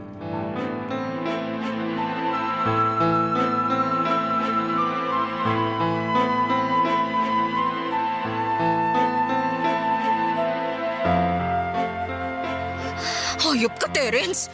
Ano ba bang gusto mo? Sa pagkakatanda ko, wala naman akong kasalanan sa'yo ah. Bakit mo ba ako ginawa ng maling kwento? Pasensya ka na, Yeri. Pero desperado na kasi ako eh. Hindi mo ko pinapansin. Hindi mo nire-replyan yung mga chat tsaka yung text ko. Pati mga tawag ko ayaw mo ring sagutin. Para ano pa? Eh wala na rin naman tayong dapat pag-usapan pa. Marami tayong dapat pag-usapan. Marami, tulad ng... tungkol sa ating dalawa. Tungkol sa relasyon natin. Matagal na tayong tapos, Terence. Ilang taon na rin, di ba? Pero mahal pa nga kita. At hindi ako makakapayag na ikaw lang ang masaya sa ating dalawa. Tapos ako ito, lugmok, malungkot, nag-iisa. Ayoko, Yeri. Ayoko maging mag-isa kaya nakikiusap ako sa'yo. Bumalik ka na sa akin. Please. Please, balikan mo na ako. Parang hawa mo na. Binabalaan kita. Pag hinawakan mo ako, may kalalagyan ka. Hindi naman kita sasaktan kaya huwag ka matakot. Hindi naman ako ganun eh. May natatandaan ka ba na pinagbuhatan kita ng kamay? Wala naman, di ba? Kasi nga mabait ako. Oo, mabait ako. Kaya dapat balikan mo na ako, Yeri. Hindi na kita babalikan dahil hindi na kita mahal. At bakit hindi, ha? Dahil ba dun sa bago mo? Bakit? Di naman siya kagwapuhan, ha? Mukha rin naman siyang lampat, patpatin. Ano ba nagustuhan mo sa kanya? Siguro mayaman siya, no? O baka naman mas magaling sa kama kaysa sa akin. Kapal naman ang mukha mo na bastusin ang boyfriend ko! Ako na lang ulit kasi ang mahalin mo, Yeri. Nangangako naman ako sa'yo na magbabago na ako eh. Sana noon mo pa naisip yan, Terence. Hindi yung kung kailan huli na ang lahat. Ang kapal naman ng mukha mo sabihin sa akin ang bagay na yan. Eh kasalanan mo naman kung bakit ako lugmok ngayon. Nakakabilib din talagang kakapalan ng pagmumukha mo. Umiiyak-iyak pa naman ako noon at question ko ang sarili ko nung iniwan kita. Yun pala, yun ang pinakamagandang desisyon na ginawa ko sa buhay ko. Umalis ka na, Terence. Hindi ako aalis hanggat hindi ka pumapayag na makipagbalikan sa akin. Hindi na ako makikipagbalikan sa'yo. Kaya huwag ka nang umasa. Masaya na ako sa buhay ko. Kaya sana naman maging masaya ka na rin sa buhay mo. Unahin mong ayusin ang sarili mo dahil may potensyal ka naman eh. Ayoko mabuhay na wala ka, Yeri. Hindi ko kaya. Hindi ko kaya. Kaya sana bumalik ka na sa akin, Yeri. Huwag mo sabi akong lalapitan eh! Huwag kita sasaktan eh. Aalagaan kita. Mamahalin kita, Yeri. Lalo mo lang sinisira ang buhay mo sa ginagawa mong yan, Terence! Please, makipagbalikan ka na sa akin. Tayo na lang ulit. Iwan mo na yung bago mo. Ako na lang ulit ang mahalin mo, Yeri. Pakiusap. Please, Yeri. Mahal na mahal kita. Mahal na mahal kita. Mahal na mahal kita, Yeri! Papadudot, bago pa ako tuluyang mahawakan at malapitan ni Terence ay umeksena na ang boyfriend ko at mga magulang ko para ipagtanggol ako. Nagkagulo pa nga ng bahagya matapos suntukin ng tatay ko si Terence. Inawat na lamang siya ni nanay bago niya mapuruhan ang dati kong kinakasama. Takot na takot ako dahil para na itong nasisiraan ng ulo. Kaya agad kaming nagpatawag ng pulis. Mabilis nilang dinampot si Terence at dinala sa presinto. Doon ay muli kaming nagkaharap at sinampahan ko siya ng kaso. Naging sobrang hassle ang sana'y masayang bakasyon namin sa Pilipinas ng boyfriend ko. And to make the story short ay naglabas ng restraining order ang hukuman para hindi na makalapit sa amin si Terence. Kaya kahit papaano ay napanatag na ako. Ngayon ay nandito na naman ako sa Taiwan pero aminado po ako na may mga gabi pa rin na bumabalik ang trauma ko dahil sa mga nangyari. Kasama na po doon ang pagsisisi na sana ay hindi na lamang ako pumayag na makipag-usap muli sa dati kong kinakasama. Pero buti na lang, nandito ang boyfriend at ang pamilya ko para maging sandigan ko at maging matibay ang aking support system. Sa ngayon, Papa Dudut, mas nakafocus na lamang po ako sa aking trabaho at sariling buhay.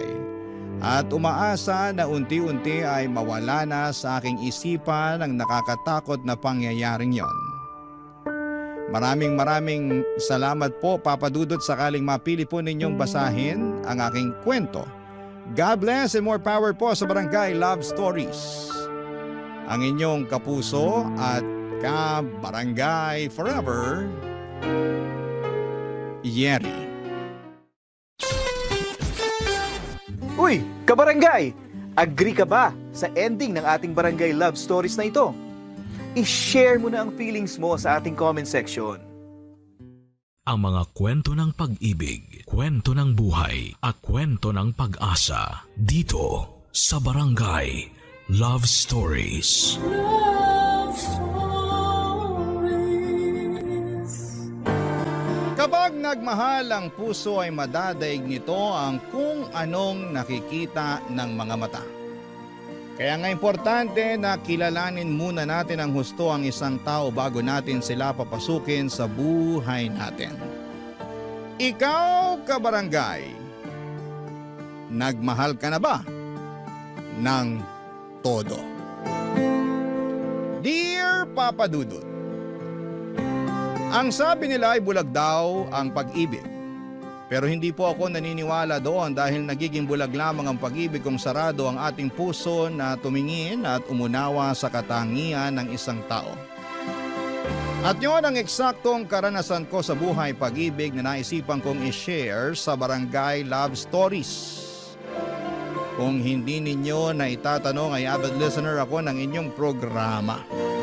Pero bago tayo magpatuloy, nais ko muna magpakilala sa inyo, Papa Dudut. Tawagin niyo na lamang po ako sa pangalang Zelda.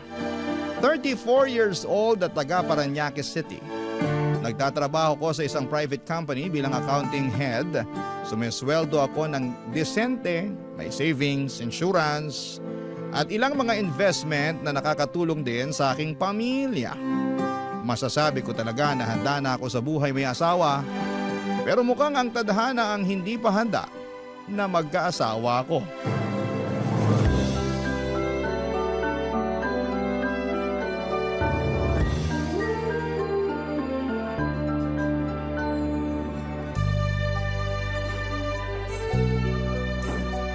For real? Grabe naman yun.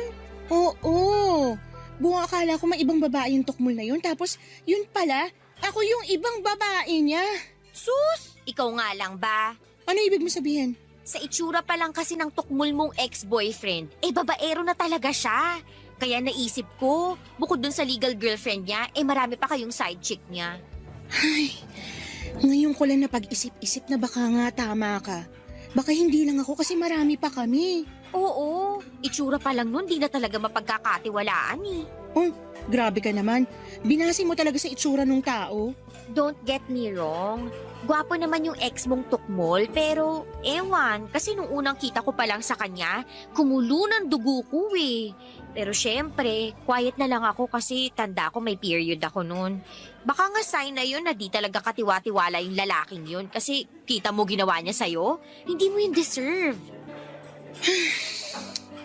Hindi talaga kasi gusto ko lang naman na makakilala ng matinong lalaki na magiging boyfriend ko.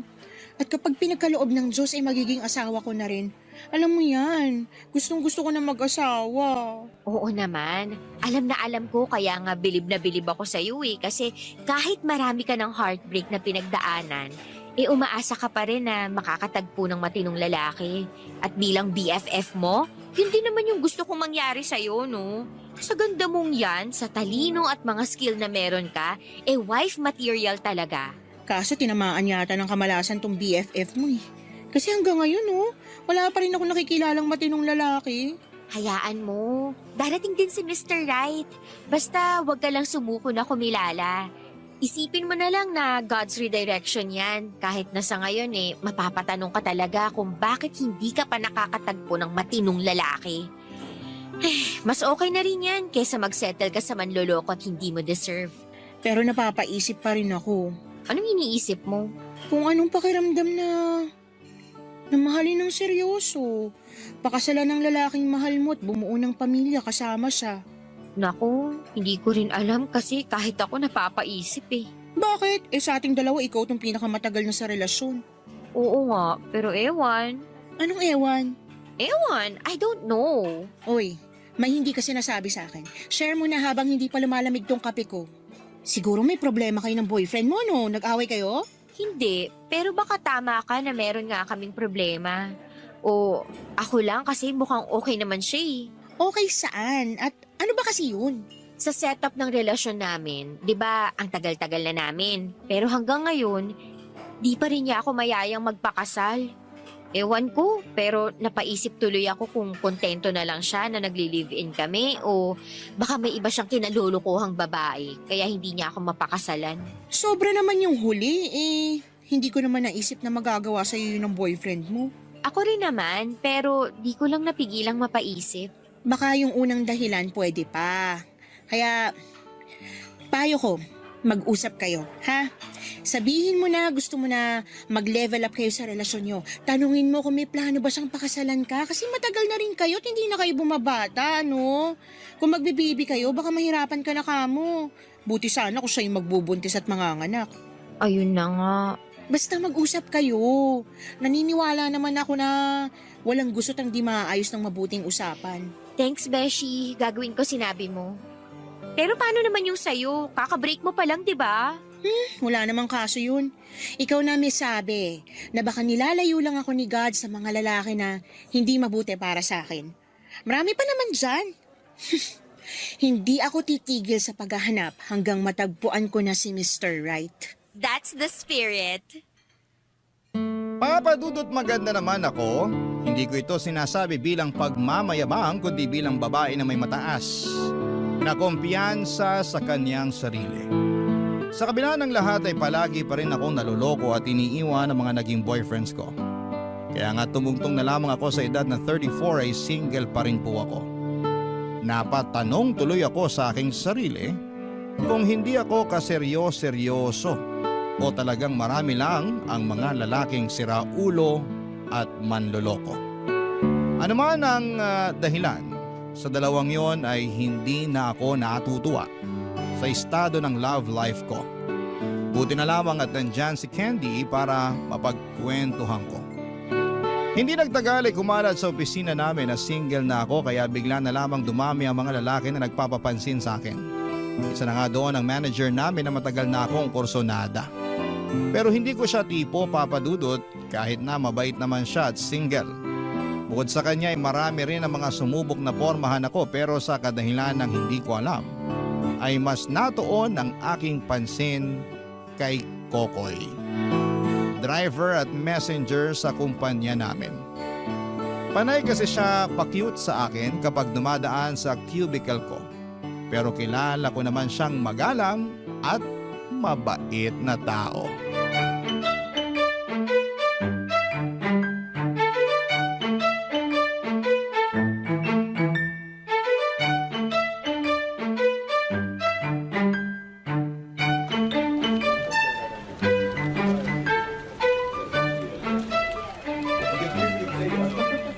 Good morning po, ma'am.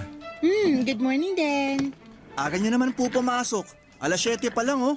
Mag-undertime kasi ako mamaya, kaya pumasok na lang ako na maaga. Undertime? Siguro may date po kayo, no? Wala akong date, tsaka di ko pa yun naiisip ngayon. Ganun ba? Sa ganda niyong yan, siguradong maraming mga lalaki nagkakandarapang magpapansin sa inyo. Lalo kalat na sa opisina na single na ulit kayo. Pero, wag po kayong magagalit ha. Hindi naman sa chismoso ako. Narinig ko lang din yun sa ibang mga tao rito kaya nalaman ko. Hindi naman ako galit, tsaka alam ko na rin naman yung kalakaran dito sa opisina. Kumbaga, nabubuhay na lang ang mga tao sa chismis. Basta ang akin lang, kung hindi naman masama yung pinag-uusapan nila tungkol sa akin, walang kaso yun. Tsaka, totoo rin naman na single na ako ulit eh. Napakatanga naman ng lalaking sumayang sa inyo, ma'am. Medyo okay na rin yun kesa kami nga. Pero, hindi naman pala siya loyal sa akin. Ibig sabihin, niloko kayo ng banu na yon? Ganun na nga. Ayos lang po ba malaman kung paano niya kayo naloko? Kasi di lang ako makapaniwala. Ayos lang naman. Ginawa lang naman niya akong side chick. Buti na lang malakas ang instinct ko kaya hindi na kami inabot ng ilang buwan. Pero kapag naaalala ko na naging kami, naaaburido ko. Biruin mo yun? Minahal ko yung tukmul na yun tapos niloko lang ako. Grabe. Kawawa rin yung girlfriend eh. Kaya hiniwalayin ko na agad nung nalaman ko. Tukmul nga talaga. Kasi kung ako yung nasa posisyon niya, hindi ko na kayo pakakawalan pa. Kumbaga, mamahalin ko kayo ng totoo. Iingatan ko kayo at aalagaan. Ang sweet mo naman. Sweet po talaga ako, pero hindi ko lang pinaalam sa lahat. Bakit? Siguro kasi marami ka ring babae, no? Bukod sa nanay ko at 5 kapatid na mga babae, wala naman akong ibang babae sa buhay ko. Ha? Bakit? Hindi lang yata siguro siniswerte pang matagpuan yung babaeng para sa akin. Pero malay nyo, kayo na talaga yun. Sir, medyo lumihis yata ng bonggang-bongga yung usapan. Nako, sorry po ma'am. Ay, binibiro lang kita. Tsaka nagkukwentuhan lang naman tayo, diba? Opo, pero totoo yung sinabi ko. Na baka ako na yung babaeng para sa'yo? Tumpak. Ang bilis mo naman yata. Hindi pa nga natin masyadong kilalang isa't isa. Kaya nga panay papansin ko sa inyo kasi gusto ko pa kayong makilala ng husto. Yung totoo, matagal ko na kayong crush. Pero may jowa po kayo nun kaya dumistansya ako. Ngayon, wala na. Wala na nga, pero hindi ibig sabihin, handa na ulit ako makipagrelasyon. Hindi ko naman kayo pinipilit kung hindi pa kayo handa. Pero naglakas loob na lang din akong umamin. Para naman kahit paano, mapansin nyo. Tsaka pwede naman tayo maging magkaibigan kung gusto nyo eh. Mabait naman ako, tsaka gwapo. Ayoko ng toko ah. Pustiso mo ba yan? Oo eh. Teka, damputin ko lang. Sige, take your time. Sorry ma'am. Hindi pala masyadong kumapit yung pandikit na nilagay ko. Nakakahiya tuloy. Grabe. Kalmahan mo lang. Nangyayari talaga yan. Ngayon pa talaga nangyari. Kung kailan pinagyabang ko pang gwapo ko.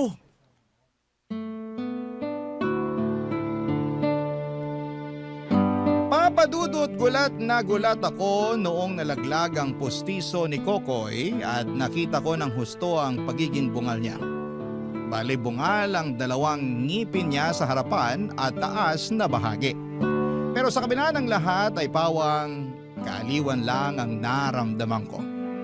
Hindi ako na-turn off kay Kokoy dahil hindi ako ganong klase ng tao. Hindi nga ako mabilis ma-offend. Saka hindi naman niya kasalanan kung bakit kulang-kulang ang ngipin niya. Pagkatapos ng insidenteng yon ay naging biru-biruan na lang namin ni Kokoy ang pagiging bungal niya. At simula noon ay mas naging confident siya na makipag-usap sa akin nang hindi na sinusuot ang kanyang postiso. Dahil maluwag na rin yon at hindi na rin akma sa kanyang gilagid. Nagsabi na lamang siya na pagsisikapan niyang mag-ipon ng pera para makapagpagawa ng bagong postiso. Bagay na sinuportahan ko habang nagsisimula ang mabuti naming pagkakaibigan. Barangay Love Stories. Barangay Love Stories. Papadudo tulad ng sinabi ko ay naging magkaibigan kami ni Kokoy at lalo kaming naging close sa isa't isa. Ewan pero aminado akong nagwapuhan na rin ako sa kanya dahil palatawa siya. Kengkoy at may sense of humor. Pero maalalahanin, masipag at mabait na tao.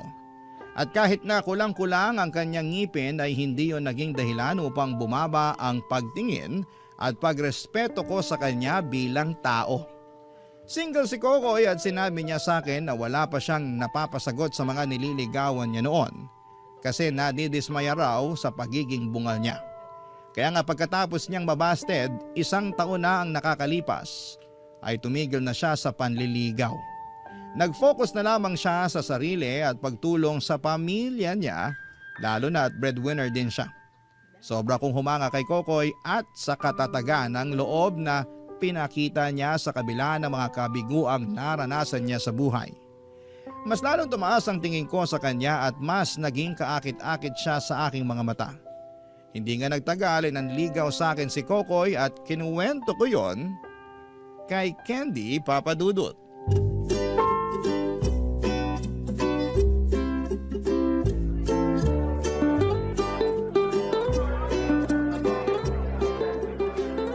Tapos ayun na nga, sinabi niya sa akin na gusto niya akong ligawan. Pero di pa ako pumapayag Siyempre, pakipot muna ako. Ito yon? Ha? Ito yung lalaking gusto mong manligaw sa'yo, Kamo. Ito yung nasa picture sa phone mo na pinapakita mo sa akin, tama? Oo, siya nga. Tsaka may pangalan yung tao. Ano nga ulit yung pangalan niya? Kokoy? Cristopero, pero palayaw niya Kokoy. Cristopero? Ang kulit ng pangalan niya. Pangalan ng tatay niya yun. Tsaka wag mo naman pagtawanan. Hindi ko lang mapigilan eh. Mukhang nilaro, saka ngayon lang ako nakarinig ng ganung pangalan. Medyo kakaiba. Kahit na. Makatawa ka, wagas. Kita ko pangalang-alam mo. Grabe siya, pero sorry Kahit tong mukha nung Kokoy natatawa ako Saka seryoso ba yan?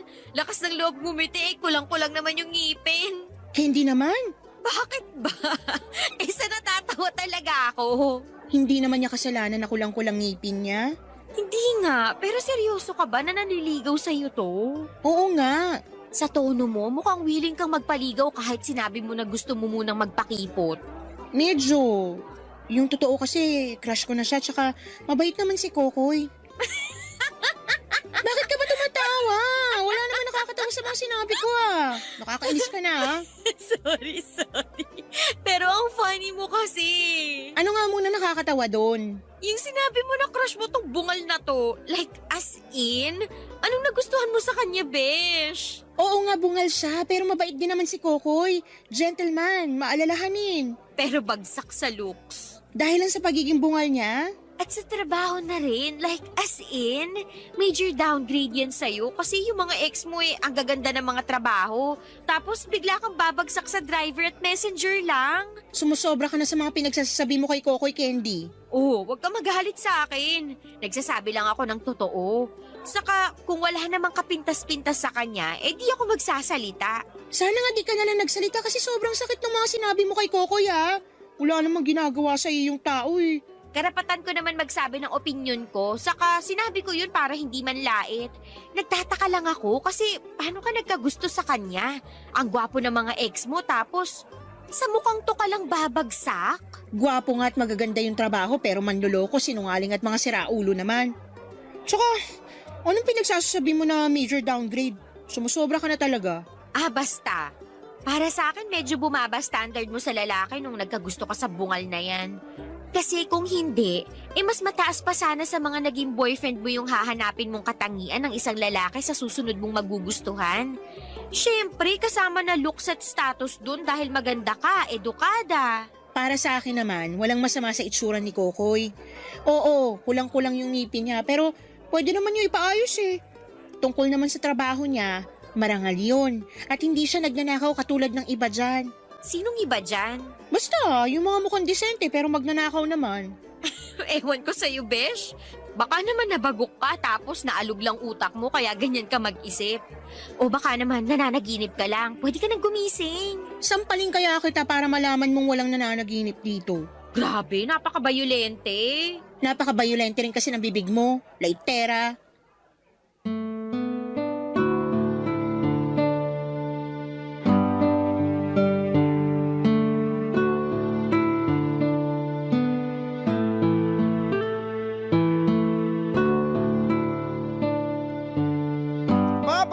Hindi na bago sa akin ang pagiging matabil ng dila ni Candy dahil kilala ko siyang prangka. Pero nagulat pa rin ako sa pagiging laitera niya. Sa dinami-rami ng tao, siya pa talaga na best friend ko ang mangiinsulto sa lalaking nagugustuhan ko. Sa abot ng makakaya ko ay inunawa ko ang sentimiento niya. Totoo na ang mga naging ex-boyfriend ko ay may ganong klaseng trabaho. Pero hindi pa rin yon sapat na dahilan upang ikumpara niya si Kokoy sa kanila. Saka nagtatrabaho siya ng marangal at wala namang masama doon. Kaya nga aminado akong sumama ang loob ko kay Candy dahil sumobra siya sa kanyang mga limitasyon. At bilang adult ay sinabi ko yon sa kanya upang tawagan siya ng pansin. Bagay na hindi naman niya minasama, kaya agad siyang humingi ng paumanhin. Pero humirit pa siya na nagsasabi lang naman daw siya ng totoo tungkol sa pagiging bungal ni Kokoy. At hindi nito kagwapuhan kung ikukumpara sa mga ex-boyfriend ko. Hinayaan ko na lamang si Candy sa kung ano ang nakikita ng kanyang paningin basta ako ay nag-focus na lamang sa nakikita ng aking puso. Besides, buhay ko pa rin naman ito at ako pa rin ang magdidesisyon kung papapasukin ko si Kokoy.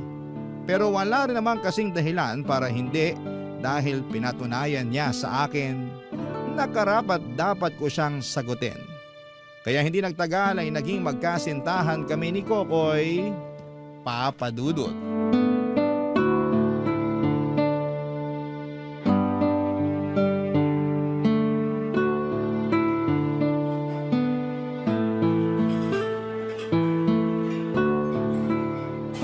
Grabe! Ang ganda naman dito sa kakainan natin. Pero baka mahal dito ah. Medyo kulang kasi yung pera ko eh. Huwag ka mag-alala, sagot ko na to. Nakakahiya naman, baby love. Ano nakakahiya dun? Siyempre, ako yung lalaki sa relasyon. Kaya dapat ako yung nagbabayad sa mga date natin. May pambayad naman ako pero hindi sa ganitong klase ng kainan. Kaya nga kalmahan mo lang kasi ako nang bahala. Tsaka, ano naman kung ikaw yung lalaki sa relasyon? Walang kaso sa akin yun, basta kaya ko ibibigay ko. Hayaan mo, makakabawi rin ako sa'yo. Medyo nagipit lang talaga dahil nagpadala ako kay nanay ng pera sa probinsya. Nanganak na kasi yung ate ko. Tapos wala naman tumutulong dun kasi hindi naman siya pinanagutan ng nakabuntis. Siyempre, di ko naman matitiis kasi pamilya ko. Naiintindihan ko naman yun. Pero, sobra naman yung nakabuntis sa ate mo. Sobrang sama at irresponsable. Oo nga eh. Kaya lagi tuloy kaming bad shot sa inyong mga babae. Kasi may lalaki na si Raulo. Hindi naman lahat ng mga lalaki si Raulo. Meron yung mga katulad mo na matino. Kinilig tuloy ako. Halata nga. Kasing pula ng hinog na kamatis yung mukha mo eh. Ang cute mo pala kapag namumula. Binubola mo naman ako eh. Hoy, hindi kaya ako bolero. Baka ikaw.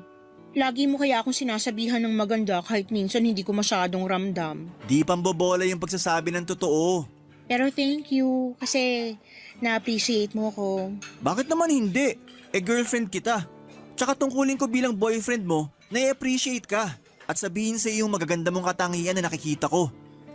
Mga lang kita, baby love. Tungkol saan? Hindi ka ba nagsisisi na sinagot mo ako? Ha? Bakit mo naman natanong yan? Sagutin mo na lang. Napaisip lang ako. Hindi. Bakit? Kasi ganito lang ako. Anong ganyan ka lang? Sakto lang. Hindi ka gwapuhan. Hindi malaking sweldo. Kung ikukumpara ako sa mga dati mo na karelasyon, walang-wala talaga ako. Lamang na lamang sila sa akin ng 10 paligo. Tapos bungal pa ako. Kaya tagilid na talaga. Unang-una, hindi issue sa akin yung pagiging bungal mo. Pangalawa, wag na wag mong ikukumpara ang sarili mo sa kanila kasi hindi totoo yun. Para sa akin, gwapo ka. At higit sa lahat, mahal kita. Kaya wag mo nang uulitin yun ha. Okay. Ayan, ganyan nga. Pero hindi ko pa rin talaga mapigilang isipin na lamang sila sa akin ng 10 paligo kasi kulang-kulang ang ngipin ko. Sigurado na mas gwapo pa ako sa kanila kundi ako bungal. Tungkol sa bagay na yan, may naisip ako. Ano yon? Naisip ko na pwede naman kitang pagawa ng pustiso para mas tumaas yung kumpiyansa mo sa sarili mo. Alam ko plano mo nang magpagawa pero laging napopostpone dahil sa iba mo pang responsibilidad sa inyo na mas kailangan mong unahin. Kaya nga, hayaan mo ko na tulungan ka na makapagpagawa ng bagong pustiso. Sobra-sobra naman yata yun, baby love. Paano naging sobra-sobra yun? Sige nga. Kasi ako... Kasi ikaw yung lalaki sa relasyon. Kung yun na naman ang sasabihin mo, wag mo nang ituloy. Tsaka ako naman yung nag-alok. Hindi to utang o ano. Regalo ko to sa'yo, kaya tanggapin mo na lang. Sige ka. Pag di ka pumayag, magtatampo ko. Hala, wag! Sige, payag na ako. Tinatanggap ko na yung regalo mo. Ayan. Magpa-schedule na tayo agad sa kakilala kong dentist. Magaling yun. Tsaka di kalidad gumawa ng pustiso. Sigurado magiging swak na swak sa'yo. Papadudot kitang-kita ko ang pag-aalinlangan sa mga mata ni Kokoy nang sabihin kong ako na ang magpapagawa ng postiso niya. Pero inassure ko siya na walang kaso yon dahil girlfriend naman niya ako at napapayag ko si Kokoy kaya excited na kaming pareho para sa unang appointment niya sa dentista. Bukod sa bagong postiso ay pinabrace rin namin ang mga sungki niyang ngipin sa ibaba. At habang ginagawa pa ang postiso niya ay panayang pasasalamat sa akin ni Kokoy. Kung tutuusin, ay hindi naman talaga mura ang magpakonsulta sa dentista dito sa Pilipinas. At karamihan ay natatakot pa kasi nahihiya sila. Kaya mas pinipili na lamang nila na huwag magpatikin. Pero importante na regular tayong nagpapakonsulta sa dentista upang mapangalagaan ang ating mga ngipin. Hindi nga nagtagal ay nakuha na namin ang bagong postiso ni Kokoy at noong sinuot niya yon ay pinakita sa akin. Sabay ngiti ay lalo akong na-in-love sa kanya. Isa lang ang masasabi ko. Papadudot, lalo siyang gumwapo sa aking paningin. Barangay Love Stories. Barangay Love Stories. Papadudot dahil sa bagong postiso ni Kokoy ay hindi na kulang-kulang ang kanyang ngipin. Mas tumaas din ang kumpiyansa niya sa sarili. Bagay na kinatuwa ko naman ng husto. Siyempre proud ako sa boyfriend ko kaya nga hindi lang postiso at brace ang ibinigay ko sa kanya dahil sa katuwaan ko. Nang mga sumunod na linggo ay nasira ang cellphone ni Kokoy kaya naman sinabi kong bibilhan ko siya ng bago. At hindi lang bago dahil mamahalin at upgraded version niyo ng nasira niyang cellphone. Tuwang-tuwa tuloy ang boyfriend ko at labis ang pasasalamat sa akin. Habang tumatagal, ang aming relasyon ay natuto na rin po akong humiram ng pera sa akin or natuto na rin humiram ng pera sa akin si Kokoy at ang kadahilanan niya ay palagi siyang nagigipit. Kasi maliit lang naman talaga ang sweldo niya bilang driver at messenger. Alam ko yon kaya hindi na rin ako nagdalawang isip na pahiramin siya. Kaso po'y dumalas ng dumalas hanggang sa magtaka na ako. Isa pang napansin ko ay ang pagkawala ng oras sa akin ni Kokoy dahil masyado na siyang abala sa kanyang cellphone. Lagi niyang dinudot-dot yon at kapag gusto kong tingnan ay iniiwas niya. Nabother na ako kaya naman kinompronta ko siya. Nagkasagutan pa nga kami papadudot hanggang sa inagaw ko ang kanyang cellphone at tiningnan yon. Doon ay napunta ako sa isang application at meron akong nalaman. Dahilan para kumulo ng husto ang aking dugo.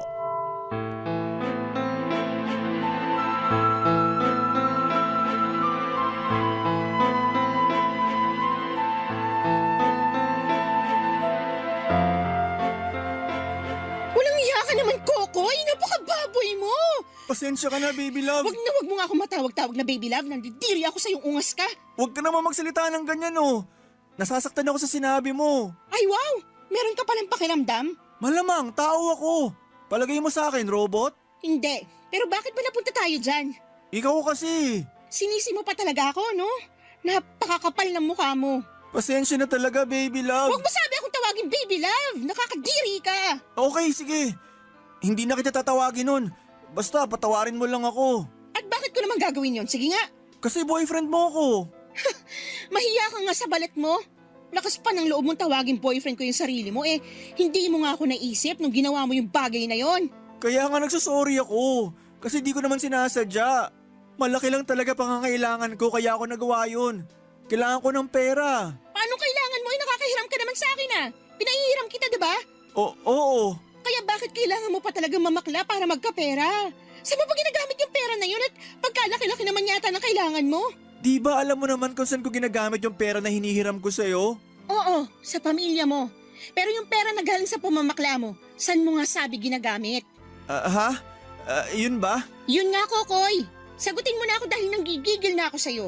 Sa pamilya ko pa rin naman. Hindi ako naniniwala sa'yo kaya tigil-tigilan mo na yung pagbilog sa ulo ko. Sobrang sama mo. Kailan mo pa ako niloloko ha? Kailan pa? Zelda naman. Sagutin mo na lang yung tanong ko. Hirap sa'yo, dami mo pang ligoy eh. Hindi ko na maalala eh. Wow, bigla na lang yata humina yung memorya mo. Totoo naman. Maniwala ka man o hindi, di ko na nga maalala. Sa bagay, kahit na maalala mo, hindi na rin naman magbabago yung katotohanan na niloko mo ako kapalit ng pera. Ang sama-sama mo. Paano mo naatim yun? Na hindi mo na ako inisip. Naisip naman kita pero... Pero mas matimbang pa rin yung kumita ka ng pera dyan sa pamamakla mo. Wag mo namang ulit-ulitin, masakit na sa tenga eh. Alin? Yung pamamakla mo dahil sa pera? Zelda naman. Kulang pa nga yan eh. Kulang pa yung pagpapamukha ko sa'yo ng panloloko mo para naman maramdaman mo yung galit ko. Akala ko pa naman iba ka sa mga ex-boyfriend ko pero mas malala ka pa sa kanila. Wag mo naman ako agad husgahan.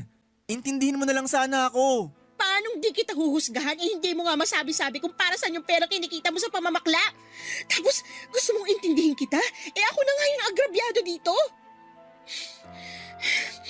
Hoy mister, para sa kaalaman mo, ako lang naman yung niloko at pinagsisinungalingan mo. At hanggang sa mga oras na to, niloloko mo pa rin ako sa di mo pagsasabi ng totoo. Napakasama mo. Ikaw na yung pinakamasamang tao na nakilala ko. Napakasahol mo, Kokoy. Maling-mali nung inakala kong matino ka. Manloloko. Manggagamit.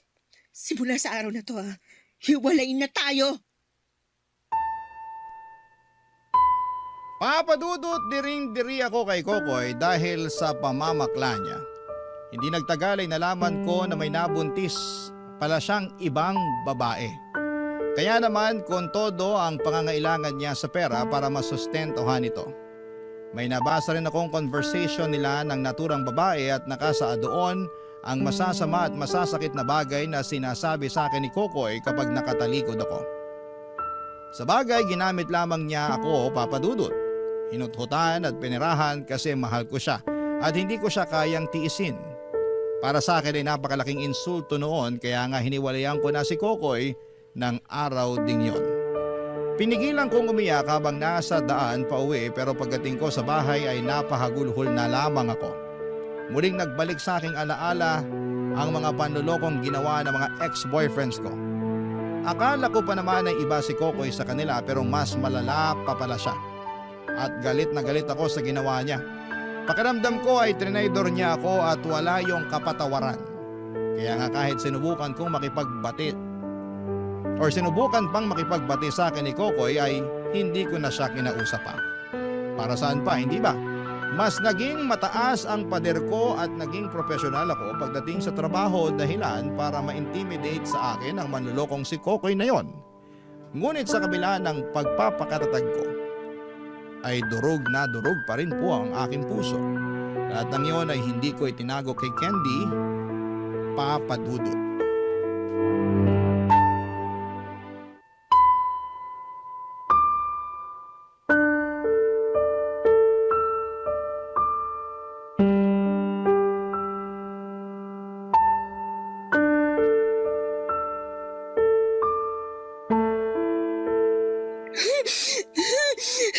Ang kapal na mukha niya, di ba? Hindi lang makapal kundi pangit pa.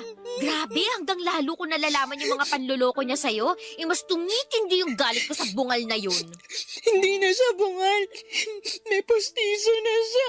Bungal pa rin siya at hindi na magbabago yun, no? Saka ayun na nga, pinagawan mo na nga ng pustiso, pinabrace mo pa yung sungki niyang ngipin, tapos nakuha ka pang lukuhin. Napakawalang ya talaga ng lalaking yun. Ewan ko. Hindi ko alam kung paano niya nagawa sa akin eh. Ginawa ko naman lahat na makakaya ko para tulungan siya at suportahan sa mga bagay na ginagawa niya. Hindi lang tulong at suporta yung binigay mo sa kanya kasi kulang na lang saluhin mo siya. Naloka nga ako sa'yo, Beshi. Kasi naging instant sugar mommy ka ng baliw na yun. Wala naman sa akin yun eh. Anong wala? Ang dami mo nang tinulong sa damukol na yun. Tapos wala. Kung kukwentahin ko yung mga pera na nabigay mo sa kanya, baka maloka na ako sa dami. Wala nga sa akin yun. Kasi ako naman halos yung nag-alok nun sa kanya. Pero nitong mga nakalipas, siya na mismo nangungutang sa'yo, di ba? Oo. Kasi meron na palang nabuntis na ibang babae ang ungas na yon. At kaya pala halos kumapit sa patalim, masustentuhan lang yung mag-ina niya. Yun nga yung kinakagalit ko. Kahit ako magagalit kasi sobra-sobra yung ginawa niya.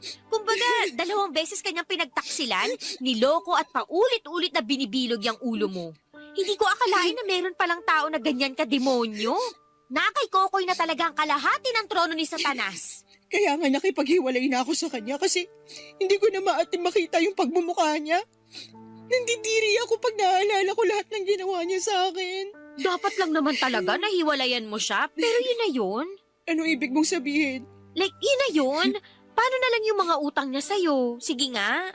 Ewan ko kung mababayaran niya pa yun kasi gipit na nga siya sa pera, di ba? Kaya niya rin nagawang kumapit sa patalim. Wow. Wala ka namang pakialam doon kasi siya naman gumawa ng sarili niyang ikagigipit sa pera.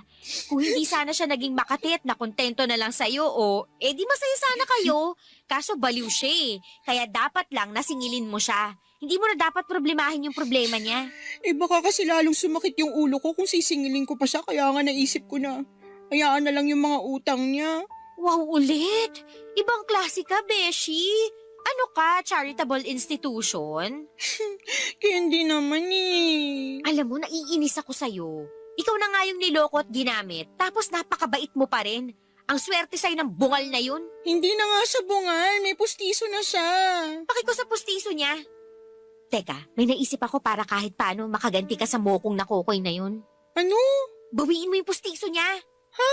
Bakit ko naman gagawin yun? Ay, slow. Sabi ko, para nga makaganti ka. Bakit naman ako gaganti?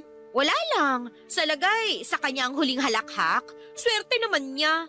Kaya nga kung ako sa'yo, bawiin mo yung pustiso niya. Kasi tingin ko, kasalanan nun, kaya kanya niloko. Sabi mo, mas tumaas kumpiyansa niya sa sarili niya, di ba? Tapos gwapong-gwapo sa sarili, ganon. Kung mabungal ulit siya, tingnan natin kung di ulit bumaba yung kumpiyansa niya sa sarili. As if naman magagawa ko yun. Magagawa mo. Sabihin mo, binabawi mo na. Pag hindi binigay, agawin mo sa bunganga niya tapos basagin mo, sirain mo, apakan mo hanggang magkadurog-durog.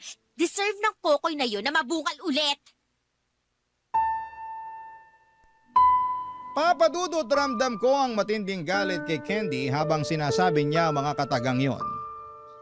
Pero ewan ko kung magandang ideya na bawiin ko pa ang pustiso ni Kokoy matapos ko yung ipagawa para sa kanya. Pangalawa ay nasa bunganga pa niya.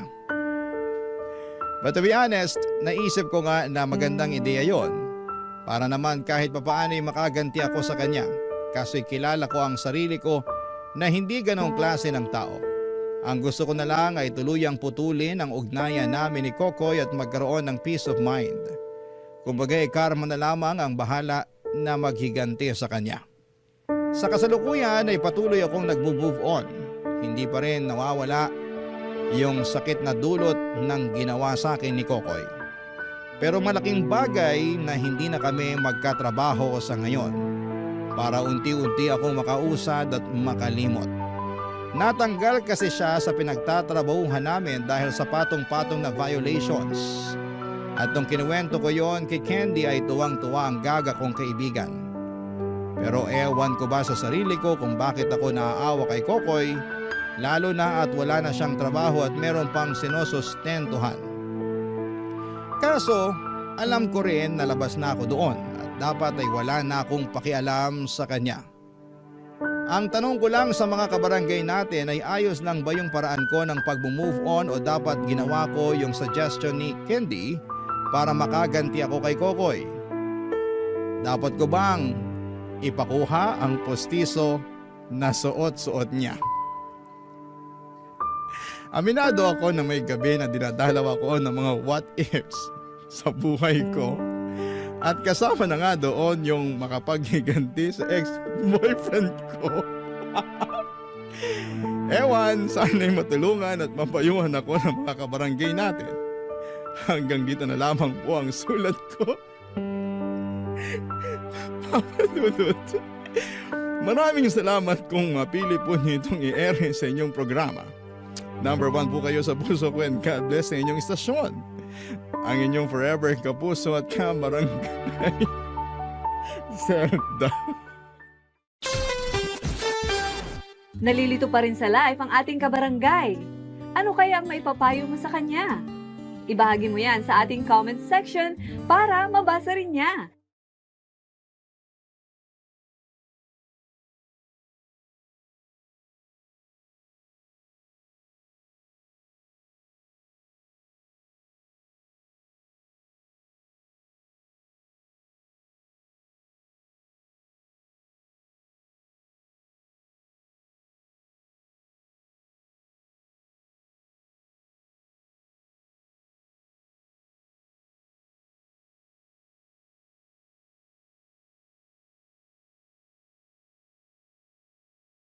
Ang mga kwento ng pag-ibig, kwento ng buhay, at kwento ng pag-asa dito sa Barangay Love Stories. Love Stories.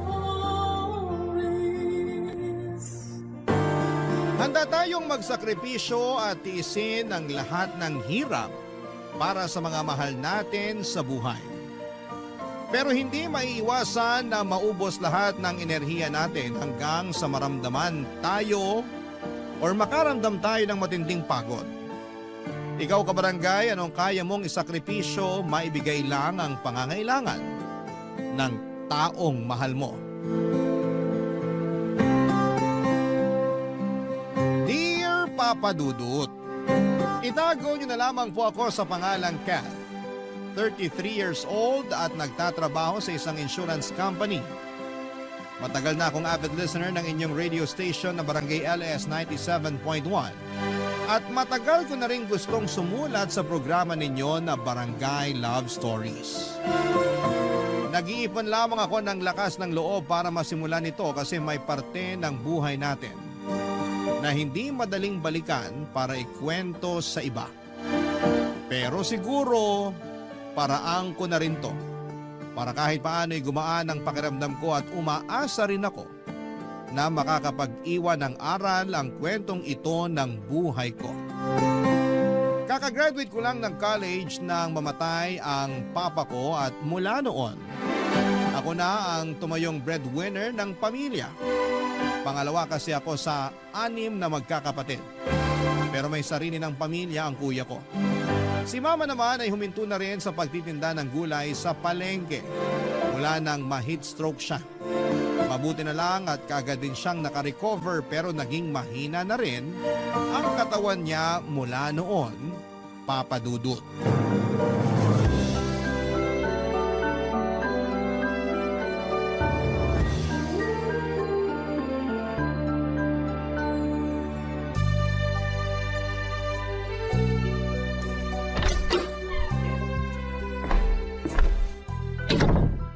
Ay, grabe yung traffic pa uwi ng bahay.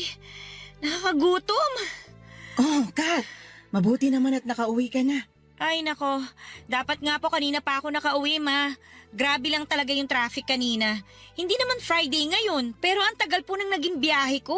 Baka may aksidenteng nangyari malapit dun sa dinaanan ng sinasakyan mo, kaya natagalan ka sa biyahe. Siguro nga po. Iba po kasi talagang traffic kanina, ma. Parang araw ng sweldo o biyernes kasi talagang ang bagal gumalaw ng mga sasakyan. Lalo tuloy ako napagod at nagutom. Halika na rito sa lamesa at ipaghahain na kita ng hapunan mo. Sige po, ma. Gutom na rin po talaga ako. Iwan ko na lang po muna itong bag ko dito sa sofa. Ano po palang ulam natin, ma? Ginataang galunggong, Kat. Eto, nilagay ko na dito sa lamesa katabi nitong kaldero ng kanin. Ginataang galunggong? Oo, bakit? Di ba yan din po yung ulam natin kagabi? Piniritong galunggong naman yon. Parehong galunggong pa rin, ma. Pero sige po, okay lang naman sa akin. Kahit anong ulam kasi, gutom na po talaga ako. Maupo ka na nang makakain ka na. Opo, ma. Nagwawala na talaga kasi itong sikmura ako sa gutom eh. Eto na rin ang baso ng tubig, oh. Salamat po. Grabe. Amoy pa lang, alam mo nang masarap ang pagkakaluto nitong ginataang galunggong nyo, ma. Gata ng niyog kasi talaga ang gamit ko dyan at hindi yung nasa pack lang. Bakit, ma? Magkaiba po bang lasa kapag yung nasa pack ang gamit nyo? Oo naman. Hindi hamak na mas masarap pa rin kapag yung fresh na gata ang gamit sa pagluluto. Sa bagay nga po. Hindi rin naman po kayo mahilig gumamit ng mga seasoning eh, no? Tama ka dyan, kasi mas masarap pa rin yung walang halong preservative ang mga nilulutong pagkain. Kung bakit ba naman kasi hindi ko naman ang husay nyo sa pagluluto eh. Marunong ka namang magluto ah. Pero kasi hindi kasing sarap ng mga niluluto nyo, ma. Naalala ko pa nga nung unang beses ako magluto ng sinigang. Sobrang alat. Oo, naaalala ko yon. Napasobra naman kasi ang lagay mo ng asin sa sinigang noon. Ang sabi ko naman kasi sa'yo, tansahin mo ang paglalagay. 3 kutsara naman kasi yatang nilagay mo dun sa niluto mo. Naku ma, hindi ko na po matandaan kung gaano karami ang nalagay ko. Pero mabuti na lang talaga at naremedyohan niyo yung niluto ko at saka nakain pa rin ng mga kapatid ko. Kung hindi, masasayang yung 1 kilong baboy at ilang mga gulay na binili ko. Madali namang remedyohan ng napaalat na sinigang na baboy.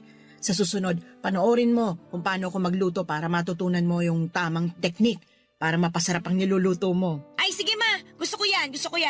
Kailangan ko na rin talagang matutunan na pasarapin yung mga niluluto ko para naman hindi nasasayang. Madali lang yon, basta matutunan mo kung paano tansahin ang mga rekado na ginagamit mo. Oo nga pala, Kat. May extra ka ba na pera dyan ngayon? Meron naman po ma. Bakit po? Para saan po ba? Ay, pambayad sana ng kuryente natin kasi may dumating na disconnection notice kaninang umaga. Ha? Paano po nangyari yun? Nakapag-abot naman po ako sa inyo ng pambayad ng tubig at kuryente nung 1 linggo, di ba? Oo, nakapagbigay ka nga nung nakaraan. Bakit po nagkaroon tayo ng disconnection notice para sa kuryente natin? Ang totoo kasi, nagamit ko yung pera na yun sa pampagawa ng baradong lababo natin. Tsaka may problema rin ng tulo ng tubig sa gripo kaya isinama ko na sa pinaayos ko sa tubero. Nakakalimutan kong sabihin sa'yo na doon ko nagamit yung pera na dapat pambayad natin sa bill ng kuryente. Ganun po ba? Pasensya ka na, kasi nawala na rin sa isip ko na sabihin sa'yo yung tungkol dun eh. Ayos lang po yun ma.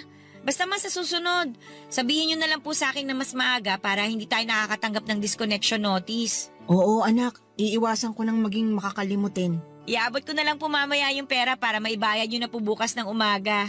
Sige, aagahan ko na lang ang pagbabayad bukas. Opo ma, kasi baka mamaya maputulan pa tayo tapos mas malaki pa ang magastos natin sa pagpapareconnect ng kuryente.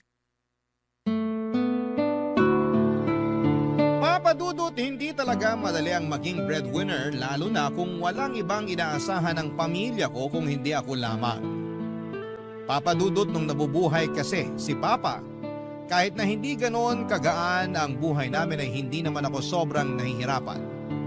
Para makatulong sa kanya noon ay nag-working student ako kasi may mga oras na hindi sumasapat ang kinikita niya sa pagdadrive ng taxi para sa mga gastusin namin sa bahay. Nakikiboundary lang kasi siya ng taxi kaya hindi niya buong naiuuwi sa bahay ang perang pinaghihirapan niya sa pamamasada. Si Papa rin ang naging idolo ko noon kasi nakita ko kung paano niya itaguyod ang pamilya namin kahit pagod na siya. Kaya mula nang mawala siya ay nangako ako sa sarili ko na susundan ko ang yapak niya at gagawin ko ang lahat para mapabuti ang buhay ng pamilya namin. Pero mula nang mapunta nga sa mga balikat ko ang malaking responsibilidad ng pamilya ko, doon ko na na-realize na hindi talaga madali ang naging pwesto ni Papa sa buhay namin. Hindi lang siya mabigat, kung hindi sobrang bigat. Mabuti na lang kahit papaano may isang tao sa buhay ko na sumasalo ng mga hinaing na hindi ko masabi noon sa kahit na sino sa pamilya ko, Papa Dudut.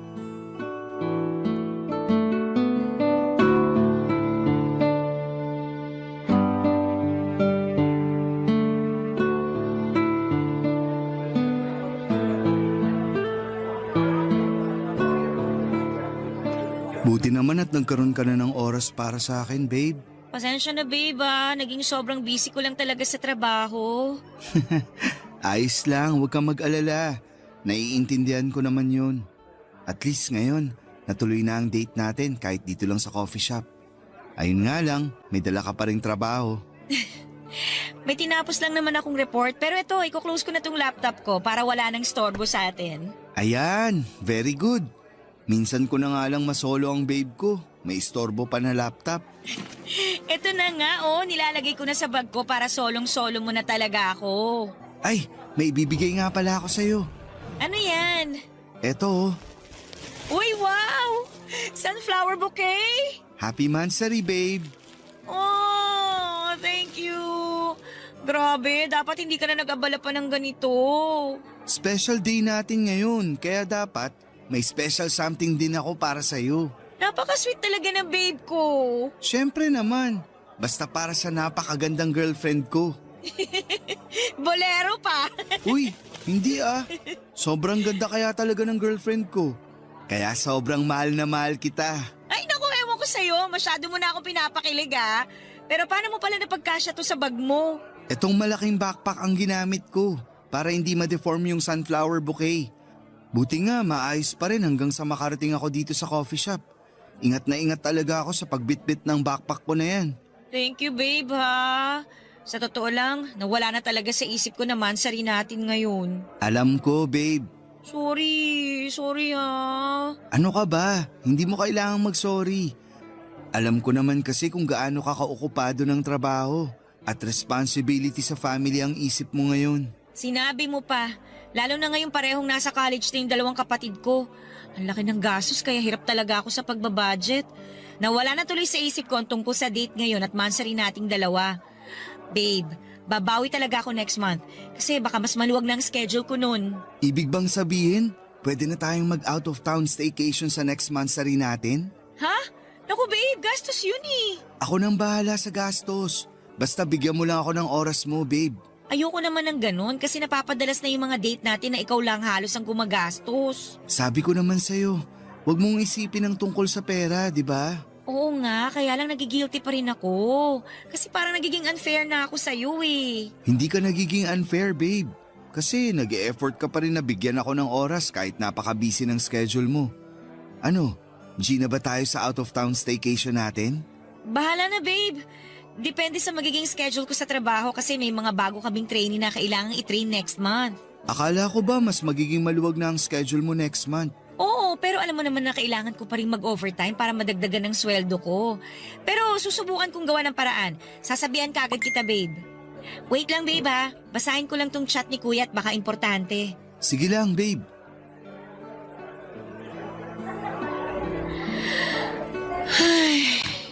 Oh, bakit ang lalim naman ng buntong hininga mo pagkatapos mong basahin ang chat ng kuya mo? Nangungutang na naman kasi ng pera si Kuya sa akin eh. Eh di ba nabanggit mo nung nakaraan na nagpadala ka ng pera sa kanya kasi naospital ang anak niya nang dahil sa dengue? Oo. Tsaka hindi pa niya nababayaran yun. Tapos nangihiram ulit siya ng pera ngayon? Oo. Ang dahilan naman niya, nakagat daw ng aso yung bunso niya at magpapa-anti-rabies daw sila bukas ng umaga. Pero may center na nagbibigay ng libreng anti-rabies, di ba? Nabanggit niya sa chat malayo daw kasi sa kanila yung center na nagbibigay ng anti-rabies eh. Kaya ayun, sa mas malapit na ospital na may bayad na lang daw sila pupunta bukas. Masisira na naman ang budget ko nito. Ay. Papahiramin na lang kita para hindi masira ang budget mo, babe. Ay naku babe, wag na. Kaya ko namang ayusin to. Sige na, hayaan mo nang makatulong ako. Isisend ko na lang mamaya sa bank account mo. O kung gusto mo, ako na mismo ang magpahiram ng pera sa kuya mo. Seryoso ako babe. Hindi mo na kailangan gawin yun. Kaya ko namang gawa ng paraan to. Pero thank you pa rin kasi palagi kang nandyan tsaka willing na tulungan ako. Siyempre, kasi girlfriend kita. At gusto ko na makatulong ako lagi sa kahit na anong problema na dumarating sa'yo, babe.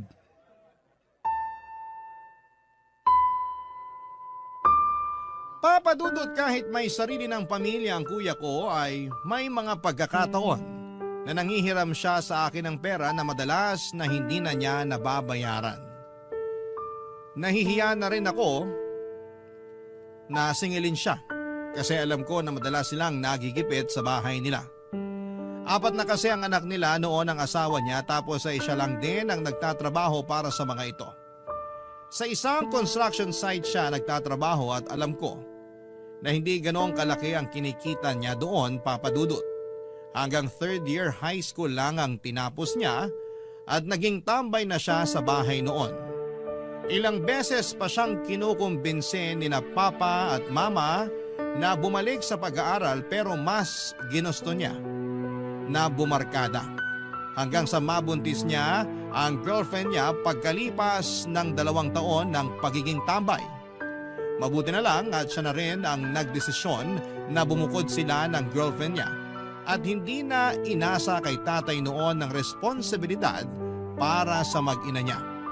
Kaya lang nang maging 4 na ang anak niya, mas madalas na siyang magipit at ako ang nilalapitan niya para hingan ng tulong. Ang pamilya kasi ng asawa niya ay nasa malayong probinsya pa, kaya wala silang ibang pwedeng lapitan at hinga ng tulong kung hindi ako lamang ng mga panahong yon, Papa Dudut. Barangay Love Stories. Barangay Love Stories.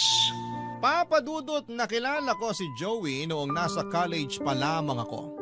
Doon din nagsimula ang relasyon namin at hindi ko yon sinabi sa mga magulang ko. Ayaw kasi nila na mag-boyfriend ako kasi natatakot sila na baka magaya ako sa kuya ko na nakapag-asawa ng maaga. Kahit nga nang minsang pinakilala ko si Joey sa kanila bilang manliligaw ko, pinaalala nila sa akin ang responsibilidad ko na pagtulong sa pamilya sa oras na makatapos na ako ng pag-aaral ko.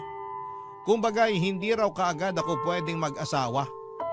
Hindi naman nila yon diretsong sinabi sa akin pero pinaramdam nila ang magiging responsibilidad ko sa oras na makatapos ako ng college. Kaya naman ang maging kami ni Joey noon ay naging lihim sa pamilya ko ang relasyon naming dalawa. Baka kasi hindi nila ako maintindihan na hindi ako kagaya ng kuya ko. Kaya kong balansehin ang oras ko sa trabaho, sa pamilya, sa pag-aaral at sa relasyon na merong kami ni Joey. At nangihinayang ako na hindi yon nakita ni Papa kasi nawala na kaagad siya bago ko pa man maipakilala sa kanya si Joey bilang boyfriend ko. Nagtatrabaho na rin ako noon nang ipaalam ko kay mama ang tungkol sa relasyon namin at wala na rin siyang naging pagtutol. Siguro kasi nakita ni mama kung gaano ako karesponsable bilang breadwinner ng pamilya namin, Papa Dudut.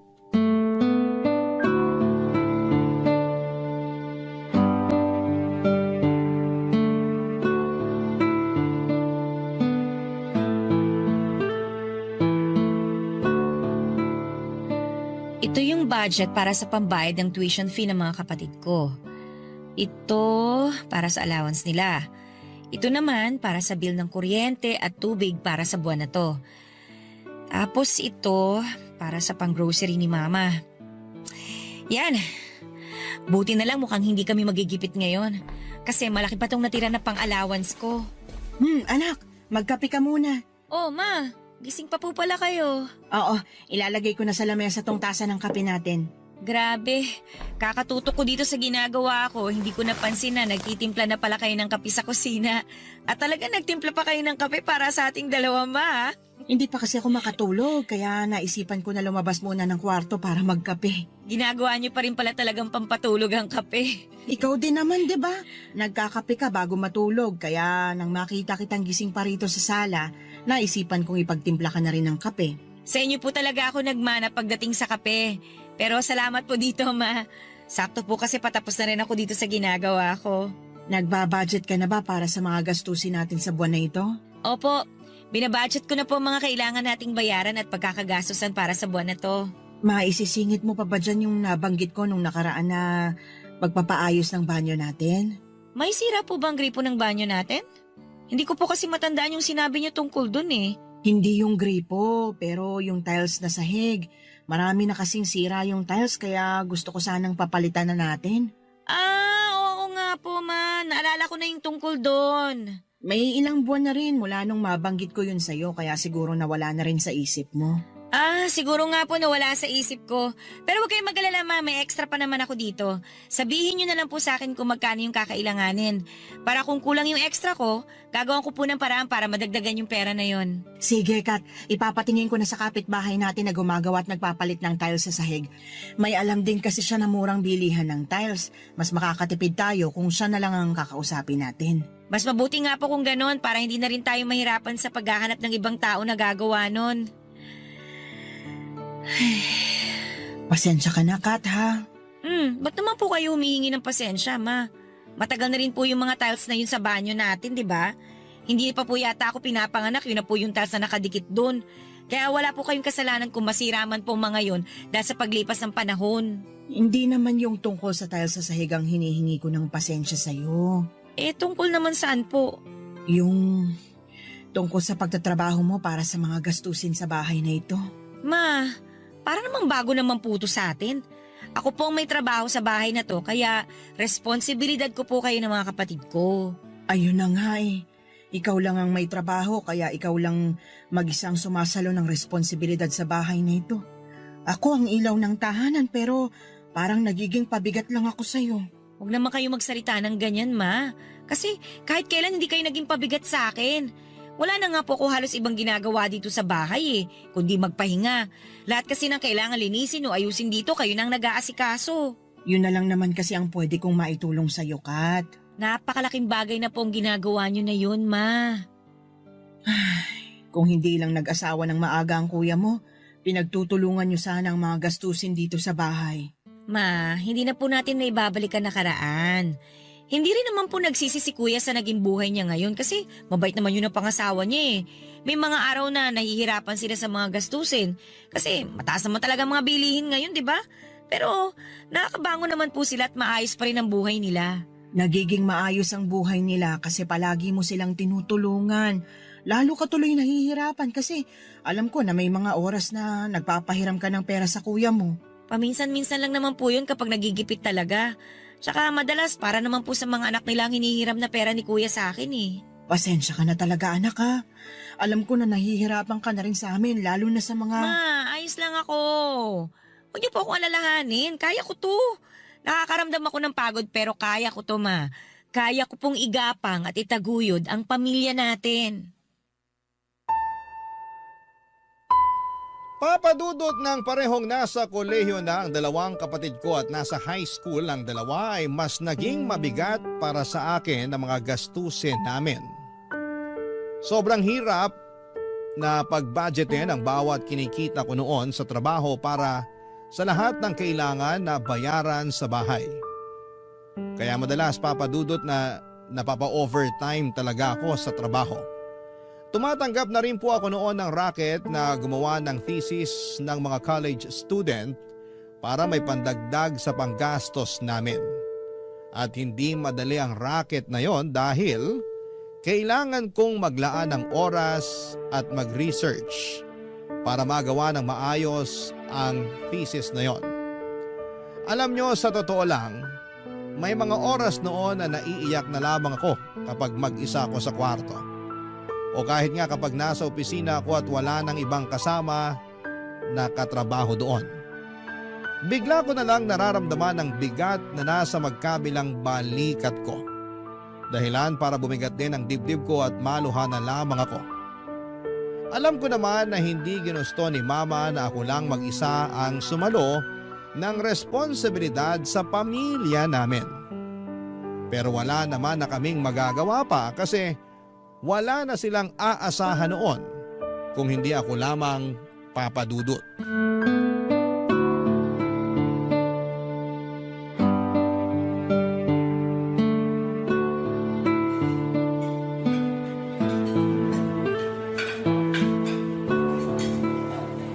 Happy anniversary, babe!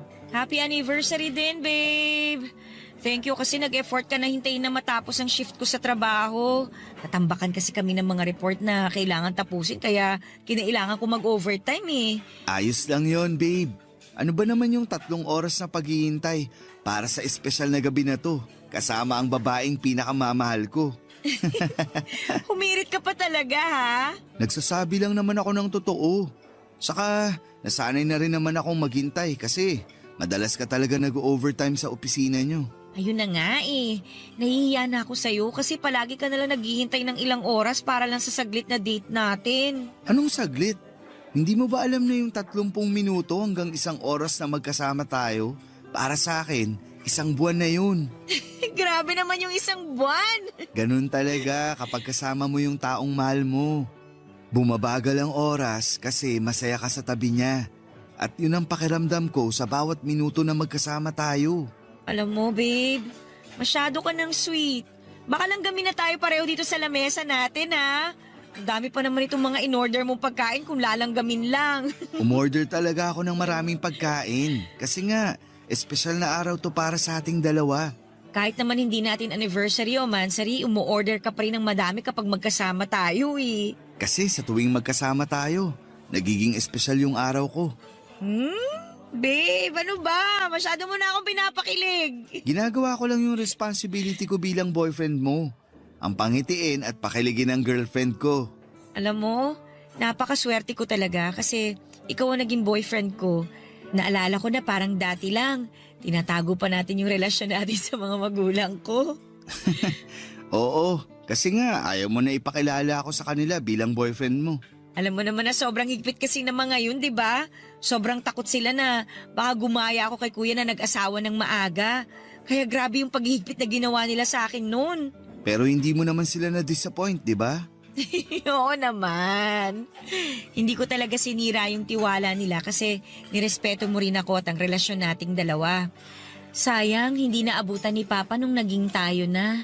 Ayos lang kasi alam ko naman na nakikita niya ngayon kung gaano ko kamahal ang anak niya. Tama ka dyan sa sinabi mo. Pero parang ang bilis ng panahon, no? Dati lang, nahihirapan tayong magkita para mag-date. Pero ngayon, ilang taon na tayong magkarelasyon. At marami pang susunod na taon para sa ating dalawa. Ay, sa totoo lang, minsan nakakaramdam na ako ng takot. Takot saan, babe? Na ano, baka mapagod ka na sa akin. Mahal kita. Kaya hindi ako mapapagod na mahalin ka. Babe, thank you ha. Kasi palagi kang nandyan para sa akin. At hindi ako mawawala sa'yo kahit kailan. Hindi ako mapapagod na mahalin ka. Gusto ko na ako yung maging dahilan para lalo kang lumakas. Ako yung kukuhanan mo ng lakas sa oras na nakakaramdam ka ng pagod. Kaya nga, gusto ko na rin samantalayin ang pagkakataon na to, babe. Anong ibig mong sabihin? Babe, ilang beses ko rin pinag-isipan to. At naniniwala ako na ito na yung oras para simulan nating planuhin ang buhay nating dalawa.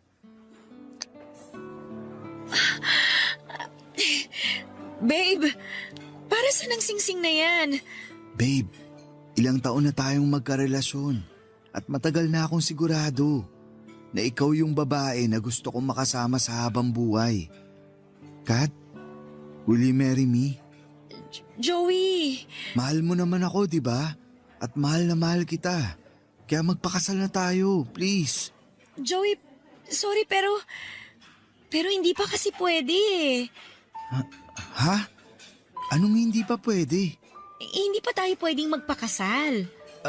Akala ko ba mahal mo ako? Oo nga, pero hindi sapat yun para madaliin natin ang lahat. Hindi naman kita minamadali, Kat.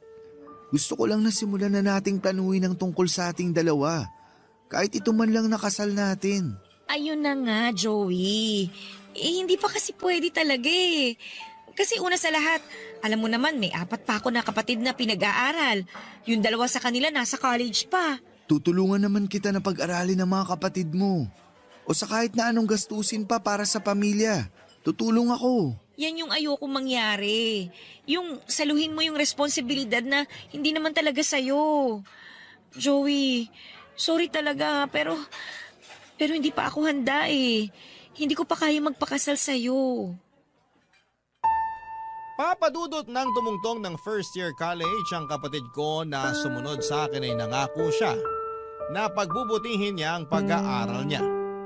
Sinubukan niya rin na mag-working student pero napansin ko na hindi niya kayang pagsabayin ang pag-aaral at pagtatrabaho dahil bumaba talaga ang grades niya.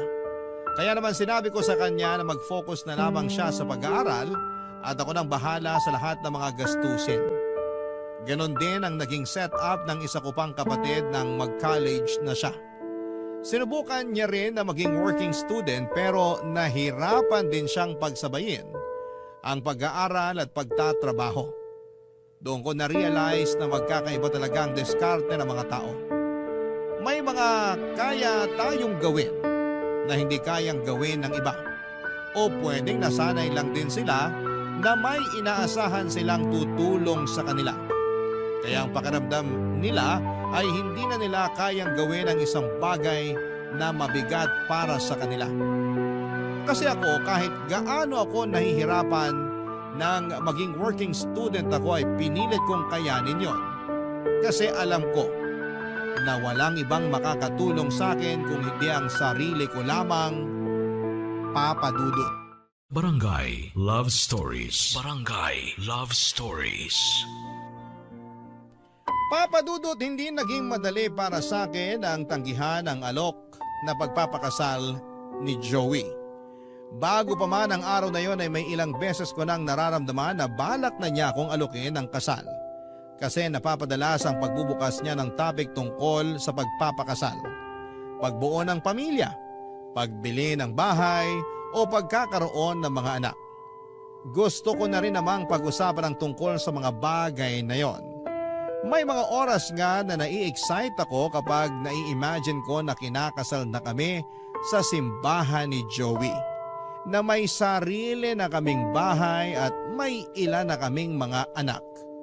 Pero mula nang mag-college ang dalawang kapatid ko ay doon ko na-realize na sobrang hirap pala talaga ng buhay. At natakot ako na iparamdam ang hirap ng buhay na yon sa mga magiging anak namin ni Joey. Papa Dudut, alam ko sa sarili ko na hindi pa talaga ako handa noon na magpakasal. Kaya naging buo ang desisyon ko na tanggihan ang wedding proposal ni Joey. Ayoko magbitaw ng desisyon na pwedeng hindi lang ako ang mahirapan, kung hindi pati na rin ang mga mahal ko sa buhay. Sobrang nasaktan ko noon si Joey at naiintindihan ko ang pag-iwas niya sa mga tawag o text ko na ilang buwan, Papa Dudut. Ang hindi ko lang maintindihan ay bakit parang naging napakadali para sa kanya. Napalitan ako sa buhay niya. Dahil pagkalipas lamang ng ilang buwan ay nakita ko siya sa isang mall na may kasamang ibang babae. Hindi lang basta kasama, kung hindi kahawak kamay niya pa ito. Kaya hindi ko na napigilan ang sarili ko na kumprontahin siya ng araw na yon, Papa Dudut.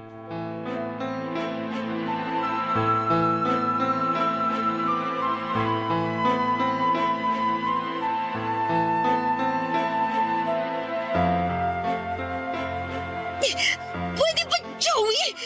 Bitiwan mo ang kamay ko! Kanina mo pa ako hinihila! O ayan, diyan ka mag-eskandalo. Ngayon nandito na tayo sa labas ng mall. Hindi ako nag-eskandalo! Talaga? Kaya mo ba kami sinugod ni Sanya kanina? Hindi ko kayo sinugod! Eh bakit napakarami mong tanong kanina? Tapos halos kulang na lang. Sabunutan mo yung kasama ko. Normal lang na magtanong ako dahil hindi ko kilala kung sino yung kasama mo. Tsaka, mabuti sana kung magkasama lang kayong dalawa eh. Pero hindi, Joey! Hawak mo yung kamay ng babaeng kasama mo na hindi ko kilala! Ngayon ang mga tanong ko naman ang sagutin mo. Sino ba talaga yung babae na yon? At bakit hawak mo ang kamay niya habang naglalakad kayo sa loob ng mall? Ano, Joey? Bakit hindi ka makasagot? Sabihin mo sa akin ang totoo. Sino ba talaga yung babaeng yun sa buhay mo? Girlfriend ko si Sanya at magpapakasal na kaming dalawa. Girlfriend? Sadali lang, paano nangyari yon? At saka teka, magpapakasal na kayong dalawa? Bakit? Paano? Mahal ako ni Sanya, kaya pakakasalan ko siya. Pero mahal din kita! Kung talagang mahal mo ko, bakit ayaw mo magpakasal sa akin? Hindi ko sinabing ayoko magpakasal sa'yo. Ang sabi ko lang naman, hindi pa ako handa, Joey. Tsaka paano mo siya naging girlfriend? Eh hindi pa naman tapos yung relasyon nating dalawa. Nung gabi na tinanggihan mo ang alok ko sa'yo na magpakasal na tayo, para mo na rin tinapos ang relasyon nating dalawa. Joey, sinabi ko naman sa'yo, di ba? Hindi pa ako handa na lumagay sa tahimik na buhay kasama ka kasi nga dami ko pang responsibilidad sa pamilya ko. At sinabi ko rin sa'yo na handa akong tulungan ka sa responsibilidad mo sa pamilya mo. Pero ayaw mo. Hindi mo naman kasi responsibilidad ang pamilya ko, Joey. Hindi mo kailangan saluhin yung responsibilidad na hindi naman sa'yo. Ayoko lang naman na isipin ng ibang tao na inaabuso ko yung pagiging mabait mo at yung relasyon nating dalawa. Mas importante pa ba talaga yung iisipin at sasabihin ng ibang tao kaysa sa nararamdaman natin? Kat, boyfriend mo ko. At kapag naging mag-asawa na tayo, magkasama na tayo sa lahat ng problema o responsibilidad mo sa pamilya mo. Hindi mo na kailangang suluin lahat ng bigat na araw-araw mong dinadala sa mga balikat mo. Kasi nandito ako, oh. Yung tao na willing na maging panghabang buhay na parte ng buhay mo. Hindi lang talaga ako sanay na may kahati sa mga problema at responsibilidad. Ano pa palang silbi ko kung hindi mo ko hahayaan na tulungan ka? Kat, mula nang maging magkarelasyon tayong dalawa, palagi mo na lang tinatanggihan ang mga tulong na binibigay ko sa'yo. At kung tinatanggap mo man yun, sapilitan pa. Hindi na iba ang pamilya mo sa akin. Kasi halos parang pamilya ko na rin sila. Pero dahil sa ginagawa mo, parang mo lang akong tinutulak palayo sa buhay mo. Sorry. Sorry, Joey. Sorry din, Kat. Alam ko na parehas lang tayong nahihirapan at nasasaktan ngayon. Siguro, kung hindi mo tinanggihan yung alok ko na magpakasal na tayong dalawa, kung hinayaan mo ako na tulungan ka sa lahat ng responsibilidad na meron ka, siguro hindi ko mabubuntis si Sanya at hindi namin kailangan na magpakasal. Ano? Anong sabi mo? Pagkatapos ng huling gabi na magkausap tayong dalawa, nagpakalunod ako sa alak at si Sanya ang kasama ko. Hanggang sa nagising na lang ako kinabukasan na magkatabi na kami sa kama. At 2 buwan nang lumipas, sinabi niya na buntis siya at ako ang ama ng magiging anak niya. Teka muna! Paano ako? Paano tayong dalawa? I'm sorry, pero kailangan kong panagutan yung magiging anak ko kay Sanya.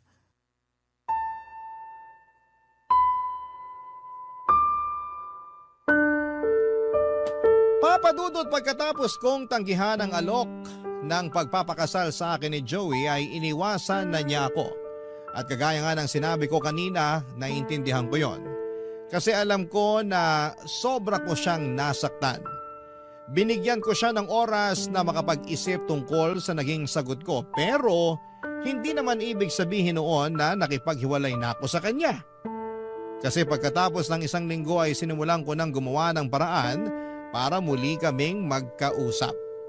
Tinatawagan ko siya pero hindi niya ako sinasagot. Palagi ako nagtitext at chat sa kanya pero hindi siya nagre-reply. Sinubukan kong i-explain sa mga text at chat ko na hindi pa ako handang magpakasal. Pero sobrang mahal ko siya. Na sana'y bigyan niya pa ako ng oras na matapos ang responsibilidad sa pamilya ko. Bago kami magsimulang magplano ng para sa aming dalawa. Halos 5 buwan niya akong iniwasan tapos ay makikita ko na lamang siya na may kasama ng ibang babae. At hindi lang yon, papadudot. Hindi ako makapaniwala na sa ilang buwan na hindi namin pag-uusap, makakabuntis na siya ng ibang babae. Sobrang sakit noon para sa akin kasi pakiramdam ko ay para akong isang piraso lamang ng notebook sa buhay niya na mabilis niyang pinilas at inalis sa buhay niya. Mabilis niya akong pinalitan ng isang bagong pahina sa kabila ng ilang taon na naging relasyon naming dalawa. Akala ko noon ay si Joey na ang magiging katuwang ko sa panghabang buhay sa oras na matapos na ang responsibilidad ko sa pamilya ko. Ayon pala ay dadaan lang din siya at hindi rin magtatagal sa buhay ko. Kaya naman mula noon ay muli ko na lamang sinubsob ang sarili ko sa pagtatrabaho at sa responsibilidad ko sa pamilya ko, papadudot.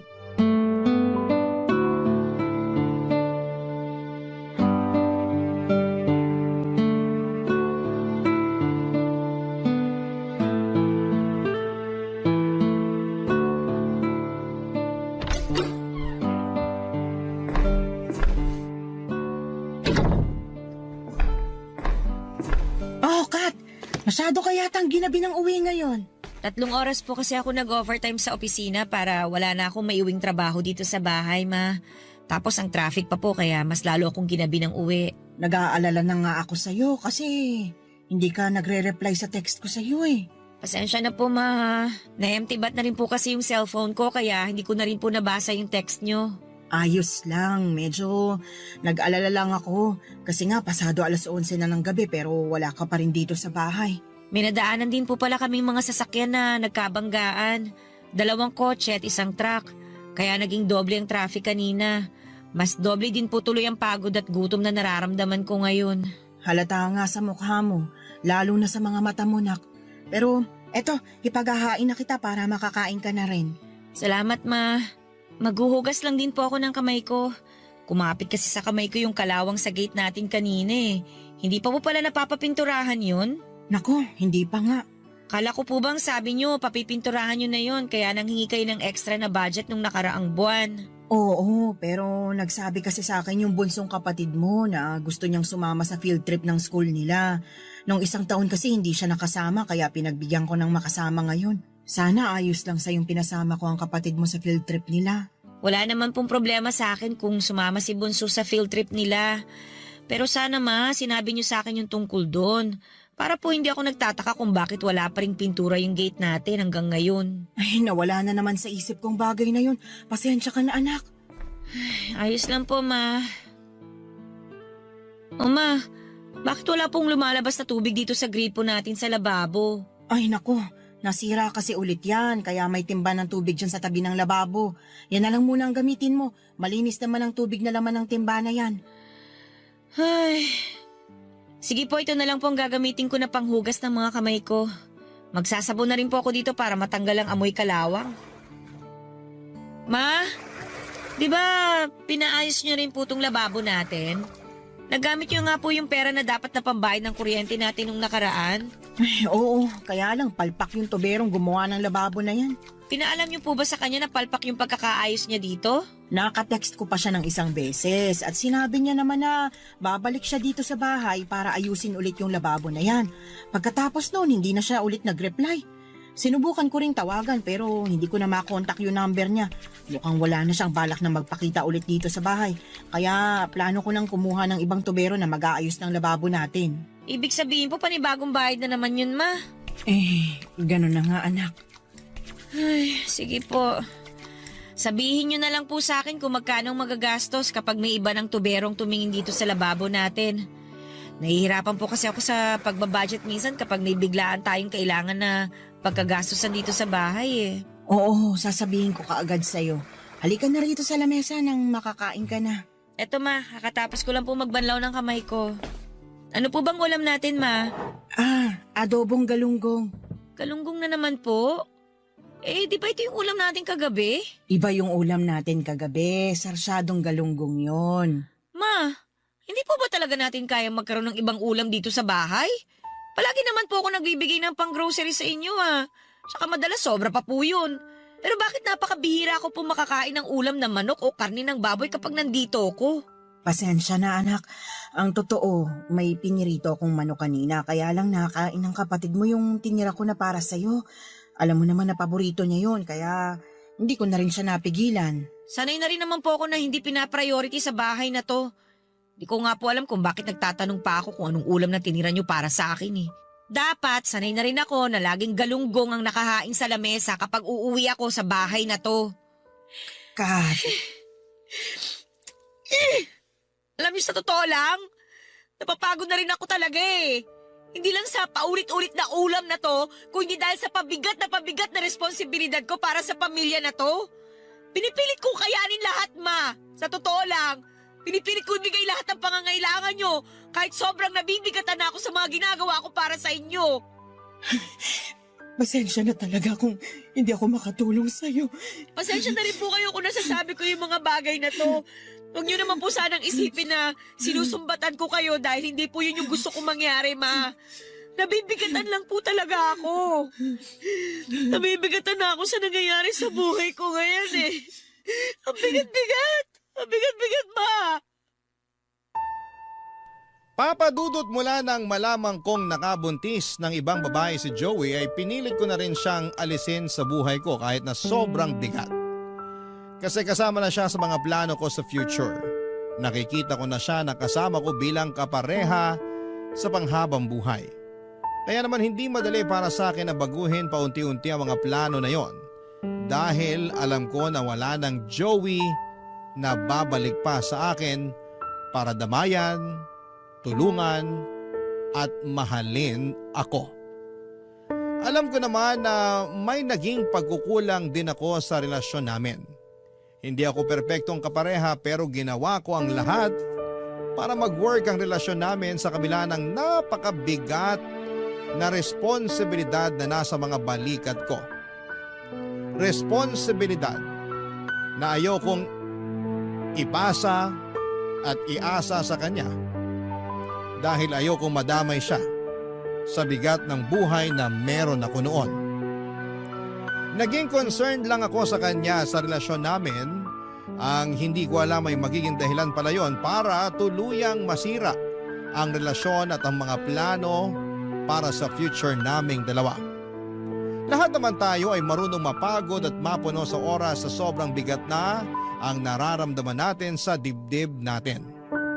Kapag naipon na yung lahat ng sama ng loob na meron tayo para sa ibang tao, alam ko na dapat ay hindi tayo nagtatanim ng sama ng loob para sa pamilya natin.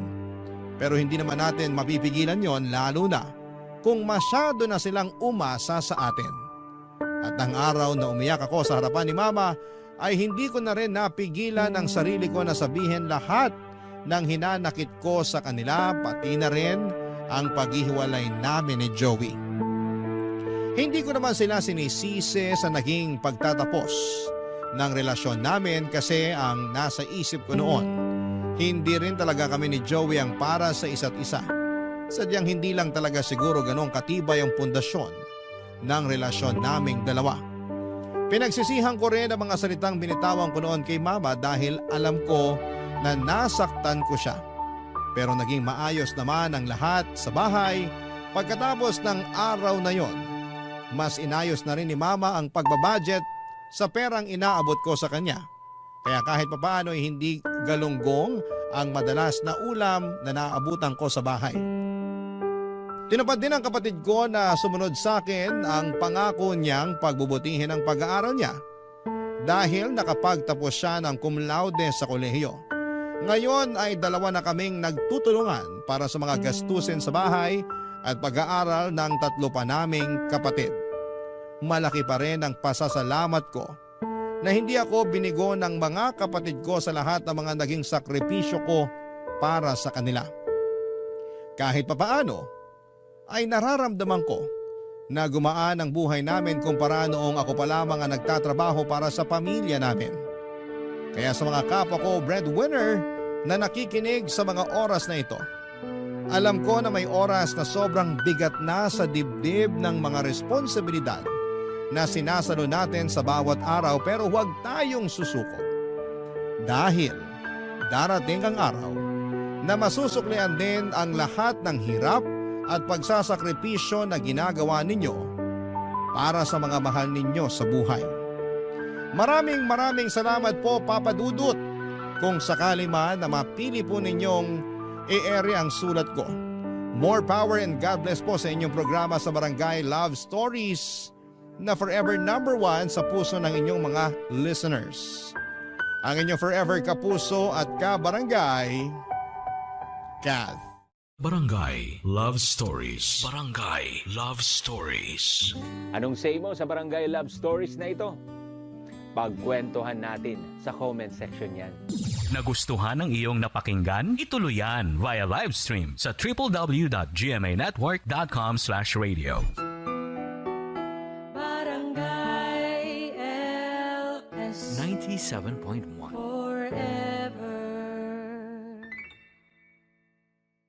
Ang mga kwento ng pag-ibig, kwento ng buhay, at kwento ng pag-asa dito sa Barangay Love Stories. Love Stories.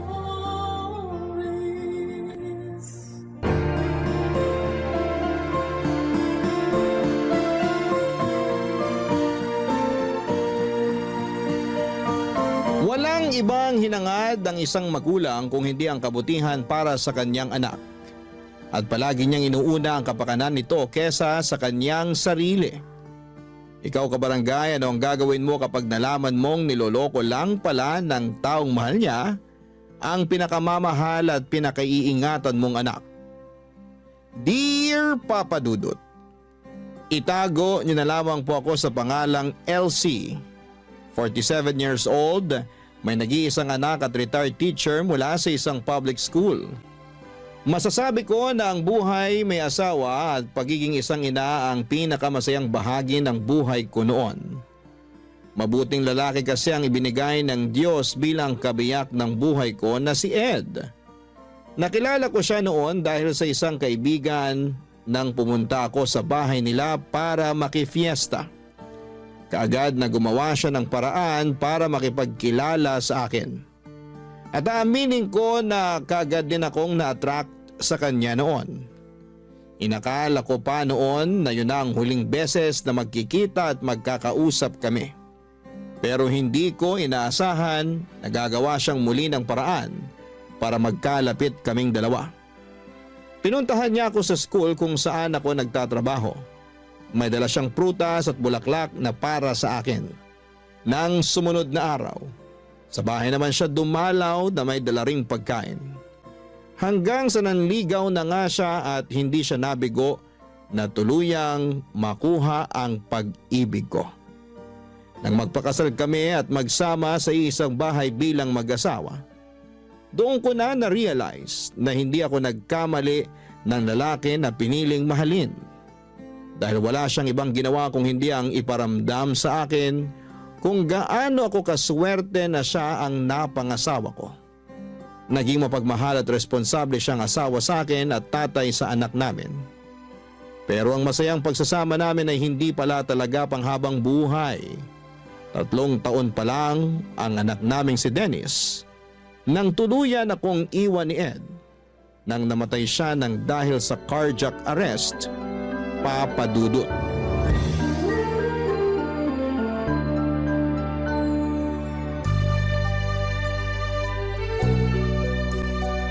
Ay, grabe. Nakakapagod maglaba kapag ganitong oras. Buti na lang hindi pa ganong mataas ang araw sa likod ng bahay. Hindi rin masyadong mainit habang naglalaba ako kanina. Ano kayang pwedeng maluto para sa tanghalian namin ni Dennis? Teka, ano yung naaamoy ko? Oh, Ma, tapos na po kayong maglaba? Oo. Dineretso ko na rin ng sampay para kapag umaraw mamaya matuyo na rin kaagad. Mukhang napagod po kayo. Sandali lang po at pupunasan ko yung pawis sa noo nyo. Eto po, malinis tong tuwalya na hawak ko. Pupunasan ko lang po ang noo nyo. Masyado po yata kayong madaming nilaban. Hindi naman masyadong marami yon kasi nakapaglaban na rin ako nung nakaraang araw lang. Sabi ko naman kasi sa inyo, bumili na tayo ng washing machine para hindi na kayo napapagod sa paglalaba. Washing machine? Sus, makakasira lang ng mga damit natin yun. Pwede naman po na kahit mga pambahay na lang ang i-washing machine nyo. Tapos yung iba, kahit i-handwash nyo na lang kung gusto nyo po. I-handwash ko na lang para sigurado ako na malinis ang pagkakalaba ko sa lahat ng mga damit natin. Hindi pa masisira ang mga tela nun, lalo na yung mga pang-alis mo na damit. Akin na nga yung tuwalya at ako na rin magpupunas sa pawis ko. Balikan mo na yung niluluto mo at baka masunog pa yun. Ay, sige po ma. Papatayin ko na rin yung apoy sa kalan. Kasi luto na rin naman po yung karne ng manok doon. Maupo na rin po kayo kasi nakapaghain na rin po ako ng para sa tanghalian natin. Sige, at medyo gutom na rin ako.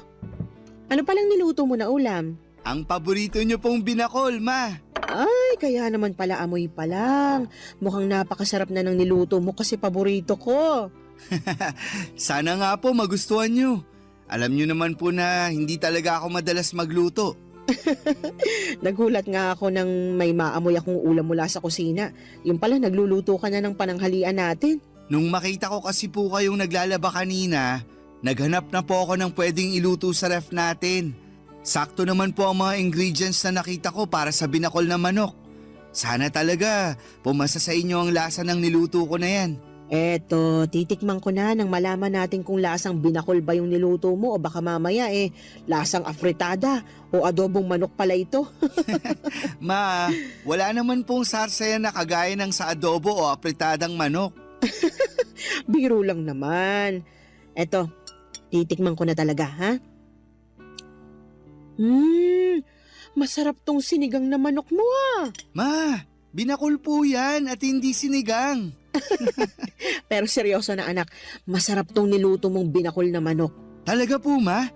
Walang halong biro? Walang halong biro.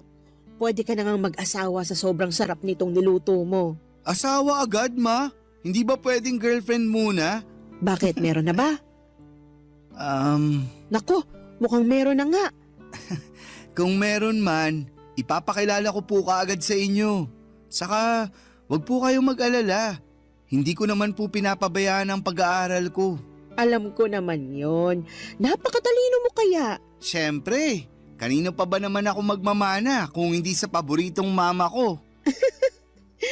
Para namang may iba ka pang mama, ha. Kumain na nga tayo habang mainit pa tong masarap na binakol na niluto mo.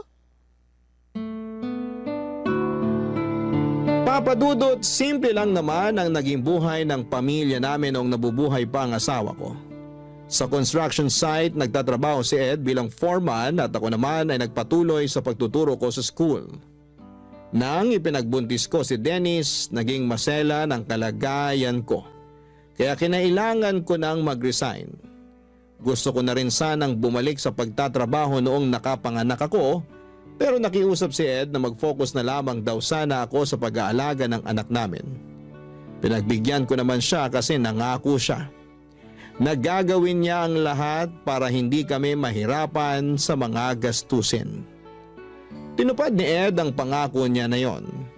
Kaya madalas siyang mag-overtime para madagdagan ang kinikita niya sa trabaho. At alam niyo, sa totoo lang, may bahagi ng sarili ko ang hanggang ngayon nagigilty pa rin dahil pakiramdam ko. Masyado kong iniasa lahat ng responsibilidad sa asawa ko. At yun ang naging dahilan para maaga niya kaming iwanan ng anak ko. Pero mula nang mawala siya ay nangako ako na gagawin ko ang lahat para maibigay ang lahat ng pangangailangan ng anak ko. Magpapakananay at tatay ako para sa nag-iisang anak namin ng asawa ko. Sinuklian naman ni Dennis ang lahat ng pagsusumikap ko para maitaguyod ang buhay namin. Naging napakabuti niyang anak sa akin. Nag-aral siya ng mabuti hanggang college hanggang sa napapansin ko noon na napapadalas na medyo ginagabi ng uwi ang anak ko, Papa Dudut.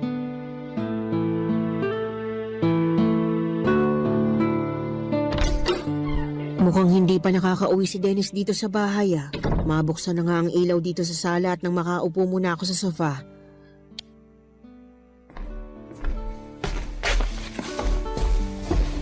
Ay, nakakapagod yung mga klase ko kanina.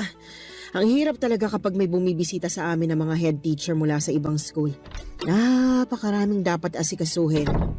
Ma, nakauwi na po pala kayo. Kakadating ko lang dito sa bahay. Nagpapahinga lang ako ng konti tapos mag-aasikaso na ako ng pagkain para sa hapunan natin. Nagugutom ka na ba? Hindi pa naman po. Uupo na lang din po muna ako dito sa sofa.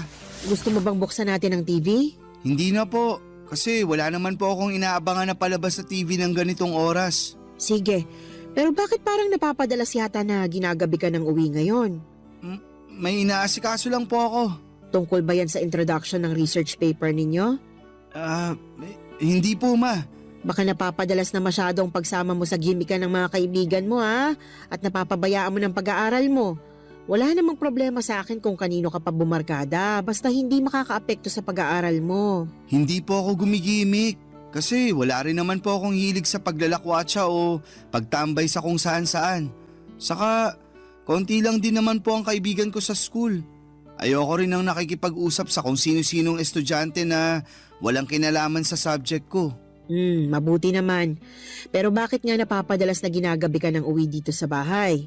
Ang totoo po, naghahanap po kasi ako ng trabaho. Trabaho? Para saan? Para sa OJT mo na ba yan sa susunod na taon? Hindi ba masyado pang maaga para asikasuhin mo ang OJT mo? Hindi po para sa OJT yung trabaho na hinahanap ko. Para saan nga? Nakukulangan ka na ba sa allowance na binibigay ko sa'yo? May gusto ka bang bilhin kaya nagdesisyon ka maghanap ng trabaho? Tumaas na bang tuition fee mo at hindi ka nang nagsasabi sa akin? Ma, hindi po sa ganun. Hindi naman po kulang yung ibinibigay nyo na allowance sa akin. Madalas nga po na sobra pa. Wala rin po akong gustong bilhin na kahit na ano.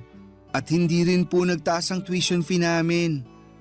Ang totoo, naghahanap po ako ng trabaho kasi plano ko na pong huminto sa pag-aaral ko. Ano? Anong sabi mo, Dennis? Nagbibiro ka lang, di ba? Pinaprank mo lang ako kaya sinasabi mo yan ngayon. Hindi po ako nagbibiro. At mas lalong hindi ko po kayo pinaprank. Seryoso po ako sa sinabi ko na hihinto na ako sa pag-aaral. Pero bakit nga? Anong pumasok sa isip mo basta ka nalang gumawa ng ganyang klaseng desisyon? Ma, sana po maintindihan niyo ang desisyon ko na to kasi sa totoo lang, hindi rin po ito madali para sa akin. Mas lalong hindi madali para sa akin yung sinasabi mo. At hindi kita maiintindihan hanggat hindi mo pinapaliwanag na maayos kung bakit gusto mong huminto sa pag-aaral. Sorry po, Ma. Kailangan ko lang po talagang gawin to kasi buntis po yung girlfriend ko.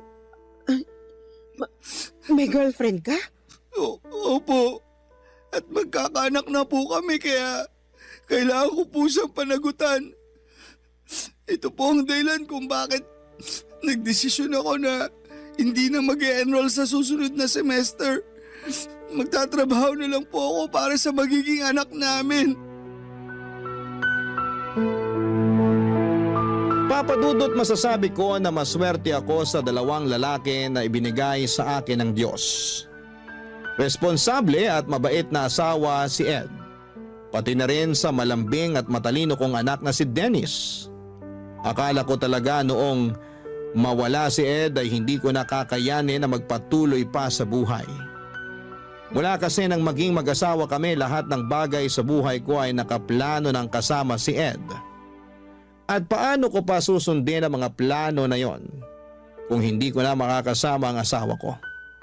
Iniisip ko na lamang na kailangan ko pa ring magpakatatag para sa anak ko.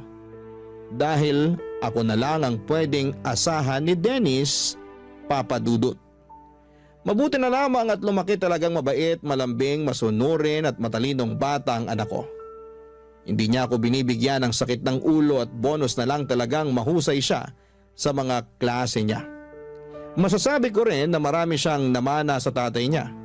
Kasama na doon ang hilig na bumuo ng mga malalaking pangarap para sa hinaharap. Pareho din sila ni Ed na pangarap na mabigyan ako ng malaki at maayos na bahay. Ang sabi ko naman, masaya na ako sa simpleng buhay na meron ako basta kasama ang anak ko. Ang hindi ko inaasahan noon, yung malaking pagbabago na mangyayari dahil sa pagpasok ng bagong tao sa buhay namin, Papa Dudut. Barangay Love Stories. Barangay Love Stories. Papa Dudut, sa totoo lang, gusto kong magalit nang sabihin sa akin ni Dennis na nakabuntis siya ng babaeng hindi ko pa nakikilala. Hindi ako nagagalit kasi masisira o magbabago lahat ng mga plano at pangarap ni Dennis para sa akin. Yung inis at sama ng loob na nararamdaman ko ay para sa anak ko. Kasi bukod sa mga pangarap niya para sa akin ay meron din siyang sariling pangarap na alam kong magugulo ng dahil sa mga nangyari. Ang kinakasama pa ng loob ko noon ay yung desisyon niya na huminto sa pag-aaral. 1.5 taon na lang kasi at makakagraduate na dapat siya sa college. Kaya lang ay hindi ko na siya napilit pa na ituloy ang pag-aaral niya. Kahit sinabi ko na handa akong tulungan siya sa lahat ng gastusin sa college at sa magiging anak niya. Ayaw niya raw kasi na ipasa sa akin ang responsibilidad dahil sa pagkakamaling nagawa niya. Sinabi ko naman sa kanya na hindi isang pagkakamali ang makabuntis ng babae. Sadyang naging mapusok lamang sila at hindi nakalimutan na maging responsable sa mga desisyon na ginagawa nila noon, Papa Dudut.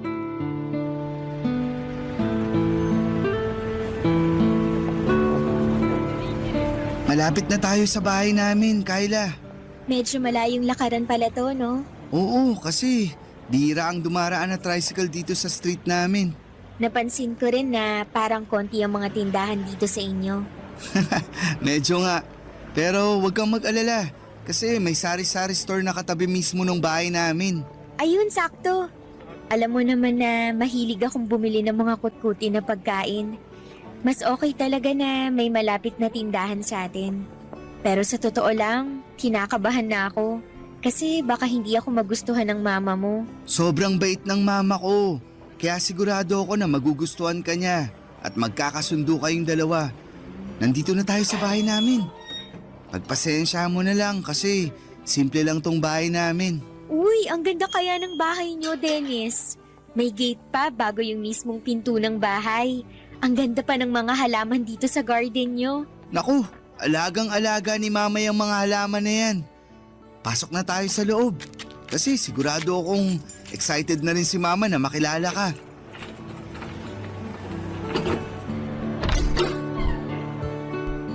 Ma, nandito na po kami ni Kyla. Mabuti naman at dumating na kayo. Sakto kasi kalalabas ko lang ng juice at turon dito sa sala para sa merienda natin. Tamang-tama po pala talaga ang dating namin. Oo, mainit-init pa nga yung turon na niluto ko. Ay, ma, si Kyla nga po pala, girlfriend ko.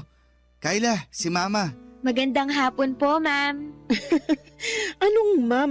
Mama ako ni Dennis at hindi ako teacher sa bahay na ito. Mama na lang din ang itawag mo sa akin kasi hindi magtatagal. Magiging manugang na rin naman kita. Sige po, ma. Sabi sa'yo, mabait si mama. At maganda pa, parang ikaw. Oo nga. Maganda talaga ang mama mo, lalo na sa personal. Magaling ka talaga pumili ng girlfriend na ipapakilala sa akin, Dennis. Maupo na muna kayo sa sofa nang makapagmerienda na tayo. Alam nyo ma, kanina pa kinakabahan tong si Kyla. Kasi ang sabi niya, baka taray-tarayin nyo raw siya. Uy, wala akong sinabing baka tarayan ako ng mama mo, Dennis. Pero totoo namang kinakabahan ka kanina, di ba? Kahit naman hanggang ngayon, kinakabahan pa rin ako. Ito kasi yung unang pagkakataon na makikilala ko ang mama mo. Huwag kang mag-alala, Kyla. Basta mahal ng anak ko, mahal ko na rin. Pero matanong ko lang, saan ba kayo nagkakilala ni Dennis? Wala pa kasi siyang masyadong nakukwento sa akin tungkol sa'yo. Sa school din po kung saan nag-aaral si Dennis. Magkaklase kayo ng anak ko? Hindi ko po siya kaklase at matagal na rin po akong huminto sa pag-aaral. Hindi ka na pala nag-aaral. Opo ma, nakatungtong naman po ng first year college si Kyla noon. Pero nang mamatay ang mga magulang niya 3 years ago, tita na lang niya ang kasama niya. Doon po siya nagdesisyon na magtrabaho na lang. Ganun ba? Paano kayong nagkakilala sa school kung hindi naman pala siya estudyante doon? Nagtatrabaho po ako sa kantin sa loob ng university kung saan madalas na kumakain si Dennis. Doon po kami nagkakilala. Masipag pong magtrabaho si Kyla at yun talaga ang pinakanagustuhan ko sa kanya. Alam ko po na hindi ko talaga siya naikwento sa inyo noon. Pero mabuting tao po si Kyla at mahal na mahal ko po siya. Kaya sana po, okay lang sa inyo na dito muna kami tumira habang hindi pa siya nakakapanganak. Siyempre naman kasi bahay mo na rin to anak. Huwag kang mag-alala kasi maaasahan mong suporta ko sa lahat ng desisyon na gagawin mo. Lalo na kung para sa relasyon at magiging anak ninyo ni Kyla.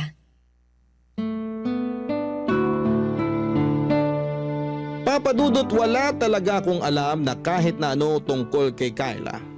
Ni hindi ko alam na may girlfriend na pala ang anak ko. Ang akala ko noon ay nakafocus siya sa pag-aaral niya, yun pala ay may ibang tao na siyang binibigyan ng atensyon, Papa Dudut.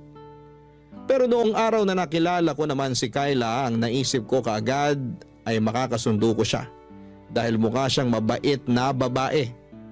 Nalaman ko rin noon na halos 3 taon na pala ang tanda niya kay Dennis. Medyo halata ngayon nang unang beses ko siyang makita sa personal. Naisip ko pa nga na baka may ibang anak na siya dahil medyo malaki rin talaga ang katawan niya. kahit 2 buwan pa lamang siyang buntis.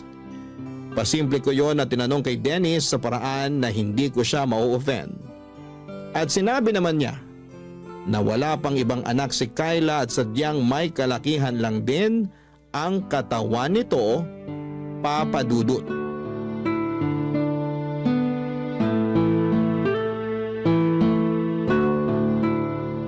Ma, gagabihin po pala ako ng uwi mamaya. Huwag niyo na po akong hintayin ni Kyla na maghapunan. Ipagtatabi na lang kita ng ulam para mabilis kong mainit pag uwi mo dito sa bahay. Bakit pala gagabihin ka ng uwi? Kulang po kasi kami ng waiter sa restaurant kaya kailangan namin magdagdag ng oras sa duty namin. Naku, sayang naman kasi. Balak ko pa namang magluto ng paborito mong igado na ulam para sa hapunan. Talaga? Ipagluluto mo ako ng paborito ko? Oo, kaya nga plano kong sumama mamalengke mamaya kay mama eh. Pwede mo pa rin namang iluto yung paborito ko, Kyla. Hindi na nga lang tayo sabay na makakapaghapunan kasi ayoko mapuyat ka sa paghihintay sa akin. O sige, pero siguraduhin mo na kakainin mo yung iluluto kong ulam ha? Kahit sunog pa yung luto mo, kakainin at uubusin ko lahat yan. Grabe ka naman. Hindi pa naman ako nakapagluto ng sunog na ulam nung nagtatrabaho pa ako sa kantin. Joke lang naman yun. Ikaw naman oh, akala ko naman nakatikim ka na ng sunog na luto ng girlfriend mo. Naku ma, masarap po magluto si Kyla. Ay talaga? Opo, kasi minsan binibigyan niya pa ako ng pagkain na niluto niya sa bahay nila kapag wala siyang pasok sa kantin. Malapit lang din po kasi yung bahay ng tita ko sa university kung saan nag-aaral dati si Dennis. Kapag wala po akong trabaho, dumadaan po siya doon para saglit na dalawin ako o makipagkwentuhan sa akin. At kapag aalis na po ako, palagi na po siyang may pabaon na pagkain sa akin. Kaya pala may mga oras noon na maaga kang umaalis ng bahay natin. Akala ko may inaasikaso ka lang na para sa mga klase mo eh. Opo ma, pero never ko naman pong pinabayaan ang pag-aaral ko kahit nanliligaw pa lang ako nun kay Kyla. At kahit po boyfriend ko na si Dennis, palagi ko rin pong pinapaalala sa kanya na mag-focus sa pag-aaral niya. May isang beses lang po talaga na naging mapusok kami. Sorry po ma. Nako, huwag niyo nang isipin yon kasi hindi na natin mababago yung mga nagawa niyo noon at yung mga nangyari noon. Mas mahalaga ngayon na mag-focus tayo sa present, lalo na sa future na para sa baby ninyo. Tama po kayo. Kaya magsisipag talaga ako sa trabaho para sa pamilya na to. Teka, kailangan ko na nga rin po palang umalis kasi baka malate pa ako. O sige, mag-iingat ka anak. Opo ma, lalabas na rin po ako ng bahay. Bye po. Bye Kyla. Bye, mag-iingat ka.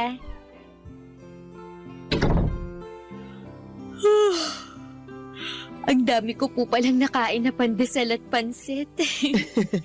Napansin ko nga rin yan. Mabuti naman at nagustuhan mong binili kong pansit dyan sa malapit na tindahan para sa almusal natin. Masarap din po kasi talaga yung pansit kahit wala masyadong gulay. Ayos din po yun dahil hindi rin ako mahilig sa gulay. Pareho pala kayo ni Dennis na hindi mahilig kumain ng gulay. Pero ngayon po, pinipilit ko naman na kumain ng gulay para sa pinagbubuntis ko. Inaantok na tuloy ulit ako. Oh, saan ka pupunta? Papasok po muna ako sa kwarto namin ni Dennis. Akala ko sasamahan mo kung mamalengke. Naku ma, tinatamad na po ako lumabas ng bahay. Ah, ganun ba? Sige, ako na lang ang bibili ng mga sahog na gagamitin mo sa lulutuin mo mamaya. Kayo na lang din po siguro magluto mamaya. Hindi rin naman makakauwi ng maaga si Dennis. Sa ibang araw na lang po ako magluluto para sa kanya. Sige po, pasok po muna ako sa kwarto at nakakaramdam talaga ako ng antok. Kung maglalaba po pala kayo, pakisama na lang din po sana yung mga damit namin para hindi nakatambak sa kwarto. Magpapahinga po muna ako. Papadudot, nagkamali pala ako sa naging first impression ko kay Kyla. Nung unang mga araw kasi niya sa bahay, naging maayos talaga ang pakikitungo niya sa akin. Pati na ang pag-asikaso niya sa mga gawaing bahay. Maaga siyang gumigising at pagkatapos mag-almusal ay dediretso sa sala para magwalis-walis ng sahig. Kasunod ang pagpupuna sa mga bintana, nagluluto rin siya ng para sa hapunan namin at siya ang nag-aasikaso ng pinagkainan namin sa almusal. Pero pagkalipas ng ilang linggo ay nagbago ang lahat, lalo na nang kinailangan kong mag-resign sa trabaho. Napaaga noon ang retirement ko dahil lumala ang katarata sa kanang mata ko. Nadaan pa naman sa oral medication pero hindi na ako bumalik pa sa pagtuturo. Mula noon, si Dennis na ang nagtatrabaho para sa mga pangangailangan at gastusin sa bahay. Doon din nagbago ang ugali ni Kyla na halos inaasa na niya sa akin lahat ng gawain sa bahay. Pero naisip ko na baka hindi nagbago ang ugali niya.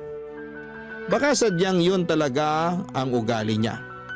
Nagpapanggap at nagpapakitang tao lamang siya sa umpisa. Pilit ko na lamang siyang pinakisamahan noon dahil ayoko nang bigyan pa ng problema ang anak ko na alam kong palaging pagod galing sa trabaho niya, Papa Dudut.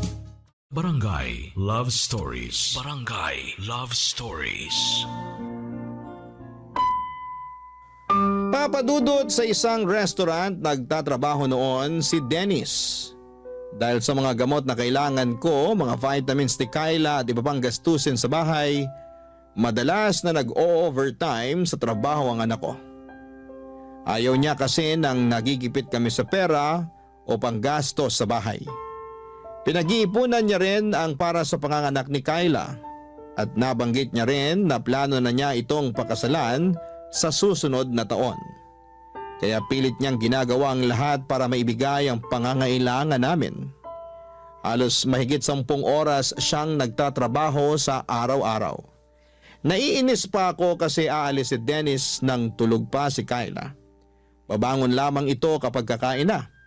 Magbabanyo o manonood ng TV tapos kapag uuwi na si Dennis, madalas natulog na ulit ito. Mabuti sana talaga kung may iba itong ginawa na medyo nakakapagod sa buong maghapon.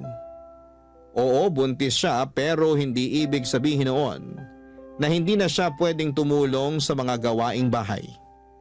Hindi rin naman masela ng kalagayan niya kaya walang dahilan para maghapon lang siya na nakahiga sa kama o manood ng TV. Pero hinayaan ko lamang siya at walang kahit na anong narinig mula sa akin. Ang sabi ko baka kapag nanganak na si Kyla ay mas magiging maayos ang ugali niya.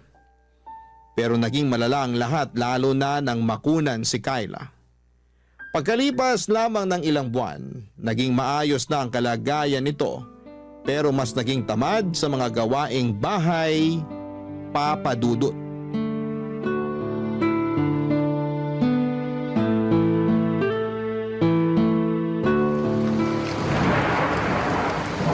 Naku, ang lakas ng ulan sa labas ng bintana kung kailan naman patapos na ako dito sa niluluto ko. Mababasa pa yung mga nilaban ko kahapon. Mapakuha ko na nga lang muna yun kay Kyla. Kyla! Pakisilong muna nga muna yung sinampay sa labas bago pa tuluyang mabasa ng ulan. Kyla! Naririnig mo ba ako? Ang sabi ko, pakisilong muna yung mga sampay natin. Hindi ko na maiwan tong niluluto ko rito, Kyla. Sige po, Ma. Isisilong ko na po. Mabuti naman at lumabas na rin siya ng kwarto. Buong araw na lang siyang nakakulong doon at hindi man lang magwalis sa sala. Lahat na lang ng kailangang asikasuhin dito sa bahay, ako nang gumagawa. Haluin ko na nga munang mabuti itong mga gulay. Ayan, mukhang ayos na itong niluluto ko rito. Mapatayin ang apoy sa kalan at silipin ko muna si Kyla kung nagtitiklop na ba siya ng mga sinilong na damit. Kyla, tinitiklop mo na ba yung mga sinilong mo mula sa labas? Ay, teka, nasaan ang babaeng yun? At talagang iniwanan lang dito sa sofa yung mga damit na kinuha niya mula sa sampayan? Ay, mga basa pa yung iba sa mga ito. Tapos sinama na niya sa mga tuyong damit. Talaga namang magsisilong na lang ng mga damit, hindi pa inayos. Kailan mo ba aayusin ang mga kilos mo dito sa bahay na ito, Kyla? Bakit naman po hindi kayo kumakatok bago niyo binuksan yung pinto at pumasok dito sa kwarto namin? Bukas tong pinto ng kwarto niyo kaya hindi na ako kumatok. Eh bakit po kayo nandito? Mamaya pa naman po ako kakain ng tanghalian pagdating ni Dennis. Hindi kita pinuntahan dito para sabihing nakahain ng tanghalian mo sa lamesa. Hindi ba ang sabi ko sa'yo? Isilong mo yung mga sinampay sa labas dahil umuulan na. Opo, at sinunod ko po ang utos nyo na isilong ang mga sinampay. Nilagay ko na nga po lahat sa ibabaw ng sofa. Kaya ano pa po bang kinakainis nyo dyan? Ginawa ko naman po yung inuutos nyo sa akin. Ayun na nga eh! Ginawa mo nga ang inuutos ko pero hindi mo naman inayos. Ni hindi mo malang inihiwala yung mga tuyong damit doon sa iba, doon sa mga nabasa na sa ulan. At sana, tiniklop mo na rin yung ibang tuyo doon nang hindi nakakalat sa may sofa. Ma, ang sabi nyo kanina, isilong ko lang ang mga yon.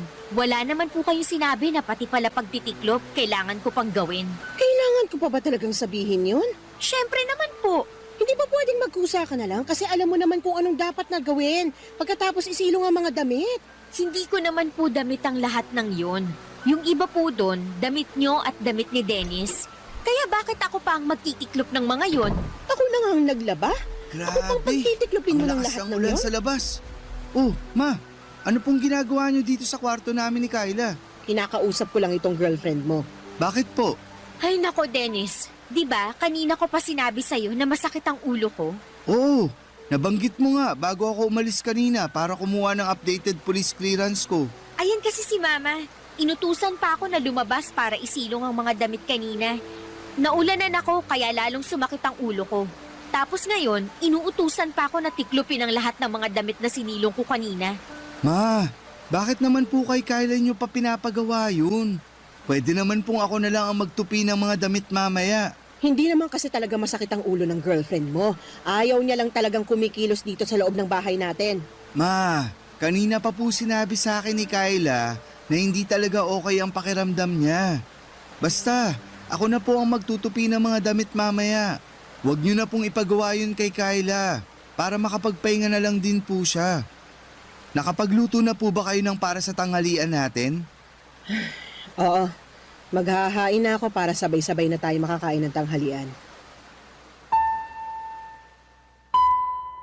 Papadudot, 7 buwan na ang ipinagbubuntis ni Kyla nang makunan siya dahil naging mahina ang puso ng baby niya.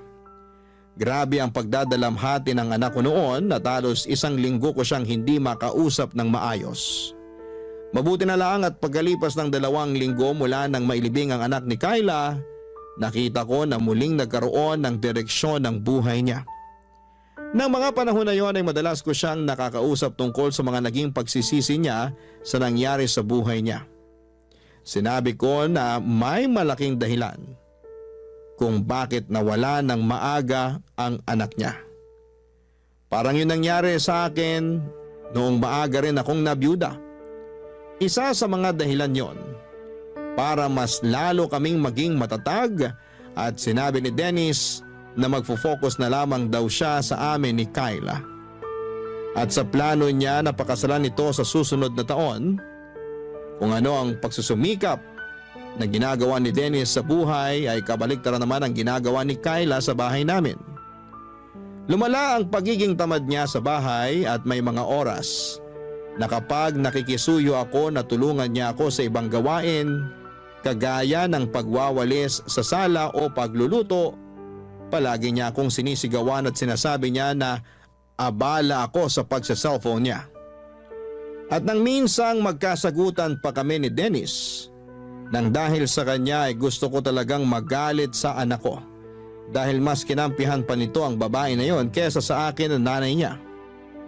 Pero pilit ko na lamang na pinalampas ang lahat noon at patuloy na tiniis ang ugali ni Kyla. Pero ang isang bagay na hindi ko talaga natansya noon ay nang makita ko si Kyla na nakikipagharutan sa isang lalaki sa may mismong harapan ng gate ng bahay namin. Tinawag ko siya noon pero hindi niya ako pinansin tapos ay tinarayan pa. Hindi ako nakatiis pa kaya naman nilapitan ko sila, pinalis ko yung lalaki at pilit na pinapasok si Kyla sa loob ng bahay papadudot. Bakit niyo naman po binastos yung bisita ko, Ma? Binastos? At siya pa talaga yung nabastos? Tama ba yung ginawa niyong paghaharutan sa harap mismo ng bahay ko? Ano pong paghaharutan ang sinasabi niyo? Pinsan ko lang po yung kausap ko kanina sa may gate. Pinsan? Ang sabi mo nung nakaraan, delivery rider yon na naghahatid lang ng mga ino-order mo na kung ano-ano sa online. Oo nga po. Pinsan ko po yung delivery rider na yon. Ano na naman po ba yung iniisip nyo na hindi maganda tungkol sa akin? Hindi ako mag-iisip ng ganito kung wala akong nakikita na masamang ginagawa mo. At kailan pa po naging masama yung pakikipag-usap sa pinsan ko? Huwag mo ang binibilog ang ulo ko. Hindi lang kayo nag-uusap ng lalaki na yon. Nakita ko na hinahawakan niya ang kamay mo at hinalikan ka pa niya sa pisngi mo. Ang laswa nyo naman pong mag-isip, ma. Ang hirap po sa inyo. Lahat na lang ng ginagawa ko dito sa bahay na to, mali sa paningin nyo. Eh, kailan ka ba gumawa ng tama? Ultimo pag-aasikaso ng mga kailangan gawin dito sa bahay, hindi mo naman ginagawa ng tama. Magpapalaba ka na nga lang ng mga damit mo, hindi mo pa ilagay sa tamang lalagyan. Pati na nga ang mga pinagkainan mo, basta mo na lang iniiwan sa lababo. Kita nyo na? Napakarami nyo naman pong issue sa akin. Kanina, yung pakikipag-usap ko sa labas ng bahay. Ngayon naman, pati ang bawat kilos ko dito sa loob ng bahay nyo, sinisita nyo na. Alam nyo, mabuti pa, magpahinga na lang ako sa kwarto namin ni Dennis. Sumasakit na naman po kasi ang ulo ko dahil sa ingay nyo. Sandali lang, Kyla. Hindi pa tayo tapos mag-usap. Bitawan nyo nga ang braso ko. Huwag mo kasi akong talikuran dahil nag-uusap pa tayo. Pwede po bang hayaan nyo na lang akong pumasok sa kwarto namin? Tapos ano, magkukulong ka na naman dyan buong araw? At lalabas ka na lang kapag kakain na? Kung may issue po kayo sa akin, si Dennis na lang po ang kausapin nyo. Papasok na po ako sa kwarto kasi ayoko na po makipagtalo sa inyo. Sabi ng hindi pa tayo tapos mag-usap. Nasasaktan na po ako. Bitiwan nyo nga po yung braso ko. Ano pong nangyayari dito? Nasa pinto pa lang ako. Naririnig ko na po ang mga sigawan nyo. Mabuti naman at umuwi ka na. Si mama kasi, kanina pa ako sinisigawan. Tapos ang higpit pa ng hawak niya sa braso ko. Tingnan mo oh. Halos magmarka na ang kamay niya sa balat ko. Ma, bakit nyo naman po sinisigawan at sinasaktan si Kyla? Hindi ko siya sinisigawan at mas lalong hindi ko siya sinasaktan. Gusto ko na kasing magpahinga, pero ayaw niya pa akong papasukin sa kwarto natin. Ano ba talagang nangyayari dito? Yang girlfriend mo kasi, nakita ko nakikipagharutan sa ibang lalaki dyan sa labas ng bahay natin. Doon pa talaga sa may gate natin. Kyla, ano tong sinasabi ni Mama? Hindi naman totoo yon. Hindi totoo? Kahit nakita ko na hinawakan niya ang kamay mo at hinalikan ka niya sa pisngi mo? Pinsan ko nga lang po kasi yon na binibigyan niyo ng mali siya. Kung nabibilog mo ang ulo ng anak ko, huwag mo ko igaya sa kanya. Hindi mo ako maloloko, Kyla. Pwede po bang tigilan niyo na nga po yung kakaisip ng kung ano-ano tungkol sa akin? Alam ko naman kasi talaga na ayaw niyo sa akin kaya gusto niyo akong siraan sa anak niyo. Hindi kita sinisiraan sa kanya. Nagsasabi lang ako ng totoo. Nagsasabi lang din po ako ng totoo. Sadyang marumi lang po ang isip niyo kaya kung ano-ano na lang yung lumalabas sa bibig niyo. At ako pa talaga ngayon ang madumi mag-isip? Sino pa po ba? Kayo lang naman po yung walang tigil sa pagbabantay sa bawat galaw ko dito sa bahay na to. Teka, wag na nga kayong magsigawan ni Mama, Kyla. Hindi naman kasi ako nag-umpisa nito. Yang mama mo. Palibasa, sampid lang ako dito sa bahay kaya ginaganyan niyo na lang ako. Tama na. Huwag ka nang umiyak. Gusto ko lang naman talagang magpahinga muna. Pero ayaw niya akong papasukin sa kwarto natin. Palagi niya na lang binabantayan bawat kilos ko dito. Kulang na nga lang, pati paghinga ko dito sa loob ng bahay na to, bantayan niya. Tama na. Huwag ka nang umiyak. Sige na, pumasok ka na muna sa kwarto natin. Pero Dennis! Ma, mamaya na lang po tayo mag-usap. Gusto ko na lang din po sana munang magpahinga. Papa Dudut, matagal ko nang napapansin ang mga kakaibang kinikilos noon ni Kyla na pinagsasawalang bahala ko lang madalas. Kapag nakalis na si Dennis ng bahay papunta sa trabaho niya, maririnig ko na si Kyla sa loob ng kwarto nila na halos bumubulong na parang may kausap. Minsan nang nasilip ko siya sa loob ng kwarto nila. Nakita ko na may hawak siyang cellphone at nakangiti habang parang kinikilig sa kausap niya. Napapadalas din yung lalaki na kausap niya noon na pumunta sa may gate ng bahay namin. Nung unang nakita ko siya na kausap ni Kyla sa may gate ay nag-usisa ako. At sinabi niya na nagdi-deliver lamang daw ito ng item na in-order niya online. Hanggang sa halos araw-araw na silang nagkakausap noon. May mga araw din noon na umalis siya sa bahay kapag nasa trabaho na si Dennis. At ang paalam niya ay pupunta siya sa isang kaibigan. Uuwi siya bago makauwi si Dennis sa bahay. Pero minsan, Papa Dudut, Naunang umuwi si Dennis sa kanya at nagtaka ang anak ko kung bakit wala si Kyla sa bahay. Hindi raw ito nagpaalam o nag-text sa kanya na aalis ng bahay. Ang sabi lang ni Kyla nang makauwi siya ay may dinadaw lamang itong kamag-anak kaya ginabi ng uwi. Pero iba na ang pakiramdam ko noon dahil nakita ko na noong magkausap sila ni Dennis. Hindi makatingin ng diretso sa kanya si Kyla. Hanggang sa nakita ko ang paghaharutan ni Kyla sa may gate at paghalikpan ng lalaki sa pisngi nito. Hindi ako pwedeng magkamali sa nakita ko at alam ko na hindi yon kamag-anak ni Kyla. Pero alam nyo yung mas masakit. Yung mas kinampihan at pinaniwalaan siya ng anak ko kesa sa akin. Wala akong ibang hinihiling noon kung hindi ang mapabuti ang anak ko at maging masaya siya sa kung sino man ang babaeng mapipiling niyang mahalin. Kahit na hindi ko tanggap si Kyla, ay pinilit ko siyang pakisamahan. Pero ako pa ang lalabas na masama sa lahat. Pagkatapos ng pagtatalo namin na yon ay nag-decide si Dennis na umalis na sila ng bahay ni Kyla. Nangupahan sila sa hindi kalayuan mula sa bahay ko. At isang beses sa isang linggo ay dinadalaw na lamang ako ni Dennis sa bahay. Kapag dinadalaw ako ng anak ko ay iniiwasan namin na pag-usapan ang tungkol sa relasyon nila ni Kyla para hindi kami magtalo. Papadudot, ang dahilan talaga ng pagsulat ko ngayon ay para humingi ng payo sa kung ano ang dapat kong gawin. Sigurado kasi ako na niloloko ni Kyla ang anak ko pero ayaw naman akong paniwalaan ni Dennis. At ayoko na rin na mas lalo pang magulo ang relasyon namin ng anak ko. Kaya hindi na ako naglalakas loob na makialam sa relasyon nila. Ano bang dapat kong gawin para mamulat ang anak ko sa katotohanan na hindi karapat-dapat si Kyla para sa kanya? Sana'y matulungan ninyo ako sa problema kong ito, Papa Dudut. Ang inyong forever kapuso at kabarangay, LC.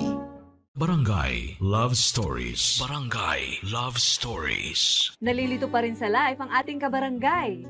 Ano kaya ang maipapayo mo sa kanya? Ibahagi mo yan sa ating comment section para mabasa rin niya. Nagustuhan ng iyong napakinggan? Ituloy yan via live stream sa www.gmanetwork.com/radio.